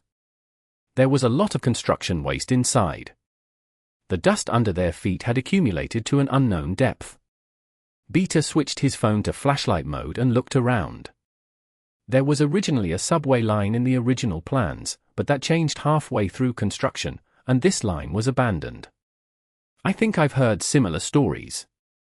I thought it was just an urban legend, but it turned out to be true." Cheng Sihan frowned. "Well, many rumors have a source," Beta said. "But not many can find it. Has Loki been hiding here recently?" No. Teacher doesn't like this kind of dark and abandoned place. He's just here to visit a friend. I told you that he didn't see you tonight because he had other things to do. In fact, if you hadn't insisted, I wouldn't have brought you here. Who did he come all the way here to visit?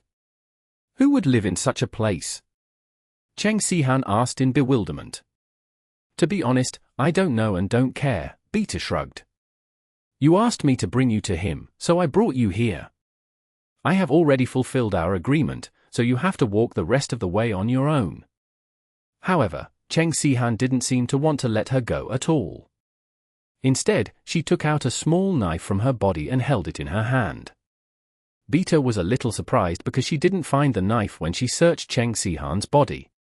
Cheng Sihan said calmly, "I thought about what you said on the subway and found that what you said made sense. I do like someone to talk with me to relieve my boredom, and you like to talk so much. It's perfect. But I've already said what I should have said tonight, and I'm a little thirsty now, so I'm in a hurry to buy some water." Beta spread her hands. "It's okay. You won't die even if you drink a little less water," Cheng Sihan said as she moved toward Beta. However, in the next moment, Beta turned off the flashlight function of his phone, and the entire platform fell into darkness again.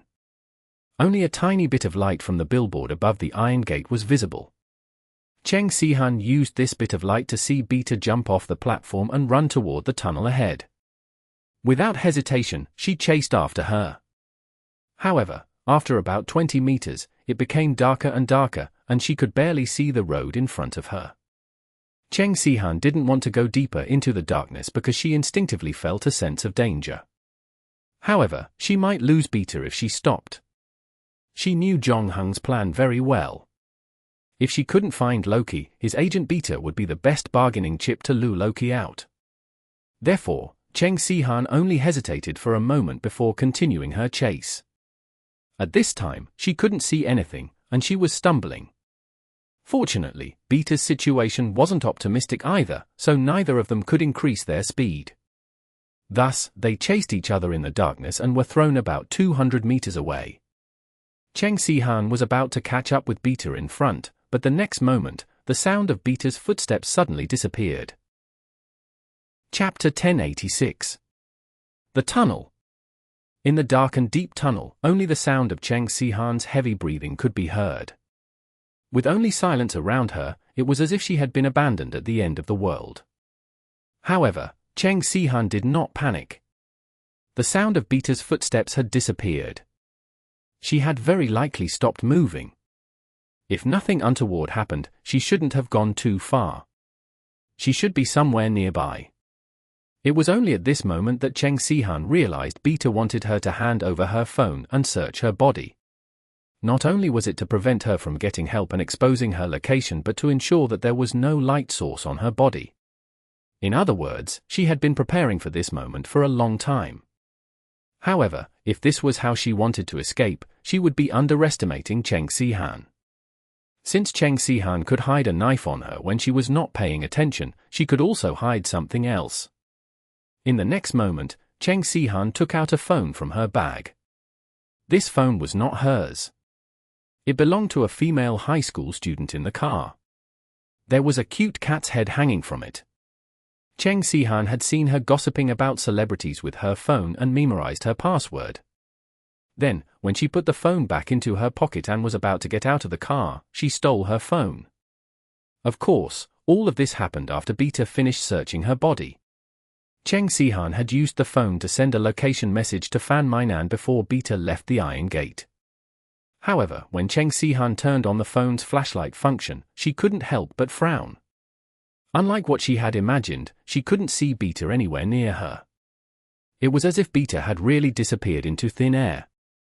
Cheng Sihan raised the phone to her face and rechecked the surroundings, but she didn't find any hidden passageways or exits nearby. At the moment, she was in an abandoned tunnel with thick concrete walls on both sides. Beta's disappearance was like a magic trick. However, for Cheng Sihan and her world, such a thing was not impossible. Cheng Sihan had played a similar trick in front of Zhong Heng not long ago. Beta was, after all, the second-ranked player in the first round of the proxy war, and since she was also Loki's personal agent, it would be strange if she did not have any trump cards to escape. However, Cheng Sihan couldn't understand why Beta did not use it when she was in the hospital and on the road. She had to wait until here to use it. Perhaps, the items she was carrying could only be used here. Or was it purely to bring her here? Also, were some of the words she said on the subway true or false? Cheng Sihan looked at the seemingly endless tunnel ahead, then at the phone in her hand. Perhaps she was too deep underground that the phone had no signal and she couldn't communicate with the outside world. Cheng Sihan hesitated for a moment and decided to go back the same way she came. She would wait for Zhong Heng and Fan Mainan to come over and discuss what to do next. Fortunately, she didn't go too far ahead. According to Cheng Sihan's calculations, she had only run for about 4 to 5 minutes in the dark, and since she couldn't see the road beneath her feet, she wouldn't be moving that fast. Thus, as a result, it should only take her 2 to 3 minutes to turn on the flashlight and go back. However, Cheng Sihan walked for a full 6 to 7 minutes, but she still couldn't find the platform she came from. What was even stranger was, this time, Cheng Sihan paid extra attention to her surroundings, and in the end, found no difference between this place and the tunnel that was in use. Additionally, there were no forks in the middle, ruling out the possibility that she had taken the wrong path when she returned from the original path. Cheng Sihan didn't overthink when she pursued Beta, but now that she was gone, she was the only one left in the tunnel. Her heart sank. At the same time, the light from her phone cast her shadow on the tunnel's walls. Warped and elongated, it looked looking abnormally strange. The darkness before and behind her was bottomless, leaving only her lonely figure in the tunnel. On the other side, Fan Mainan had also received a message from Cheng Sihan. She rushed to the subway station with Zhong Heng, but they ran into a bit of trouble when they passed the security check. Zhong Heng's equipment, whether the hidden scabbard or pestilence bone bow, were too eye-catching. Thus, he had no choice but to find an extra-large travel bag to pack them all up. At the same time, he also managed to create a minor disturbance at the entrance, attracting the attention of 2 security guards not far away. After that, he and Fan Mainan swiped their cards through the gate, walked down the stairs, and arrived at the platform. Fan Mainan looked around, but there was no sign of Cheng Sihan or Beta, so he said, "This is the last place my sister sent me." "What do you think she means? Does she want us to take the subway here?" It doesn't look like it. This is the subway line that we first tracked. However, your sister's phone somehow ended up on that thief's body. She changed subway lines in the middle, but your sister and Beta should still be on the tracks at that time, so they should have gotten off here instead of getting on the train. However, if they were just leaving the station, your sister wouldn't have taken the risk to send a message. Also, when they reach the platform, there's a high chance that they're still here. I'll go take a look in the toilet, Fan Mainan said. Okay, then I'll try to find a way to adjust the surveillance cameras. Zhongheng raised his head to look at the few cameras on the wall. These cameras basically covered the entire platform. If he could find the video, he should find out what was going on here. However, Fan Mainan was a little worried. Unlike the security guards at the gate, the people in charge of monitoring in the surveillance room would normally stay inside no matter what happened. Furthermore, there were more than 1 or 2 people in the surveillance room. Of course, these people combined would be no match for Zhongheng, but if he really used violent methods to get his hands on the video, it would cause quite a stir. This was, after all, the real world and not a pocket dimension.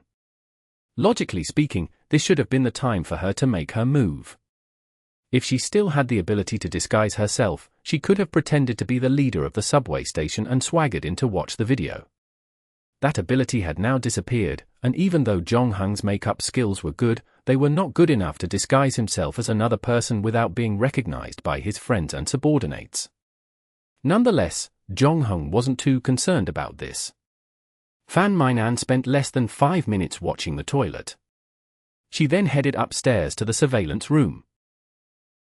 Chapter 1087. Surveillance Room.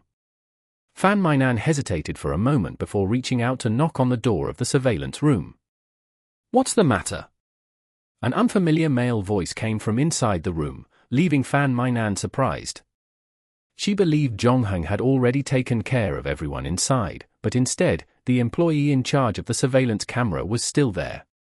Fan Mainan almost thought that Zhongheng was no longer inside. However, she soon heard Zhongheng's voice. "He's okay. He's a friend of mine." After waiting for another 5 seconds, the door in front of Fan Mainan opened. A slightly chubby employee wearing glasses popped his head out from inside and greeted Fan Mainan warmly. "Come in quickly." "Ah, okay." Fan Mainan was stunned for a moment before walking in. He saw Zhongheng looking up at the video on the monitor and saw Beta jumping off the platform on the screen. Cheng Sihan hesitated for a moment before she took out her phone and quickly typed a few words before jumping off as well. The bespectacled staff member was also stunned by this. This lasted for a long time before he suddenly snapped back to reality. He grabbed the phone at the side as fast as he could, trying to sound the alarm, but his hand was quickly pressed down by Zhongheng. The bespectacled worker was taken aback. "Leave this matter to us," Zhongheng said. "We're here to handle this. Don't worry, we won't let you be responsible." However, the bespectacled worker was obviously not at ease. After all, if something really happened, he would be severely punished for not reporting it. Zhongheng added, "This happened 25 minutes ago. If something did really happen, it would have happened a long time ago. Have there been any accidents on the trains recently?" "Now that you mention it, I remember. Previously, a driver reported that he saw someone on the tracks next door. However, after that, he said that he didn't see anyone, so everyone thought that the driver was mistaken," the bespectacled worker said. However, he quickly added, "But we can't just leave this matter alone, or it'll be all over if someone loses their life." "I know, I'll take care of it," Zhongheng reassured the guard. "You wouldn't have noticed anything if I didn't check the surveillance anyway, so just pretend that I didn't come." Well, the bespectacled worker looked troubled. Then, after a moment, he said, "You're the person Inspector Han recommended. Of course, we're willing to cooperate with Inspector Han, but we have our own rules and regulations here, so it'll be very difficult for me if I deal with you like this." Zhongheng didn't force the bespectacled worker. Instead, he asked, "How do you usually deal with it, then?" "This matter has to be reported to the leader. We'll wait for the leader's instructions, and under normal circumstances, the subway on this line has to stop, the bespectacled worker said. Okay, then we'll do as you say, Zhongheng said as he released his grip. Then, he left the surveillance room with Fan Mainan. After closing the door, Fan Mainan finally asked the question she had been holding back for a long time. How did you convince him to let you watch the video? And who is this Superintendent Han? I found a friend to help me contact the local police station, Zhongheng said. He had found the person through Han Lu's connections, but he never expected Cheng Sihan and Beta to jump off the platform.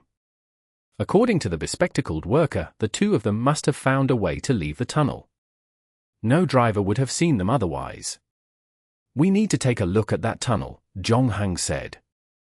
I'll make another call. Even if we can't go down alone, at least we can go with the subway company when they stop the line for inspection. Zhongheng didn't know how Han Lu did it. 10 minutes later, the subway really stopped running. Then, the company called in the inspection team most familiar with the tunnel. Their routine work usually started late at night. After the last train arrived at the last station, it was their turn. They would ride a trolley loaded with cranes, maintenance tools, and materials along the track to inspect the bolts along the way. Thus, they became the ones responsible for the search this time. The patrol team's leader, a man from the northwest, named Ma Lu, found Zhongheng and Fan Mainan. He looked like he was in his early 40s. He spoke little and had that very calm look on his face. Are you guys coming too? Yes. Zhongheng nodded. Okay, then follow me. Ma Lu wasted no time and said directly. Then he handed Zhongheng and Fan Mainan a flashlight. Zhongheng carried the large travel bag and followed the patrol team down the tunnel. Other than the road, there were two other young men. Of course, they weren't the only ones in the entire subway patrol team. It just so happened that they were on the night shift, a time where the others were still sleeping at home. It was only one station's distance to the next station, so they had more than enough men. Without needing instructions, the two young men had already spread out to check the tracks. For the time being, they found nothing wrong. Very soon, they arrived at the iron door. The young man in front shone a flashlight on it, and it flashed past quickly. But at that moment, Zhongheng noticed something. Wait. What's wrong? Ma Lu stopped in his tracks. Is the lock on this door usually open? Zhongheng asked Ma Lu. The latter moved the flashlight to an escape door and was stunned. Here? It's been locked since I came to work here. Is that so? Zhongheng looked at the dust on the door. It had indeed accumulated for a long time, but not long ago, traces of it being opened and fingerprints had been left on it. If nothing went wrong, Cheng Sihan and Beta were the ones who opened the door. So Zhongheng continued to ask, "What's down here?"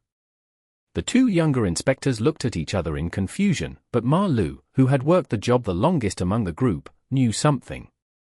Actually, I've never been down there before, but I heard from some of the older workers that there's a subway line down there. A subway line?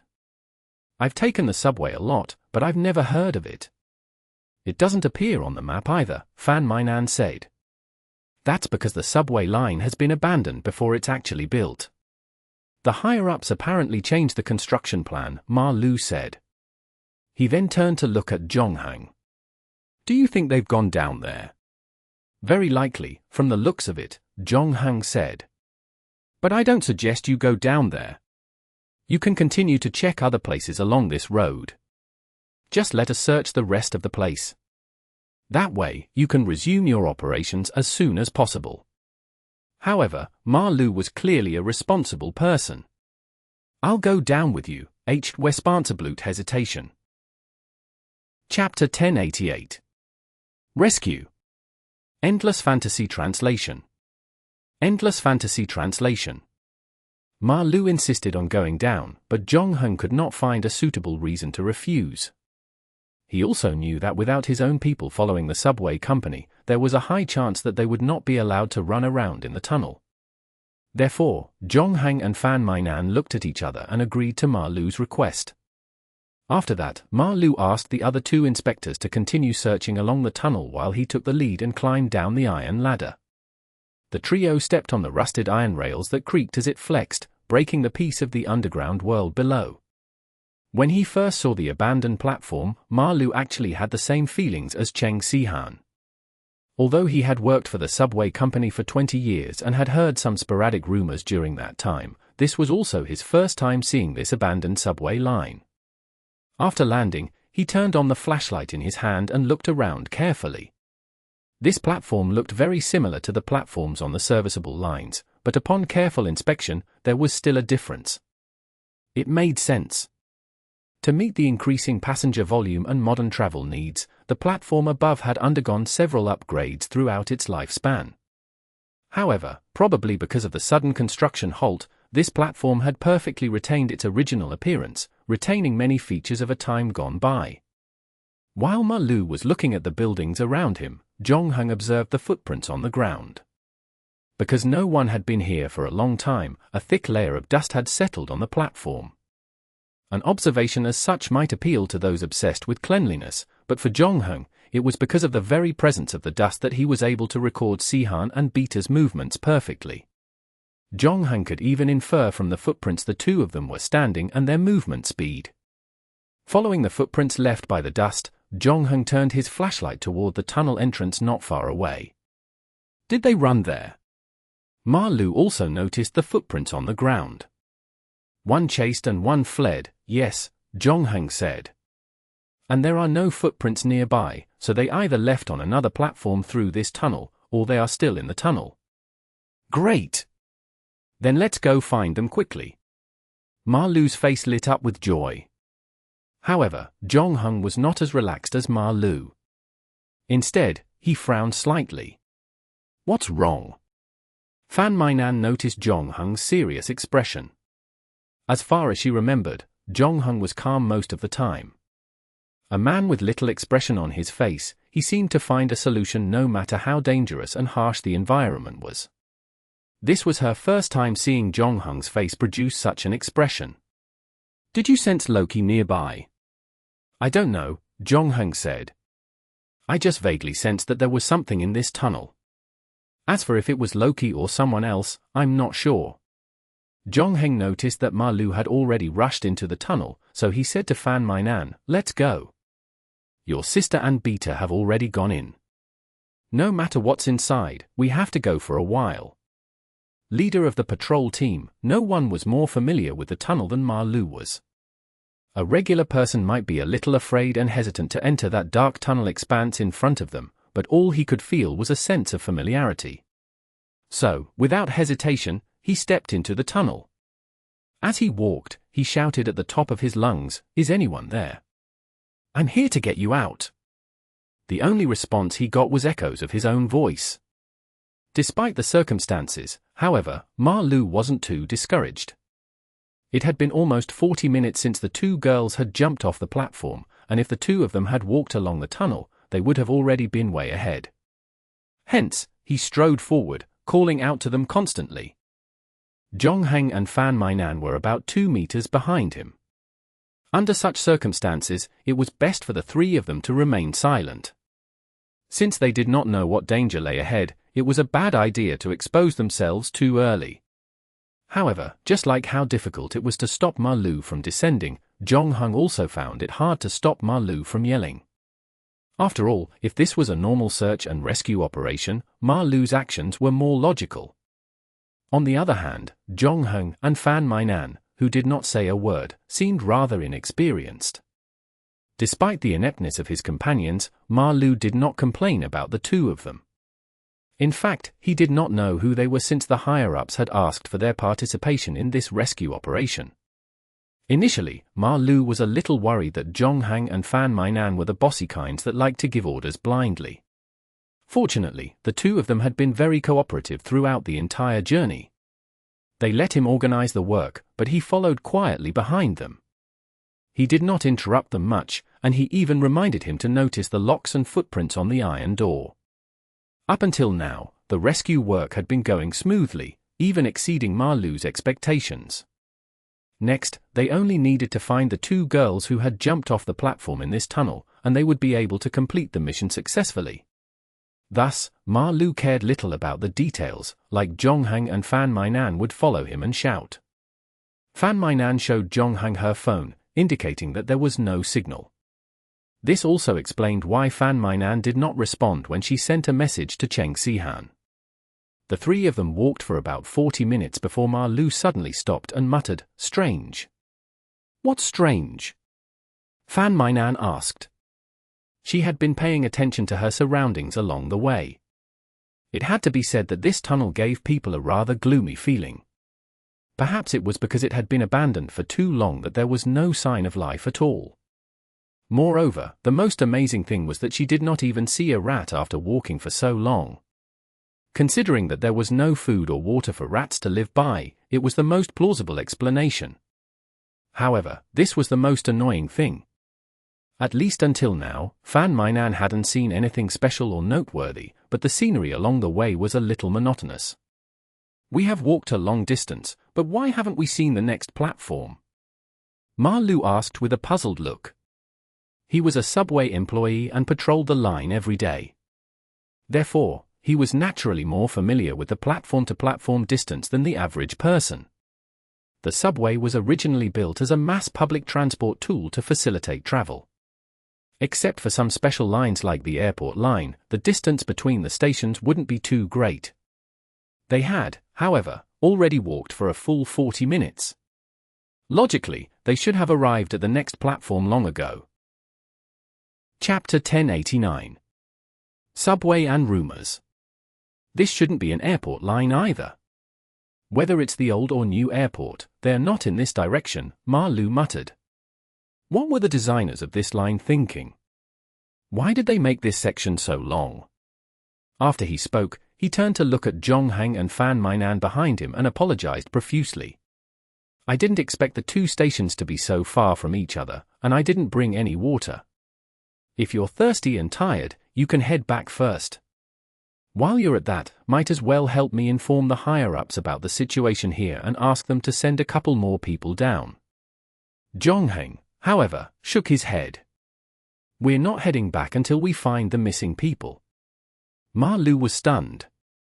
He saw that Zhonghang and Fan Mainan had been following silently the entire time, and they showed no signs of anxiety. He thought that they didn't have much to do with the missing people, or at least weren't relatives or friends. However, for some reason, he had no choice but to join them in the search. Thus, Ma Lu kindly suggested that the two of them go back. The main reason was that they had been gone for so long, and there was no cell connection down there. Hence, contacting the higher-ups was necessary, thus making it a win-win situation. He never expected Zhonghang to reject it. After that, he heard Zhonghang continue, "I think you should go back. You've been shouting for so long, and you're starting to sound a little hoarse. You need some water to rest." "I'll be fine." Ma Lu shook his head. "The sooner we find the two missing girls, the sooner we can be at peace." After that, he saw that Zhonghang and Fan Mainan had no intention of leaving, so he raised his flashlight and continued forward. However, Zhonghang was right. Ma Lu had been shouting for 40 minutes, and his mouth was getting dry. He stopped shouting after they left. The three of them walked forward silently. After about 5 minutes, Zhonghang spoke again. "Master Ma, you've worked for the subway company for quite some time, right? How much do you know about this line?" "This is my first time here. In fact, I don't think anyone from the company has been here before," Ma Lu explained. "Construction here stopped before this place was completed, so it was never handed over to the subway company. I don't know its length, direction, and its number of platforms. To be honest, I didn't even expect this tunnel to be so long. In fact, this section is basically completed. The construction materials seem fine, too. It's a pity they just abandoned it like this." What about the rumors?" "What?" Ma Lu thought he had misheard Zhonghang's question. "I remember you mentioning something about this place in the past. Could you tell us about it?" "Now?" You want to hear about the rumors now? Is there anything inconvenient about it? John Hung asked. Well, because most of the rumors are ridiculous, and we happen to be in this tunnel right now. Even though I'm not superstitious, there are things that we should avoid. Yes, but we have nothing to do now, John Hung said. After walking for so long, everyone should be a little tired. Chatting eases the fatigue a little. Ma Lu glanced at Fan Mainan, who was standing beside him. He realized that the skinny girl didn't show any fear, so he nodded. Okay, where do you want to start? Why don't we talk about why this subway line was abandoned? Fan Mainan began. The official story is that a change in administrative planning caused this line to become obsolete, so they stopped the project completely. But in reality, no one knows the actual situation, Ma Lu said. But when I first entered the company, I did hear some old employees saying that the real reason this line was abandoned was that none of their workers were willing to continue work. From the construction of the project to the remaining third of the place, people began to fall gravely ill. In the beginning, no one paid too much attention to it, though, thinking that it must be the workers themselves. At that time, machinery and equipment weren't that advanced, and work was very labor-intensive. It was not uncommon that these workers usually suffered health problems. Typically, they would just recuperate for a while. But soon, when a second person fell ill, and then the third, the construction company began to pay attention. They reduced the labor intensity and increased ventilation in the tunnel. They even went as far as to change the cooks at the construction site, but it was no use. More and more people kept falling ill. At this time, the diagnosis report of the first person who got sent to the hospital was also out. It turned out that it was not possible to find out the cause of the illness from routine examinations. His body functions were normal, but he showed signs of severe weakness, memory decline, and even developed cognitive impairment. Not only him, but several workers who were sent to the hospital later also showed similar symptoms to varying degrees, completely ruling out the possibility of a genetic disease. The report did nothing to dispel the workers' doubts and worries. Moreover, as the number of ill increased, the rest of the workers would start to panic one day. In the end, under the leadership of a few leaders, they went on strike together and were unwilling to continue work. The construction company had no choice but to transfer teams from other places to replace the workers who went on strike. In addition, they even found experts to conduct inspections. The experts stayed here for 2 weeks, but unfortunately, found nothing. Eventually, they took some samples and left. Fortunately, there was a new batch of workers, and the project could finally continue. The good times didn't last long, though. About half a month later, another worker fell ill, and the symptoms were the same as the previous batch of workers. Moreover, this batch found out about the previous batch of workers from God knows where. Furious that the construction company hid the actual situation from them, they too went on strike after that. What's worse was that this matter gradually spread among the workers.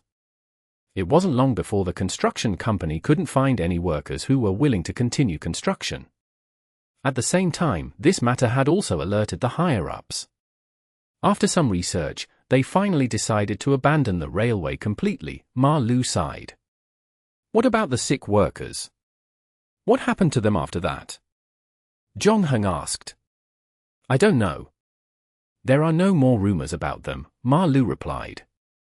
After a pause, he added, but it said that this wasn't the only thing that happened during the construction. Before the first worker fell ill, there were already workers who had gone missing. Chapter 1090. Unsolved Case. Missing? John Hung raised his eyebrows. Yes. It is said that the last time a worker saw the missing person, it was around 2 a.m. He sat up from his bed and muttered a few words. Then, he put on his clothes, got up, and walked out of the room. At that time, his roommates thought that he had just gone out to use the toilet. They never expected him not to return. Later, the construction company gathered people to look for him. Only then did they find his hard hat and wallet in the half-built tunnel. However, they were unable to find him. It was as if he had disappeared into thin air. This incident also caused a small riot because the subway tunnel they were building did not have any forks. The end was also a dead end. No one could think of where to hide him. Ma-Lu hesitated for a moment before continuing. It's because our city has been regarded as the dynasty's capital for the past few centuries. At that time, there was a rumor circulating in the construction team that this subway line had destroyed the underground dragon vein. The disappearance of that worker was a warning. This rumor became more and more popular after more and more people fell ill for no reason. However, the management of the construction company was more inclined to the idea that the missing person had actually been killed by the enemy. The safety helmet and wallet in the tunnel were just a trap set up by the murderer. As for why no one was found alive or dead, the murderer threw the body into the blender and mixed it with the concrete. A speculation of this sort is indeed more realistic, especially since the missing person had an emotional dispute with another worker on his team. The two happened to be from the same village, and the suspect liked a girl from there. The dowry was originally agreed upon, but the missing person interfered and added 30,000 yuan to the dowry. As a result, the two became enemies, and the suspect had a credible motive for murder. Later, the police conducted an investigation, but perhaps due to outdated testing at that time, they were unable to find any substantial evidence and had no choice but to release the suspect. Zhong Heng nodded. Do you know what the missing person said before he left the house? The worker who lived with him didn't hear it clearly because he was half asleep. He said that he only heard one sentence, something that sounded like the water was a little cold. The water was a little cold? It was quite strange because it was summer at the time. It hadn't rained for a few days, and there weren't many lakes and rivers nearby. Perhaps he dreamt of his hometown while he was sleeping. He didn't really believe in such things, though, and usually only heard it in casual chats after dinner. But as he had said, the three were now in this subway tunnel, and they hadn't seen the next platform even after walking for so long. Combined with the rumors he had heard, Ma-Lu couldn't help but shudder, no matter how big he was. However, the culprit that caused all of this didn't seem to have much of a reaction. Furthermore, to Ma-Lu's surprise, Zhong Heng opened his mouth and said, I'm close to understanding what happened to the missing worker. Ma-Lu was stunned when he heard that. After a moment, he said, What? What are you saying? That's just a legend. Furthermore, it's been so long since we were at the scene that night. The police at that time were unable to investigate the matter, so how do you know what happened? It's simple. Because we're experiencing the very thing that's happened to him, Zhong Heng said calmly. His words seemed to have caused the temperature in the tunnel to drop by a few degrees. Ma-Lu's heart turned cold, and he forced a smile. Now is not a good time to joke around. Indeed, Zhong Heng admitted. Unfortunately, I'm not joking around. As he spoke, he stopped and picked up a coin from the ground in front of him. I dropped this coin 30 minutes ago. What do you mean? Ma-Lu was a little confused. It means we're going in a circle, Zhong Heng said. How is that possible? Ma-Lu's eyes widened. There are no forks in this tunnel, and we haven't turned back. We've been walking in one direction. Even if we did go in a circle unknowingly, we should have seen the platform we came from. Logically speaking, yes, Zhong Heng said.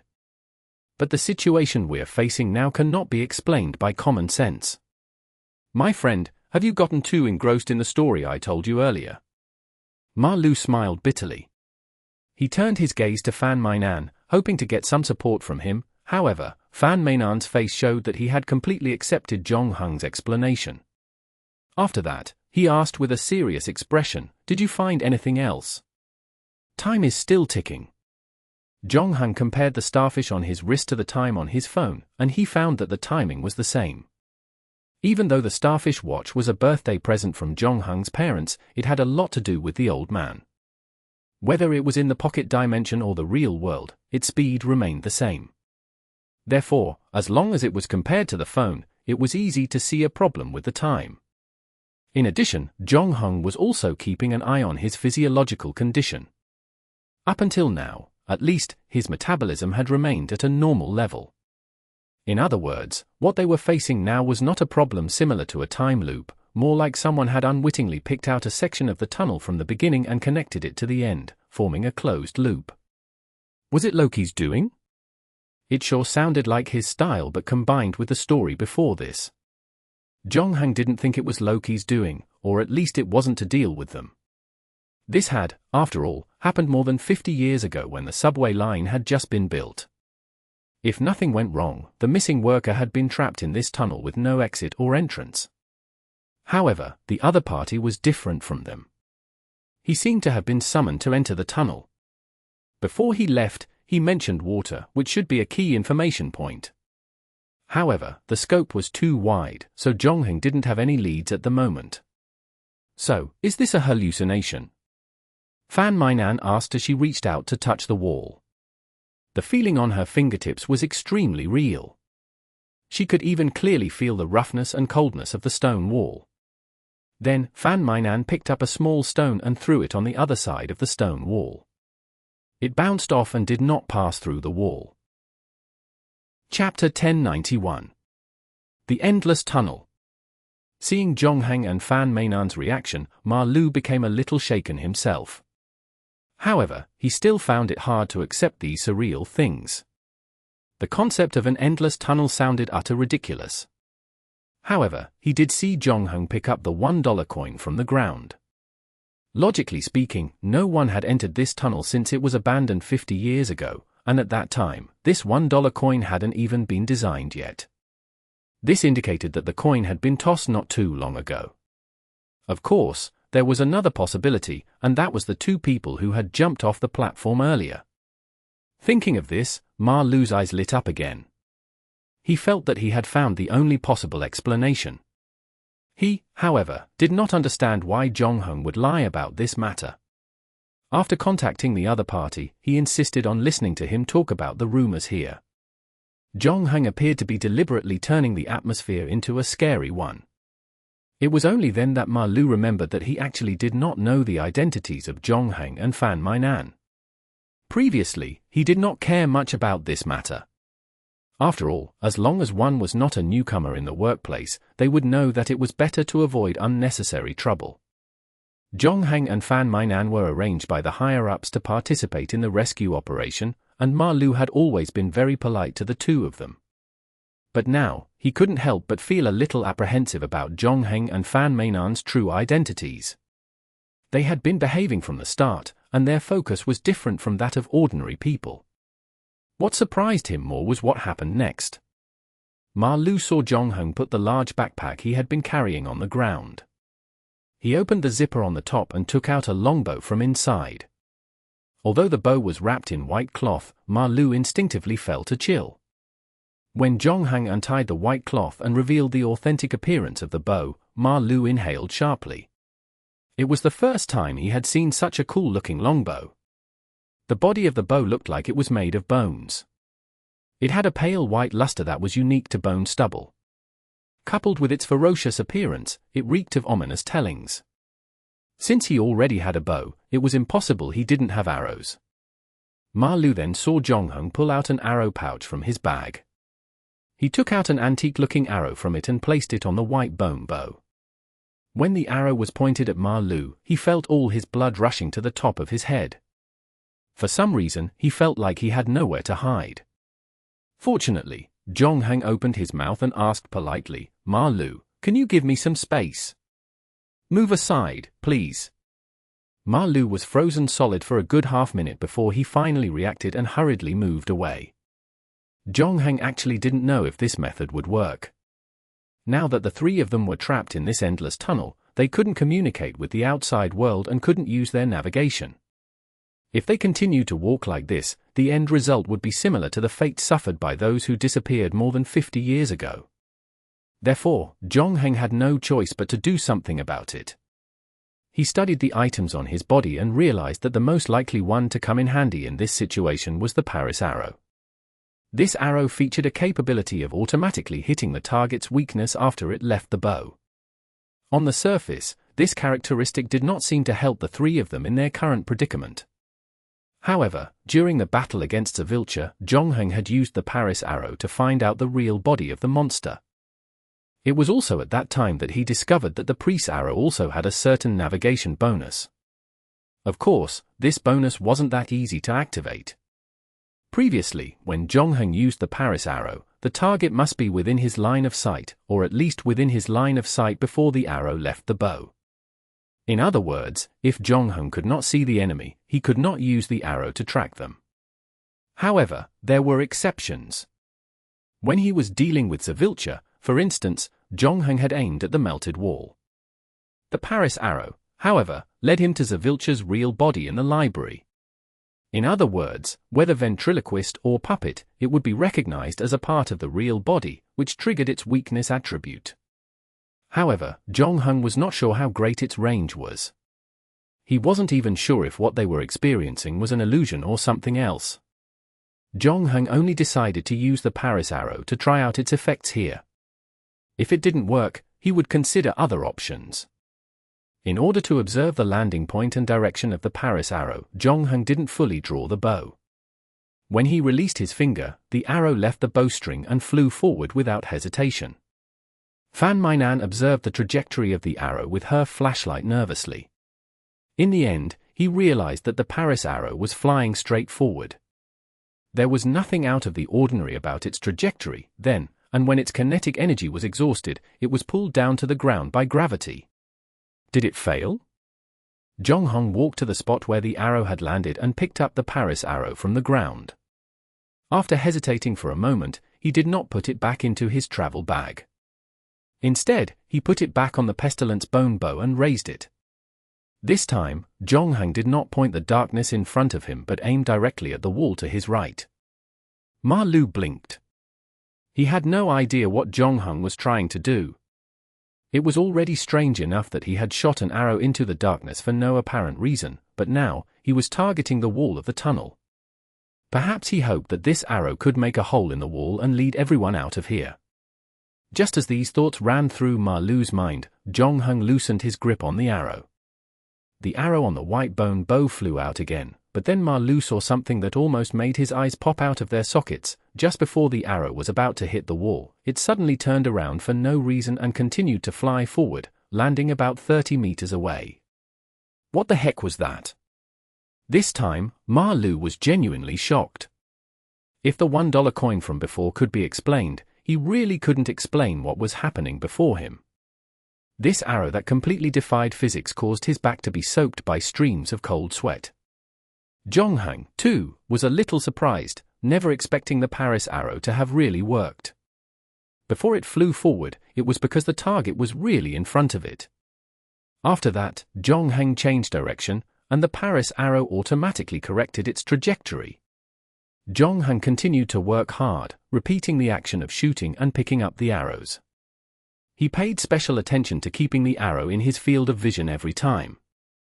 In the end, after about 15 minutes, the three of them actually walked out of the tunnel and saw another platform. Chapter 1092. The strange sound of the station. Ma Lu finally heaved a sigh of relief when he saw the platform. The main thing was that what had taken place tonight was indeed a little too bizarre. Whether it was the two people that jumped off the platform and disappeared, the ridiculously long tunnel, the dollar coin Jongheng picked up along the way, or the extremely retro equipment that he was wearing now, all were unheard of by Ma Lu. Coupled with Jongheng's conclusion that he had fallen into a loop, even an atheist like Ma Lu couldn't help but feel a little shaken. It was not until he saw the platform that his heart rate, which had been rising, gradually slowed down. This time, Ma Lu was careful. He first looked at the platform in front of him. He was sure that this platform was not the same as the one they had come down from, even though the shape and appearance of the two were almost identical, but upon careful inspection, he could still see some differences. First of all, there was no iron ladder above this platform that could go to the tunnel above their heads.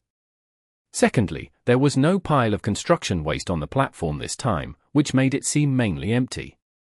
Moreover, miraculously, there was no dust on the ground. Instead, it was shining as if something was constantly rubbing against it. However, Ma Lu was disappointed that he did not see the two missing people on the platform. He glanced at the dark tunnel entrance not far away and hesitated, which was rare. It was mainly because the previous stretch of road was too long, and Ma Lu did not know if the tunnel would be as long as the previous one. When he led the search team, he never expected the missing person to come here. He was not well prepared, and he did not bring any food or water. After shouting for so long, he was thirsty, and even if they did find the missing person, they would still have to walk a long way before they could return. After some thought, Ma Lu had no choice but to adjust his original plan. He suggested it to Zhongheng and Han Lu. The situation seems a little out of our control. Let's go back and tell the higher-ups about what's happened here. However, to his surprise, Zhongheng shook his head and insisted that they would not leave until they found the missing person. Then, Zhongheng looked at him and added, "I advise you not to turn back." Why? Ma Lu was confused. However, Zhongheng found it to explain. The tunnel they walked through was obviously problematic, and all who entered would fall into a certain repeating loop. Zhongheng did not know if Cheng Sihan and Beta were also trapped in this cycle. Although he could use the Paris arrow to get out, it was impossible for him to return to the platform he had just arrived at. No matter what caused the anomaly, it was at this end of the tunnel and not the first platform. The Paris arrow could lead him here, but not to his starting point. In other words, Zhongheng and Fan Mainan had no other choice.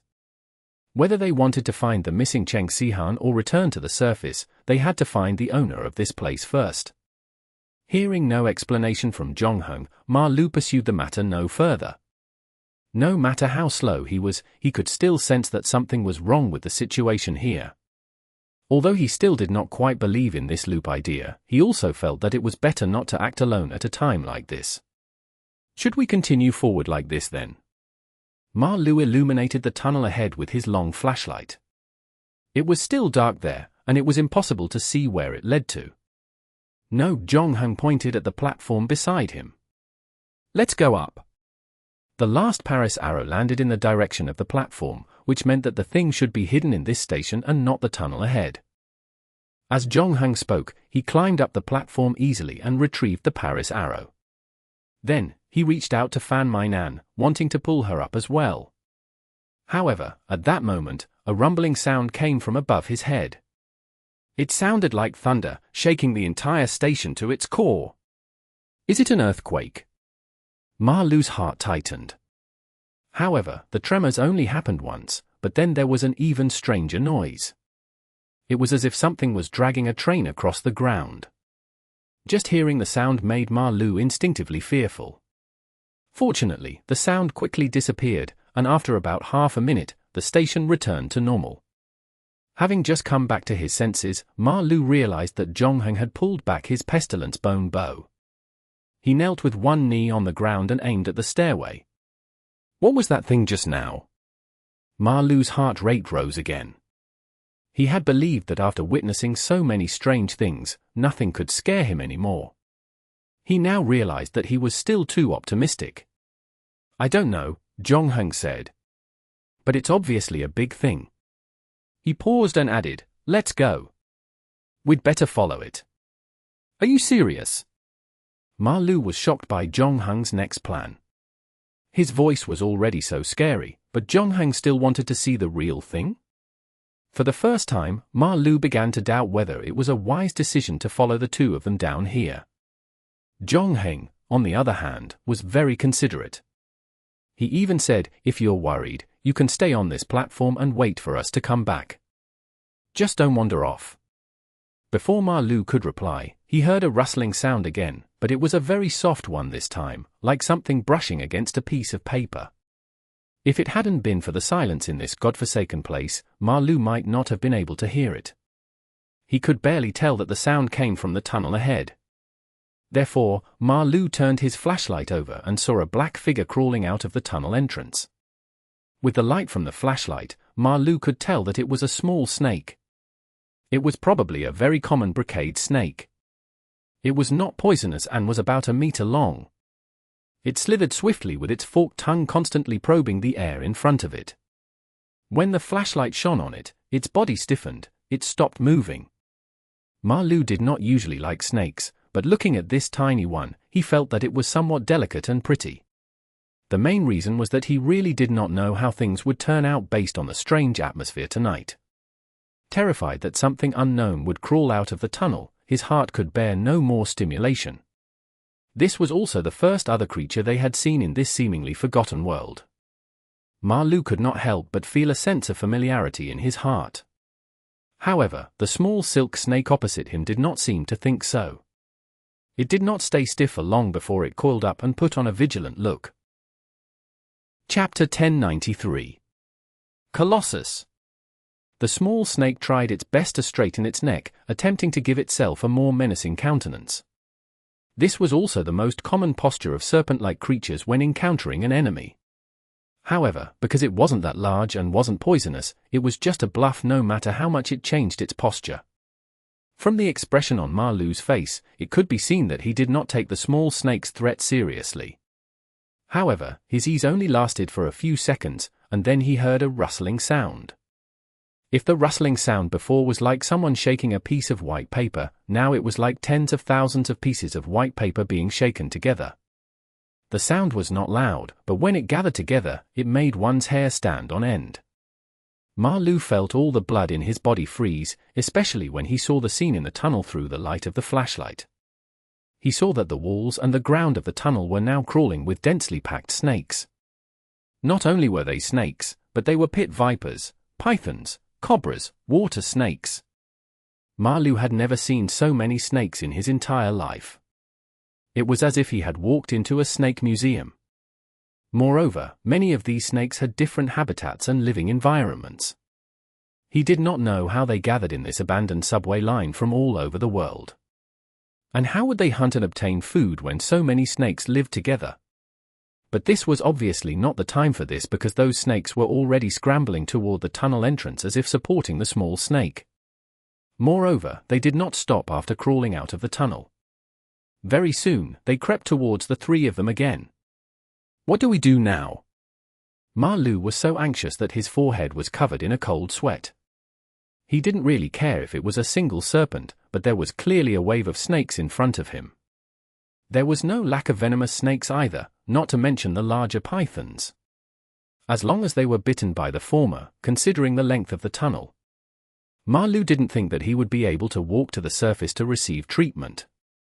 As for pythons, they were even scarier. These snakes could even swallow water buffaloes. They either gorged on their prey until they overate or died from overeating. It had always been the rule for pythons to hunt. Zhongheng didn't immediately answer Marlou's question. Instead, he reached out to pull Fan Mainan up the platform. He then said to Marlou, "Looks like you have no choice but to follow us upstairs." Marlou instinctively resisted when he thought about the loud rumbling and the dragging sound that followed.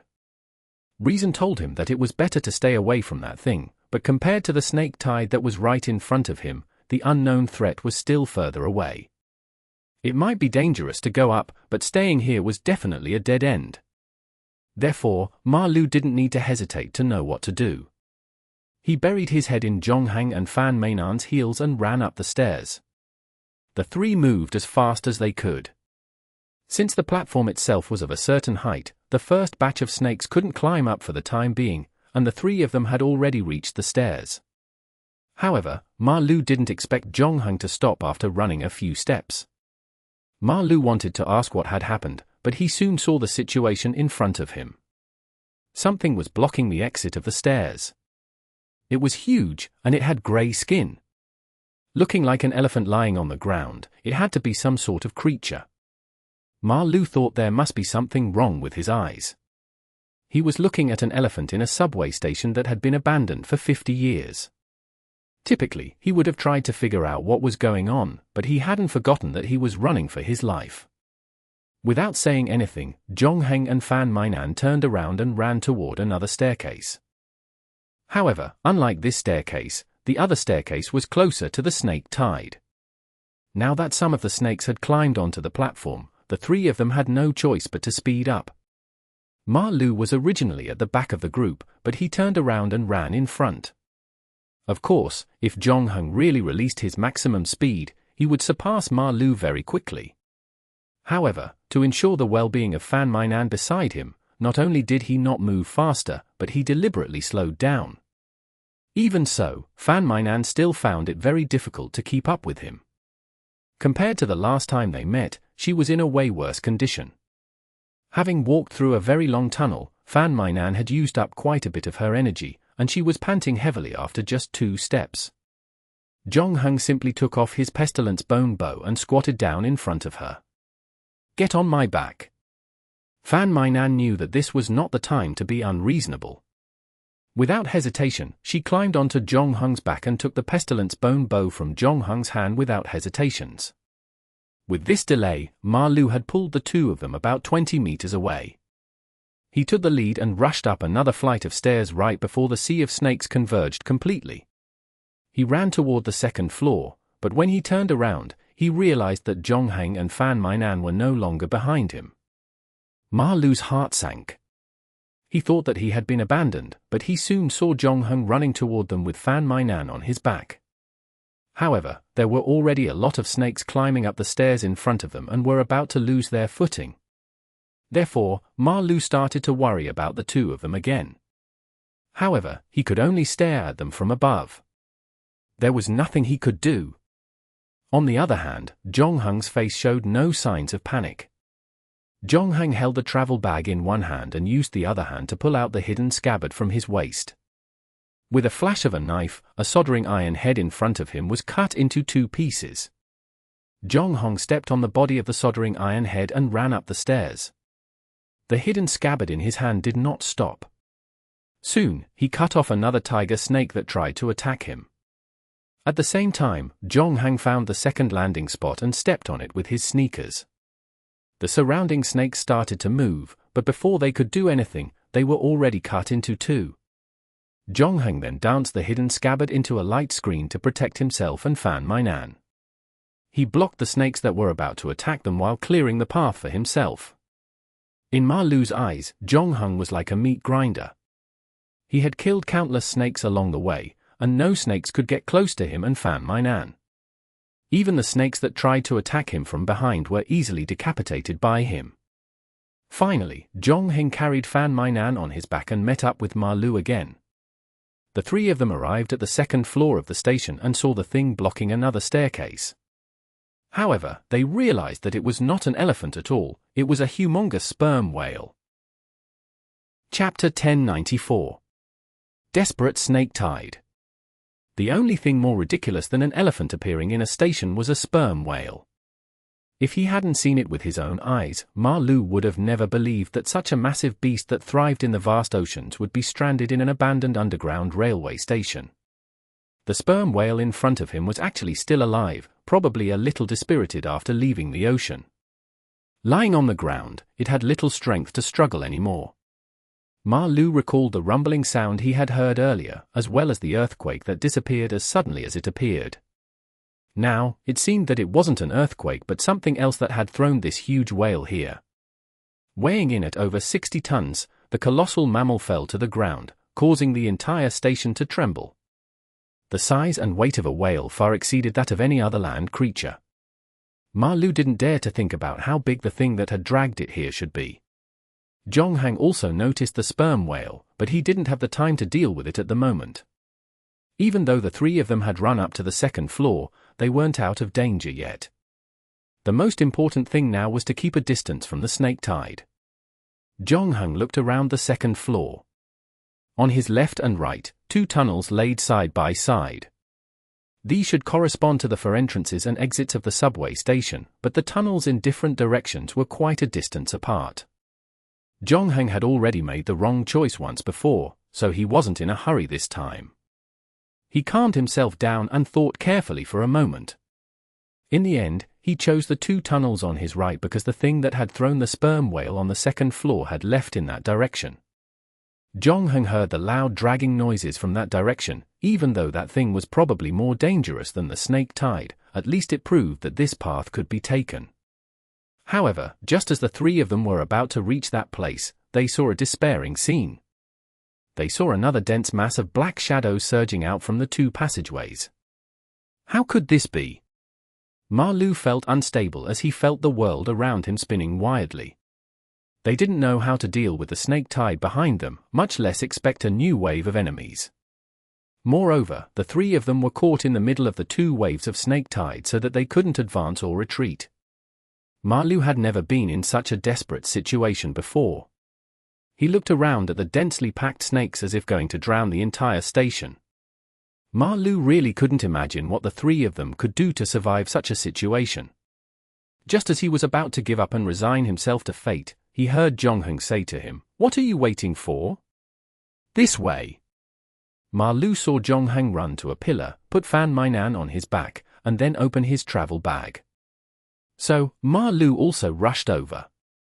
He had hoped that Jongheng's travel bag would contain some killer weapon. In the end, all he saw was Jongheng pouring out a pile of Lego parts. Marlu didn't know what to say.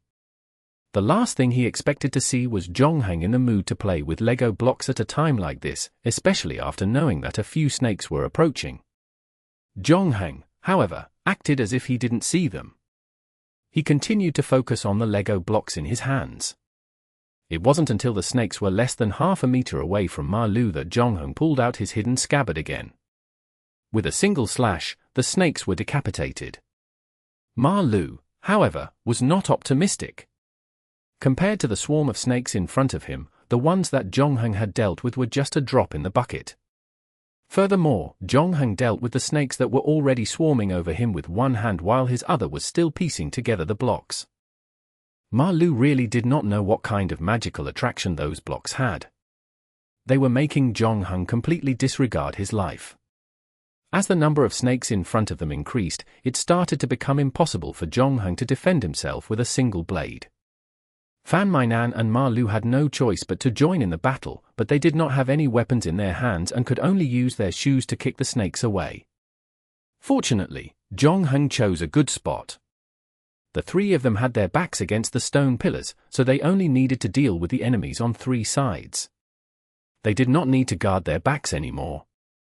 However, the situation was only temporary. As more and more snakes crawled out from the two tunnels not far away, it was getting harder and harder for the three of them to see the space around them. "Buy me 2 minutes," Jongheng said to Fan Mainan without raising his head. "Okay." Fan Mainan wasted no time and pulled out a piece of chocolate from her pocket. Even though her special ability had disappeared, she still had a few game items on her. This piece of chocolate was one of them, and it was just the right item for this situation. Previously, she was pinching it when she was lying on Jongheng's back. However, Jongheng had told her that she didn't need any help for the time being, so she put it back into her pocket. Now, Fan Mainan broke off a piece of chocolate the size of a fingernail and threw it into the group of snakes. Then, all the snakes started to go crazy. They completely forgot about the three and swarmed toward the chocolate. A snake that had almost reached the feet of the three of them was in a hurry to turn around and snatch the piece of chocolate. Unfortunately, they were too late. The piece of chocolate was swallowed by a corn snake as soon as it landed on the ground. However, before it could savor the taste of the chocolate, another green bamboo snake beside it bit into its body. Due to the protection of the scales, however, the bamboo green snake was unable to bite the corn snake's flesh. However, its angry action seemed to have pushed some buttons. Then, the companion next to the corn snake seemed to have suddenly woken up and rushed to bite it. Not long after, the corn snake was completely eaten up. Not even a bone was left. The snakes regained their calm, too, turning around again to slither towards the three of them. Fan Mainan did the same thing again. She broke off another piece of chocolate and threw it over, causing the snakes to fight for the food again. The good news was that every time she threw the chocolate, it would buy the three of them about 20 seconds of safety. The bad news was that the bar of chocolate in her hand was getting smaller and smaller.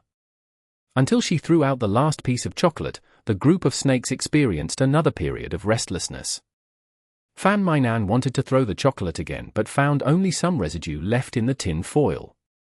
Fan Mainan threw the remaining residue and the tin foil into the distance, but she snakes didn't seem so obsessed, probably because there was not so much chocolate this time.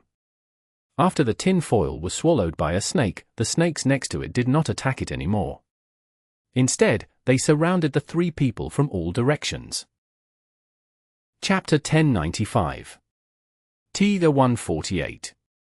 Fan Mainan subconsciously took half a step back. She had no way of stopping the snake swarm after using up that piece of chocolate.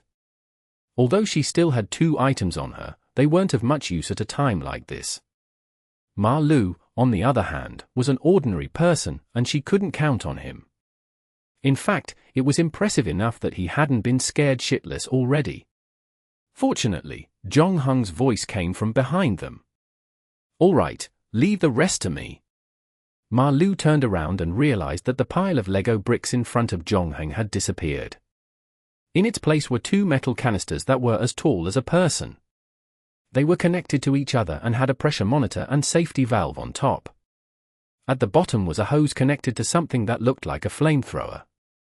Now, the nozzle was in Zhong Heng's hand. After Ma Lu and Fan Mainan retreated behind him, Zhong Heng pulled the trigger and a terrifying pillar of fire shot out the muzzle. The terrifying, over 60-meter-long inferno engulfed almost everything in front of it. Wherever the flames passed, many snakes were directly roasted. Some were even burnt to charcoal, and the air was filled with the smell of burnt flesh. When Zhong Heng finished his first flame injection, there were almost no other living creatures within 25 meters of them. The T-148 flamethrower was manufactured by the Italian company Tirrena. First appearing in the 1980s, it was used to deal with a large number of enemies and strong fortifications. In other words, it was a piece of equipment that was used on the battlefield to gnaw on the toughest bones. It was an extremely powerful weapon, not to mention that Zhong Heng had also expanded its fuel capacity. The standard T-148 flamethrower could shoot up to 18 times, while the Plus version that Zhong Heng had assembled with Lego and infinite building blocks could be used at least 30 times. When he pressed the trigger, Ma Lu, who was a meter behind him, could also feel an astonishing heatwave, causing his hair to curl involuntarily. What surprised Ma Lu more was that he had no idea where Zhong Heng got this set of equipment. Just a few minutes ago, Zhong Heng had been lying on the ground playing with his pack of building blocks. However, too many unbelievable things had happened that night, and Ma Lu was already somewhat numbed by it. He knew that even if he opened his mouth, Zhong Heng might not be willing to explain it to him. After burning at least a few hundred snakes in one go, Zhong Heng put down the airbrush and picked up the hidden scabbard by his feet. He started to deal with the new batch of snakes that were crawling toward them. With a swing of his knife, the few snakes quickly followed in the footsteps of their companions, and when the snakes behind them gathered again and increased in number, Zhong Heng picked up the airbrush again. After repeating this a few times, the whole station looked as if it had been roasted in a furnace. Although there were still snakes slithering out of the tunnel, it was unknown if it was because they were completely terrified of the corpses of their compatriots, or because they did not like high temperatures that fewer and fewer snakes were coming toward them. On the contrary, the body of the sperm whale was already crawling with all kinds of snakes, densely packed together. These snakes were constantly eating the whale's flesh, as though enjoying a feast. In addition, there were also snakes crawling into its head through its pores. Ma Lu too was attracted by this cruel scene. He even temporarily forgot that they weren't completely out of danger yet. That's right. This sperm whale is here because something wanted to feed the snakes in this place, Zhong Heng said lightly as he casually cut off a ring snake that was trying to crawl to his feet. He then dusted it with the T-148. He could basically confirm that although the snakes in front of him were a mixture of different species, some even endangered or declared extinct, they were essentially just ordinary snakes with no mutation. As for why the 3 of them were targeted by the serpents, it wasn't because someone was behind the scenes, secretly controlling the swarm, or if the group of snakes really wanted to support the small snake. It was purely because the 3 of them were unlucky. They just happened to be at the dinner time of the snake group and were mistaken for food along with the sperm whale. Who? No, what kind of thing feeds a whale to a snake? Ma Lu was shocked. He only asked this question subconsciously because he had already asked Zhong Heng once during the earthquake. Zhong Heng did not know what they were up against, so Ma Lu didn't expect to get an answer. However, Zhong Heng actually answered him this time. I can roughly guess whose territory we are in. Who? Fan Mainan raised his eyebrows. You've been Loki's agent for some time, so you should have done some research on him. You know that besides his wife, Sigyn, Loki also had 3 children with the female giant, Angelboda. These 3 children are much more famous than his and Sigyn's 2 children. The earth-shaking monster Fenrir, the earthly python Jemengard, and the goddess of death, Hela. They're similar to the 4 horsemen of the apocalypse. When they appear, it means the end of the world is nigh. Fan Minan replied fluently before a look of realization appeared on his face. We met Jemengard. Jemengard, the second child of Loki and the female giant Angelboda, was Fenrir's younger brother, Hela's older brother, Thor's sworn enemy, and the rumored python with a huge body. As soon as Jemengard was born, he was regarded as a major threat to Asgard by the main god Odin. It was a disaster that would befall Asgard. Therefore, Odin threw him into the bottomless sea of the mortal world when he was young. When he grew up, his body became bigger and bigger. He stretched his body and bit his tail, enveloping the entire mortal world. Therefore, he was also known as the giant snake that surrounded the atrium.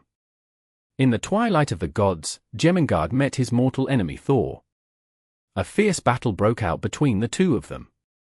In the end, Thor hit Jemengard's head with his hammer, and Jemengard injected the venom into Thor's body. The two eventually died together. I should have thought of it earlier. The Ouroboros itself means both the beginning and the end. It has the meaning of an endless cycle. That's why we were trapped in that endless tunnel. There were also those construction workers who suffered from strange diseases.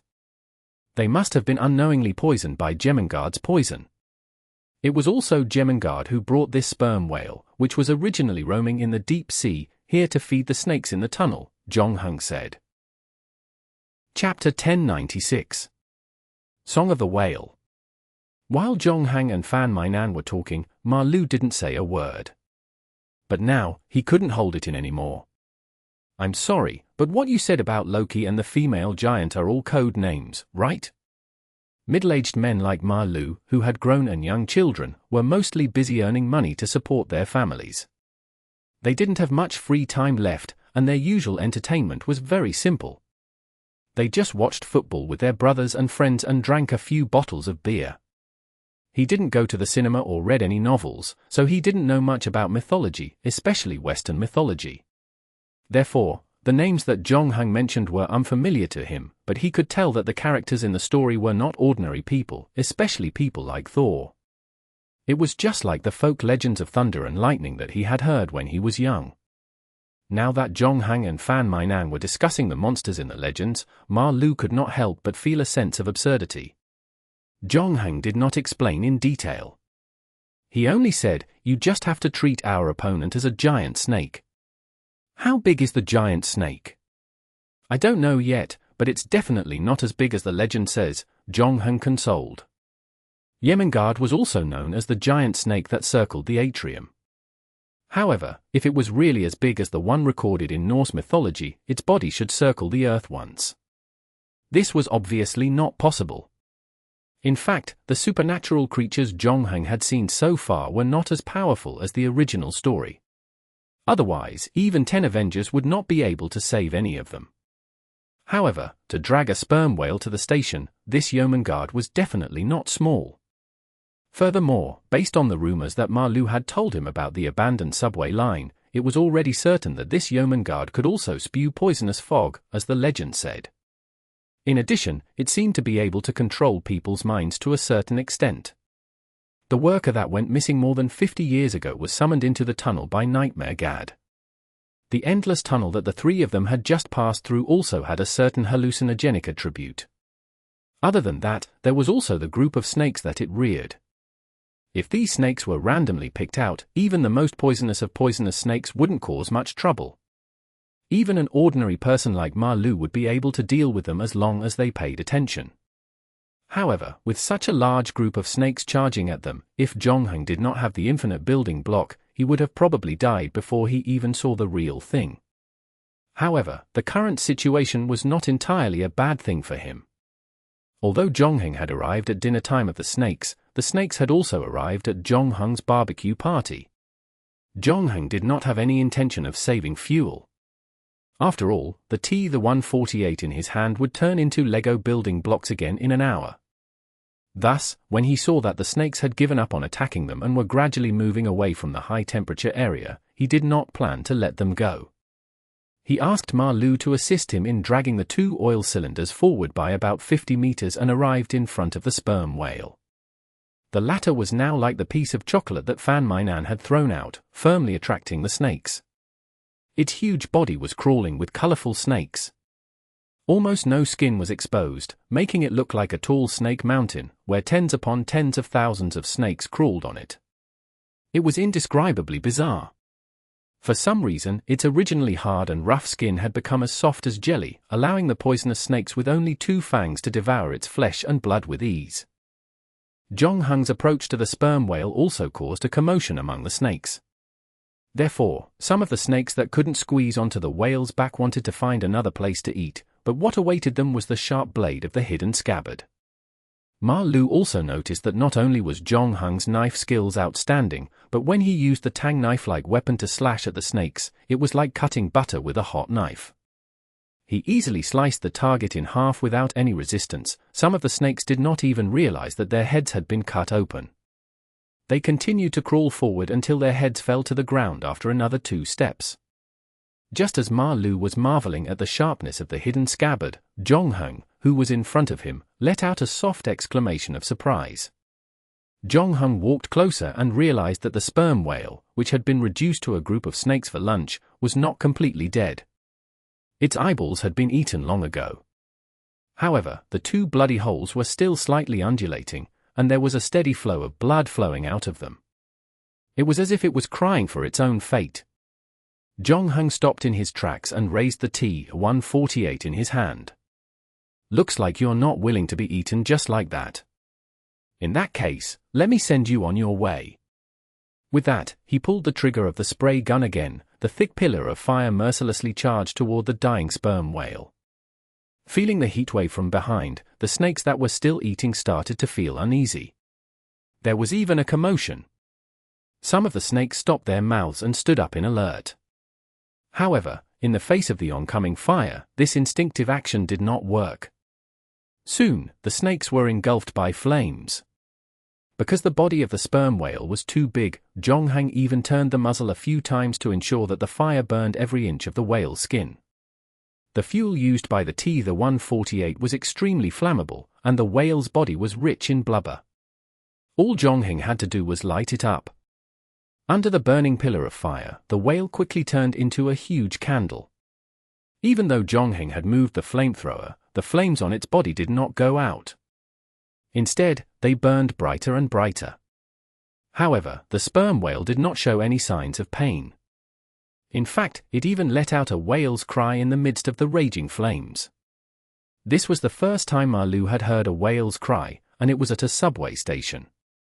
No one would believe it even if they heard it.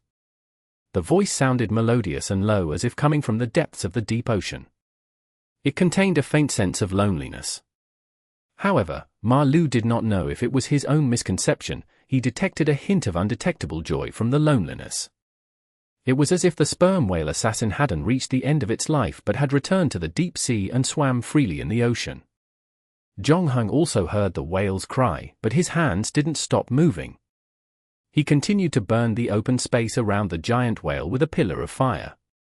There were still many snakes that hadn't been able to climb up the sperm whale's body before. If nothing went wrong, they might have to face off against Yamenga in the future.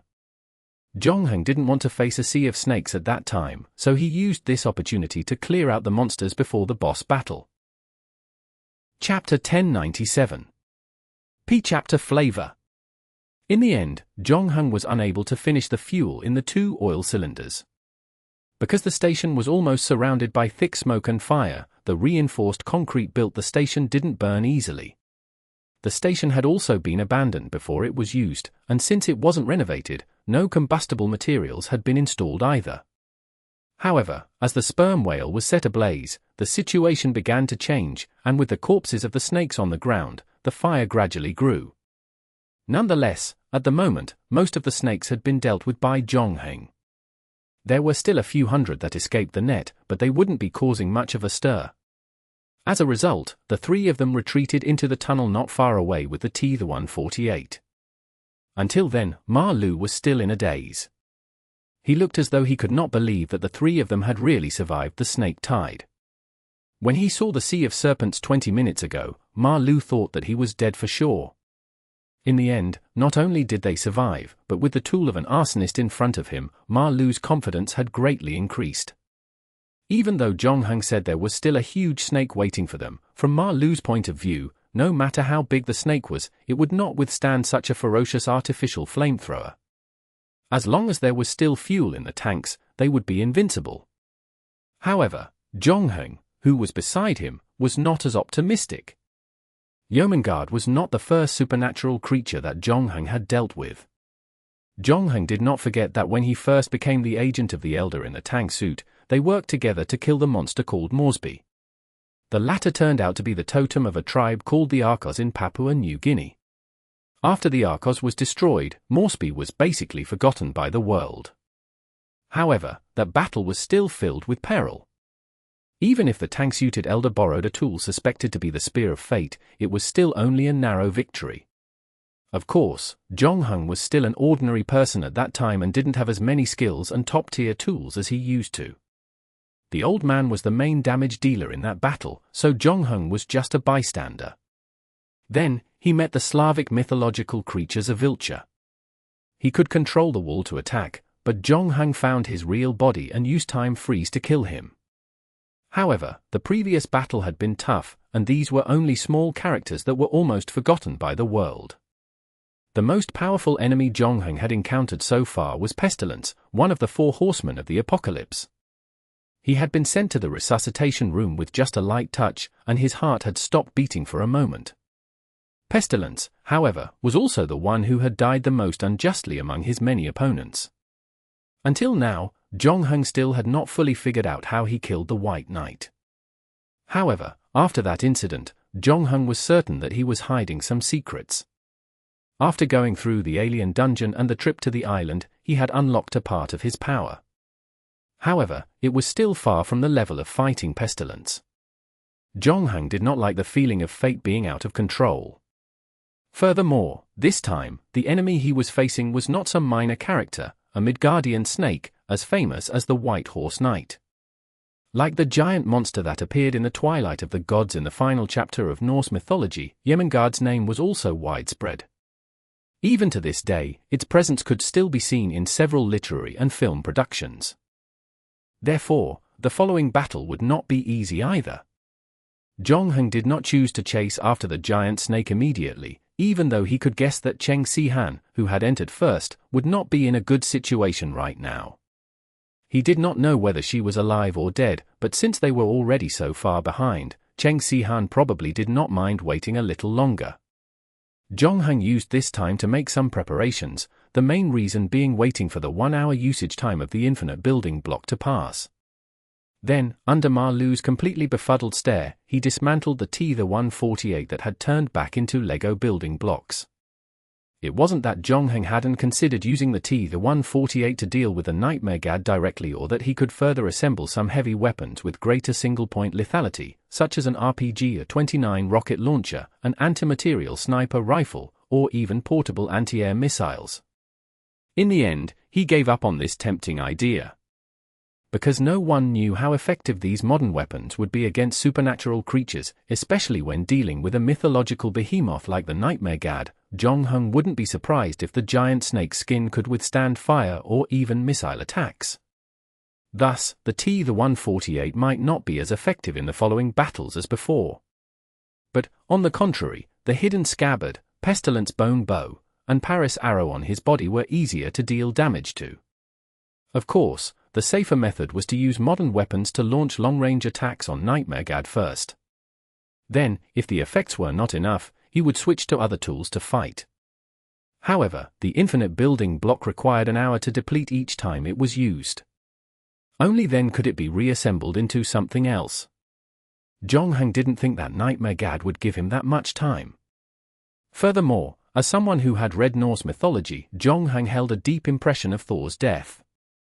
Although Thor used his own hammer to kill Nightmare Gad in the end, he himself had died from inhaling too much poisonous fog during the battle.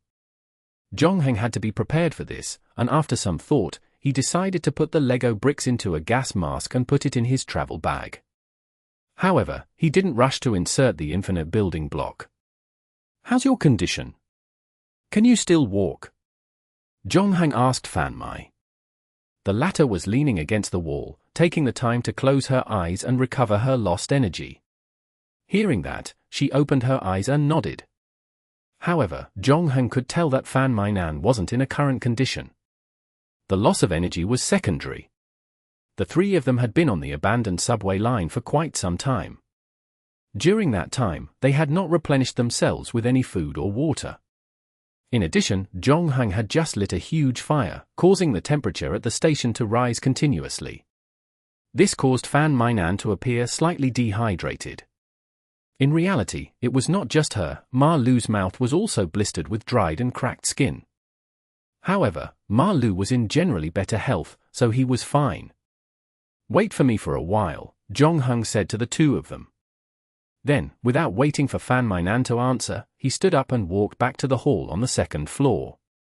Jonghang walked back with a large bag of snake corpses that hadn't been roasted due to the smoke.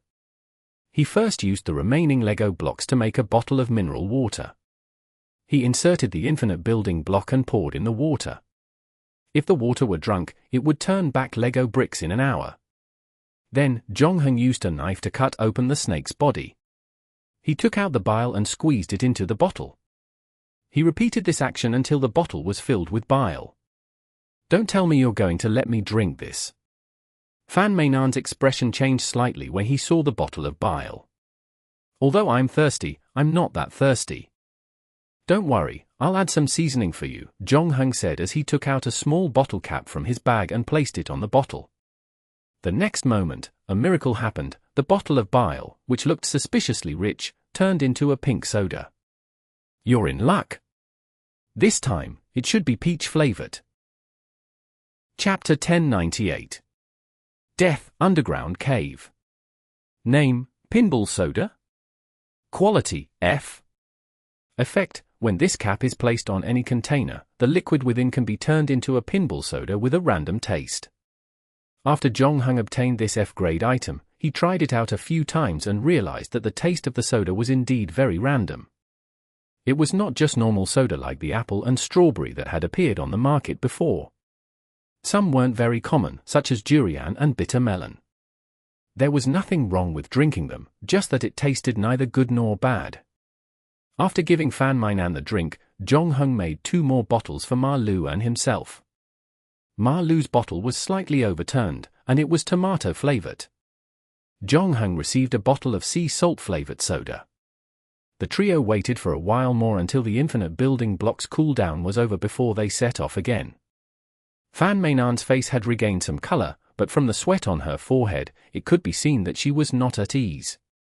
This was also the day she worked out the most since her illness had worsened. However, she gritted her teeth and did not complain.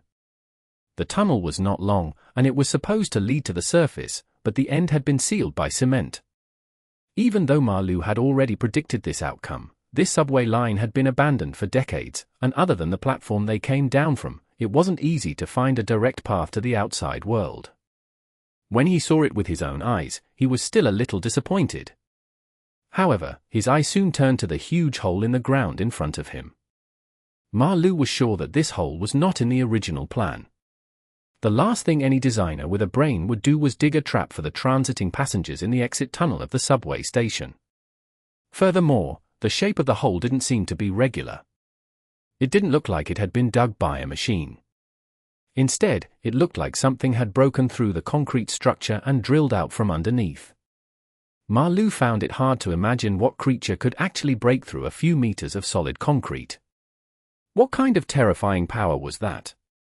While he was trying his best not to let his imagination run wild, Jonghang and Fan Mai were already standing by the side of the tunnel. Jonghang shone his flashlight down. It was clear that the tunnel was very steep. It was almost 70 degrees from the ground surface, and one could not see the bottom. The bottom side was quite smooth, making it look like a huge slide. Jonghang thought of the ground on the platform that he had seen before. It was the same as this hole. There was no dust there, and it was shining. Now that he thought about it, it was probably the result of the snakes crawling over it. Zhongheng used the hidden scabbard to cut out a fist-sized stone and threw it into the hole. Not long after, he heard the sound of the stone falling to the ground. He estimated the depth of the hole to be about 30 meters, meaning it was definitely not possible to jump down just like that. Fortunately, it was only smooth on the bottom side. The two sides of the stone wall were full of potholes, so it should be easy to climb down from there. However, to be on the safe side, Zhongheng, who had LV1 rock climbing skills, decided to give it a try himself. Zhongheng first stepped on a protruding piece of cement stone. He loosened his grip on the wall after he steadied himself and moved his other foot to another climbing point.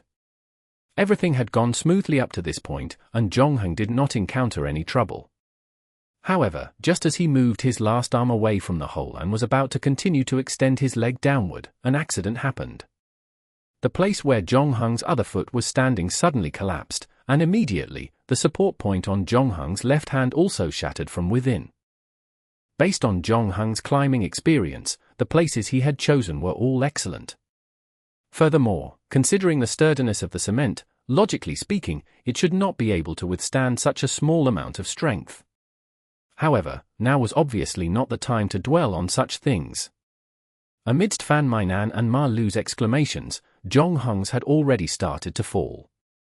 However, there was not much panic on his face, even though he was not wearing any safety ropes. Zhongheng had his own way of coping. As he fell, he took a deep breath and pulled out the hidden scabbard from his waist. Then, he thrust it forcefully into the cement wall above his head. The result was out of his expectations. The resistance from the blade was not as strong as he had imagined. Of course, this was due to the sharpness of the hidden scabbard.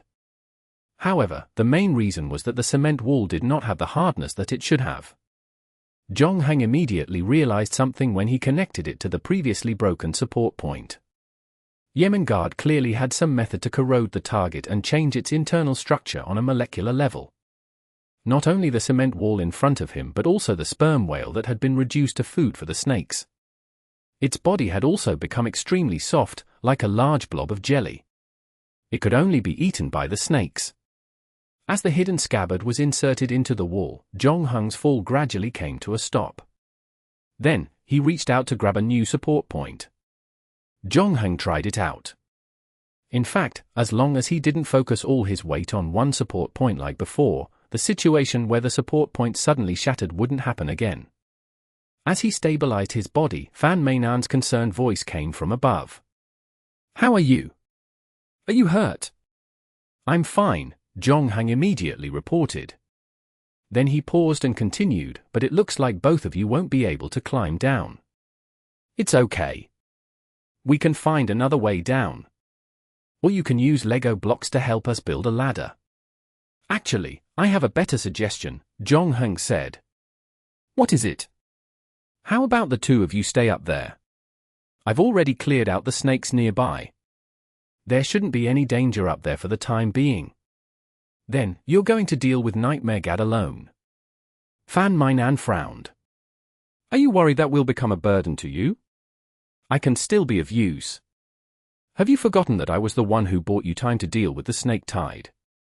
Ma Lu opened his mouth to say something, but after thinking about it, he realized that he had not been of much help, so he could only shut his mouth again.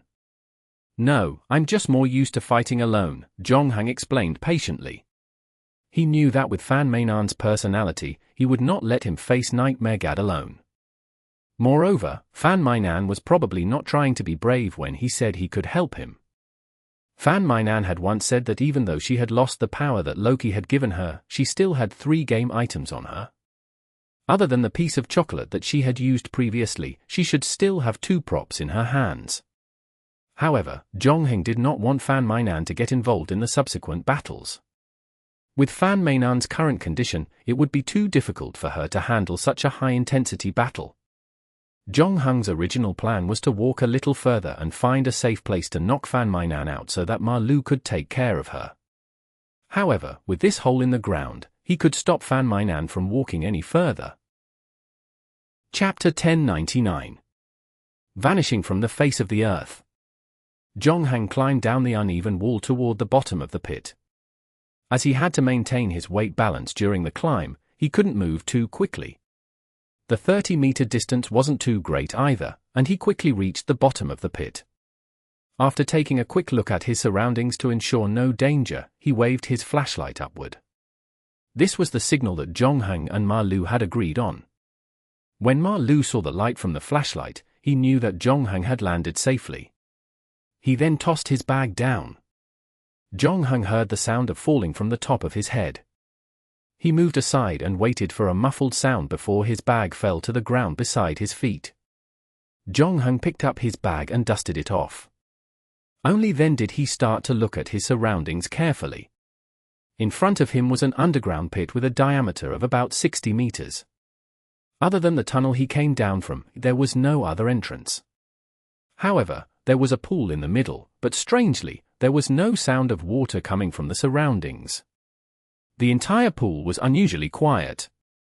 Not even a single ripple was visible on the surface of the water. Zhonghang shone his flashlight down, but he could only vaguely see the outline of a huge shadow. Due to the distance and the lack of light, Zhonghang was able to make out what that thing was. Hence, he took out his filter lens. This time, however, the filter lens that had worked so well before failed as well.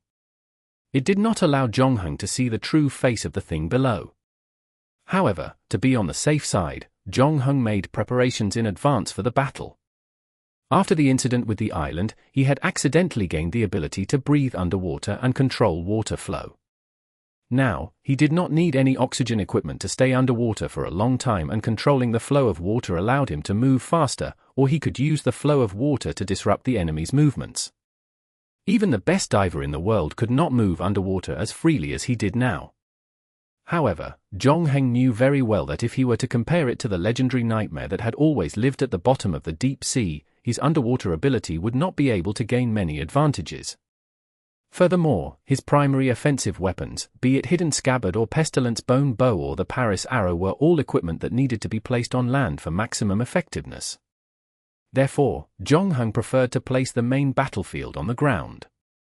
Therefore, the first thing Zhonghang needed to do was lure Gad's nightmare out of the pool.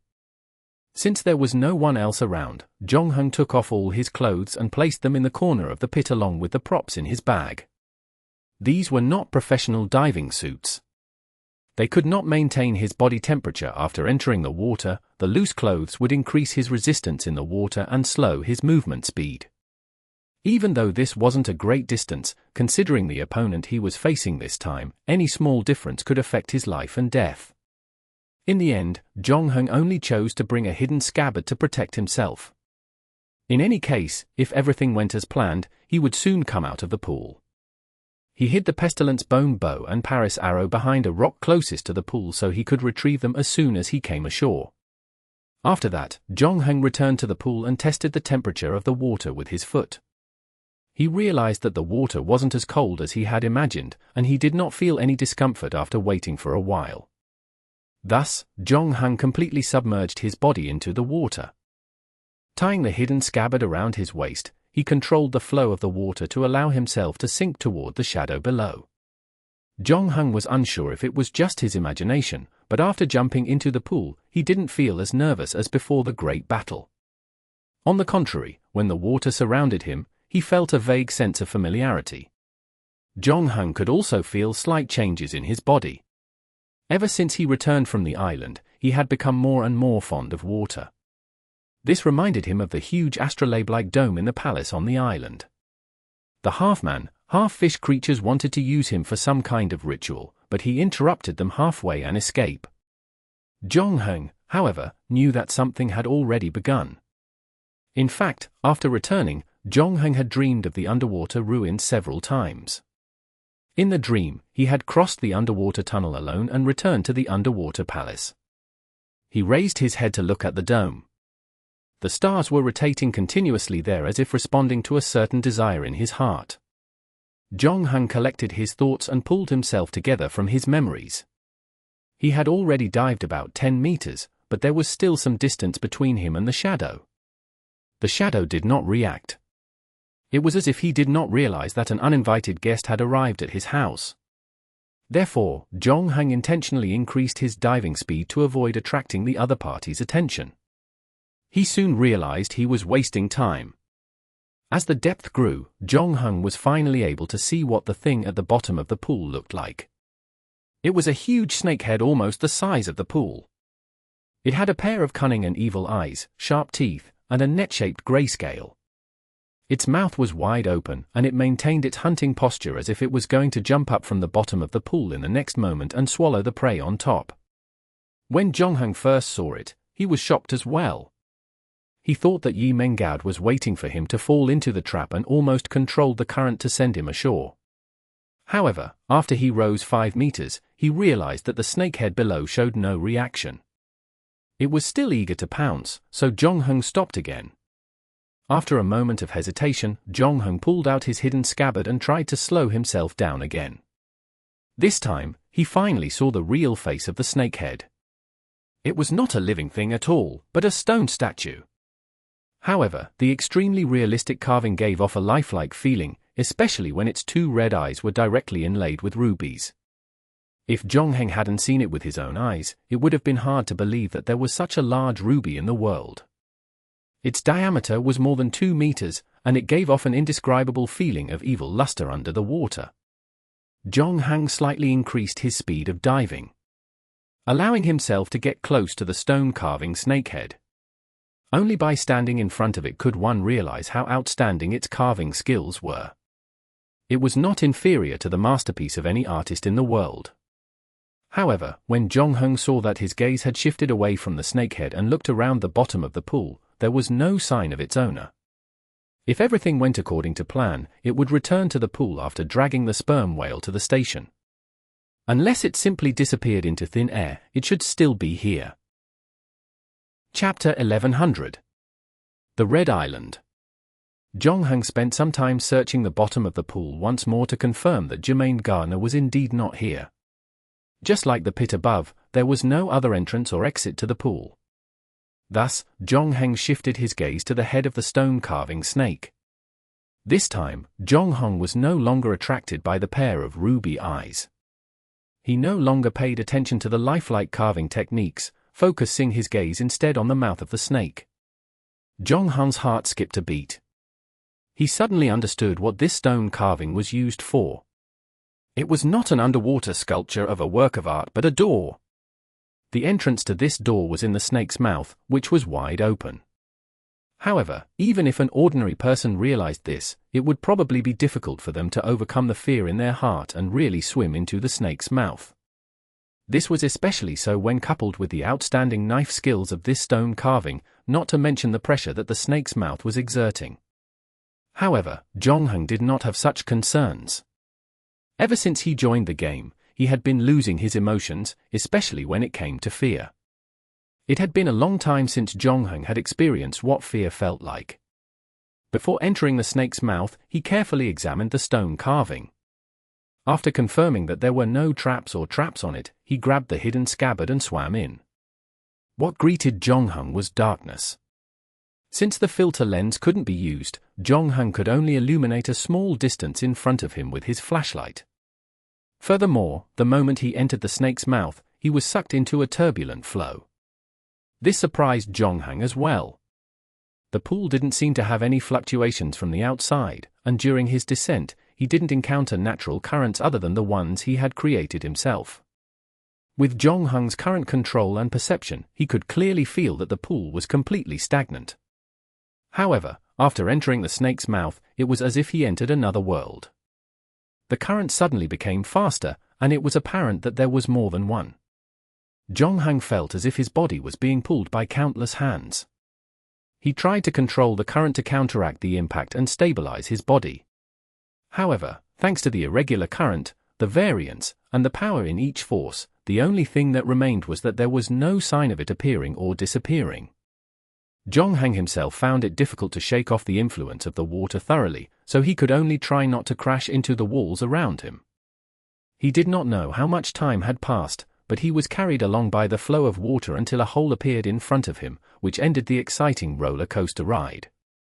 Zhongheng noticed that the flow of water around him slowly slowed down until it disappeared, and he even saw a glimmer of light he hadn't seen in a long time. Had he already returned to the outside world from the abandoned subway line? If he had known that he would be able to leave here, Jonghung would have asked Fan Mainan and Ma Lu to come down as well. Even though they both couldn't breathe underwater as he could, Jonghung could easily make a diving suit with the infinite building block around. Thus, he brought the two of them out one by one. Of course, it wasn't too late. He could turn around and pick them up. However, since he was already here, Jonghung decided to explore the surroundings first. At least he knew where he was now. He looked at the starfish in his hand. It had been about 15 minutes since he had entered the snake's mouth. By multiplying the speed of the current, he could calculate how much distance he had traveled. The environment he was in now was different from before. It was very spacious. This way, Jonghung could lock onto the reservoir or the river near the station. But then, Jonghung was stunned because he noticed the figure approaching him not far away. This was the first time he had seen a living creature after entering the tunnel. The one swimming toward him was a fish, a very common one at that. However, according to Jonghung's common sense, this fish should not be here. Because it was a clownfish. The clownfish got its name from the white stripes on its face, much like a Beijing opera clown. However, the problem was that it was a tropical saltwater fish, and it could not survive in fresh water. Could this clownfish be an illusion created by Yemengard? Jonghung swam forward for a while, but he saw more saltwater fish. Other than that, there were corals and sea anemones. This further confirmed that he was indeed in the ocean. However, just 15 minutes ago, he was still in the underground pit of the abandoned subway line, at least 200 kilometers away from the nearest coastline. Jonghung noticed that this place did not look like any coast that he was familiar with. At the moment, Jonghung was a little confused about where he was. He brought himself out of the water by controlling the current and saw a red island in the direction of his right hand. It was about 6 to 7 kilometers away. This distance was not a problem for Jonghung. However, he was not in a hurry to leave. The current situation had deviated from his previous plan. Jonghung had originally entered the pool to lure Yemengard ashore to deal with him. Unexpectedly, he did not even see Yemengard's shadow under the pool. Instead, he inexplicably came to this ocean. If everything went according to plan, the small island in front of him should be Yemengard's nest. Jonghung now had two choices. He could either go to the island and fight Yemengard or return to the pool and wait for Yemengard to reappear. The advantage of the latter was that Jonghung could try to ambush Yemengard once. With the Pestilence Bone Bow and Paris Arrow in hand, he still had a considerable success rate in ambushing Yemengard. Jonghung quickly ruled out the latter option. Based on his information, Yemengard went to the abandoned subway line to feed the snakes there. Snakes in the wild could eat a second meal every 10 days or half a month after one meal. That said, Jonghung, Fan Mainan, and Ma Lu could not wait that long. Even though Jonghung had solved drinking water, he did not have any good ideas for eating. He couldn't be eating snake for every meal, right? So, the earlier the war started, the better the situation would turn out for the three of them. Instead of rushing onto the island, Jonghung didn't rush onto the island. He first turned back to the pond and took the clothes and props that he had left there. Then, he followed the flow of the water back to the ocean. After another half an hour, Jonghung finally stepped onto the red island. Before sunset, Jonghung spread his clothes and arrows on the rocks beside the island to dry them in the sun. Only when there was almost no water on them did he put on his clothes properly and end his celestial state. While he was drying his clothes, Jonghung also started to observe the island. The entire island looked extremely desolate. There were no animals or plants on it, only red soil.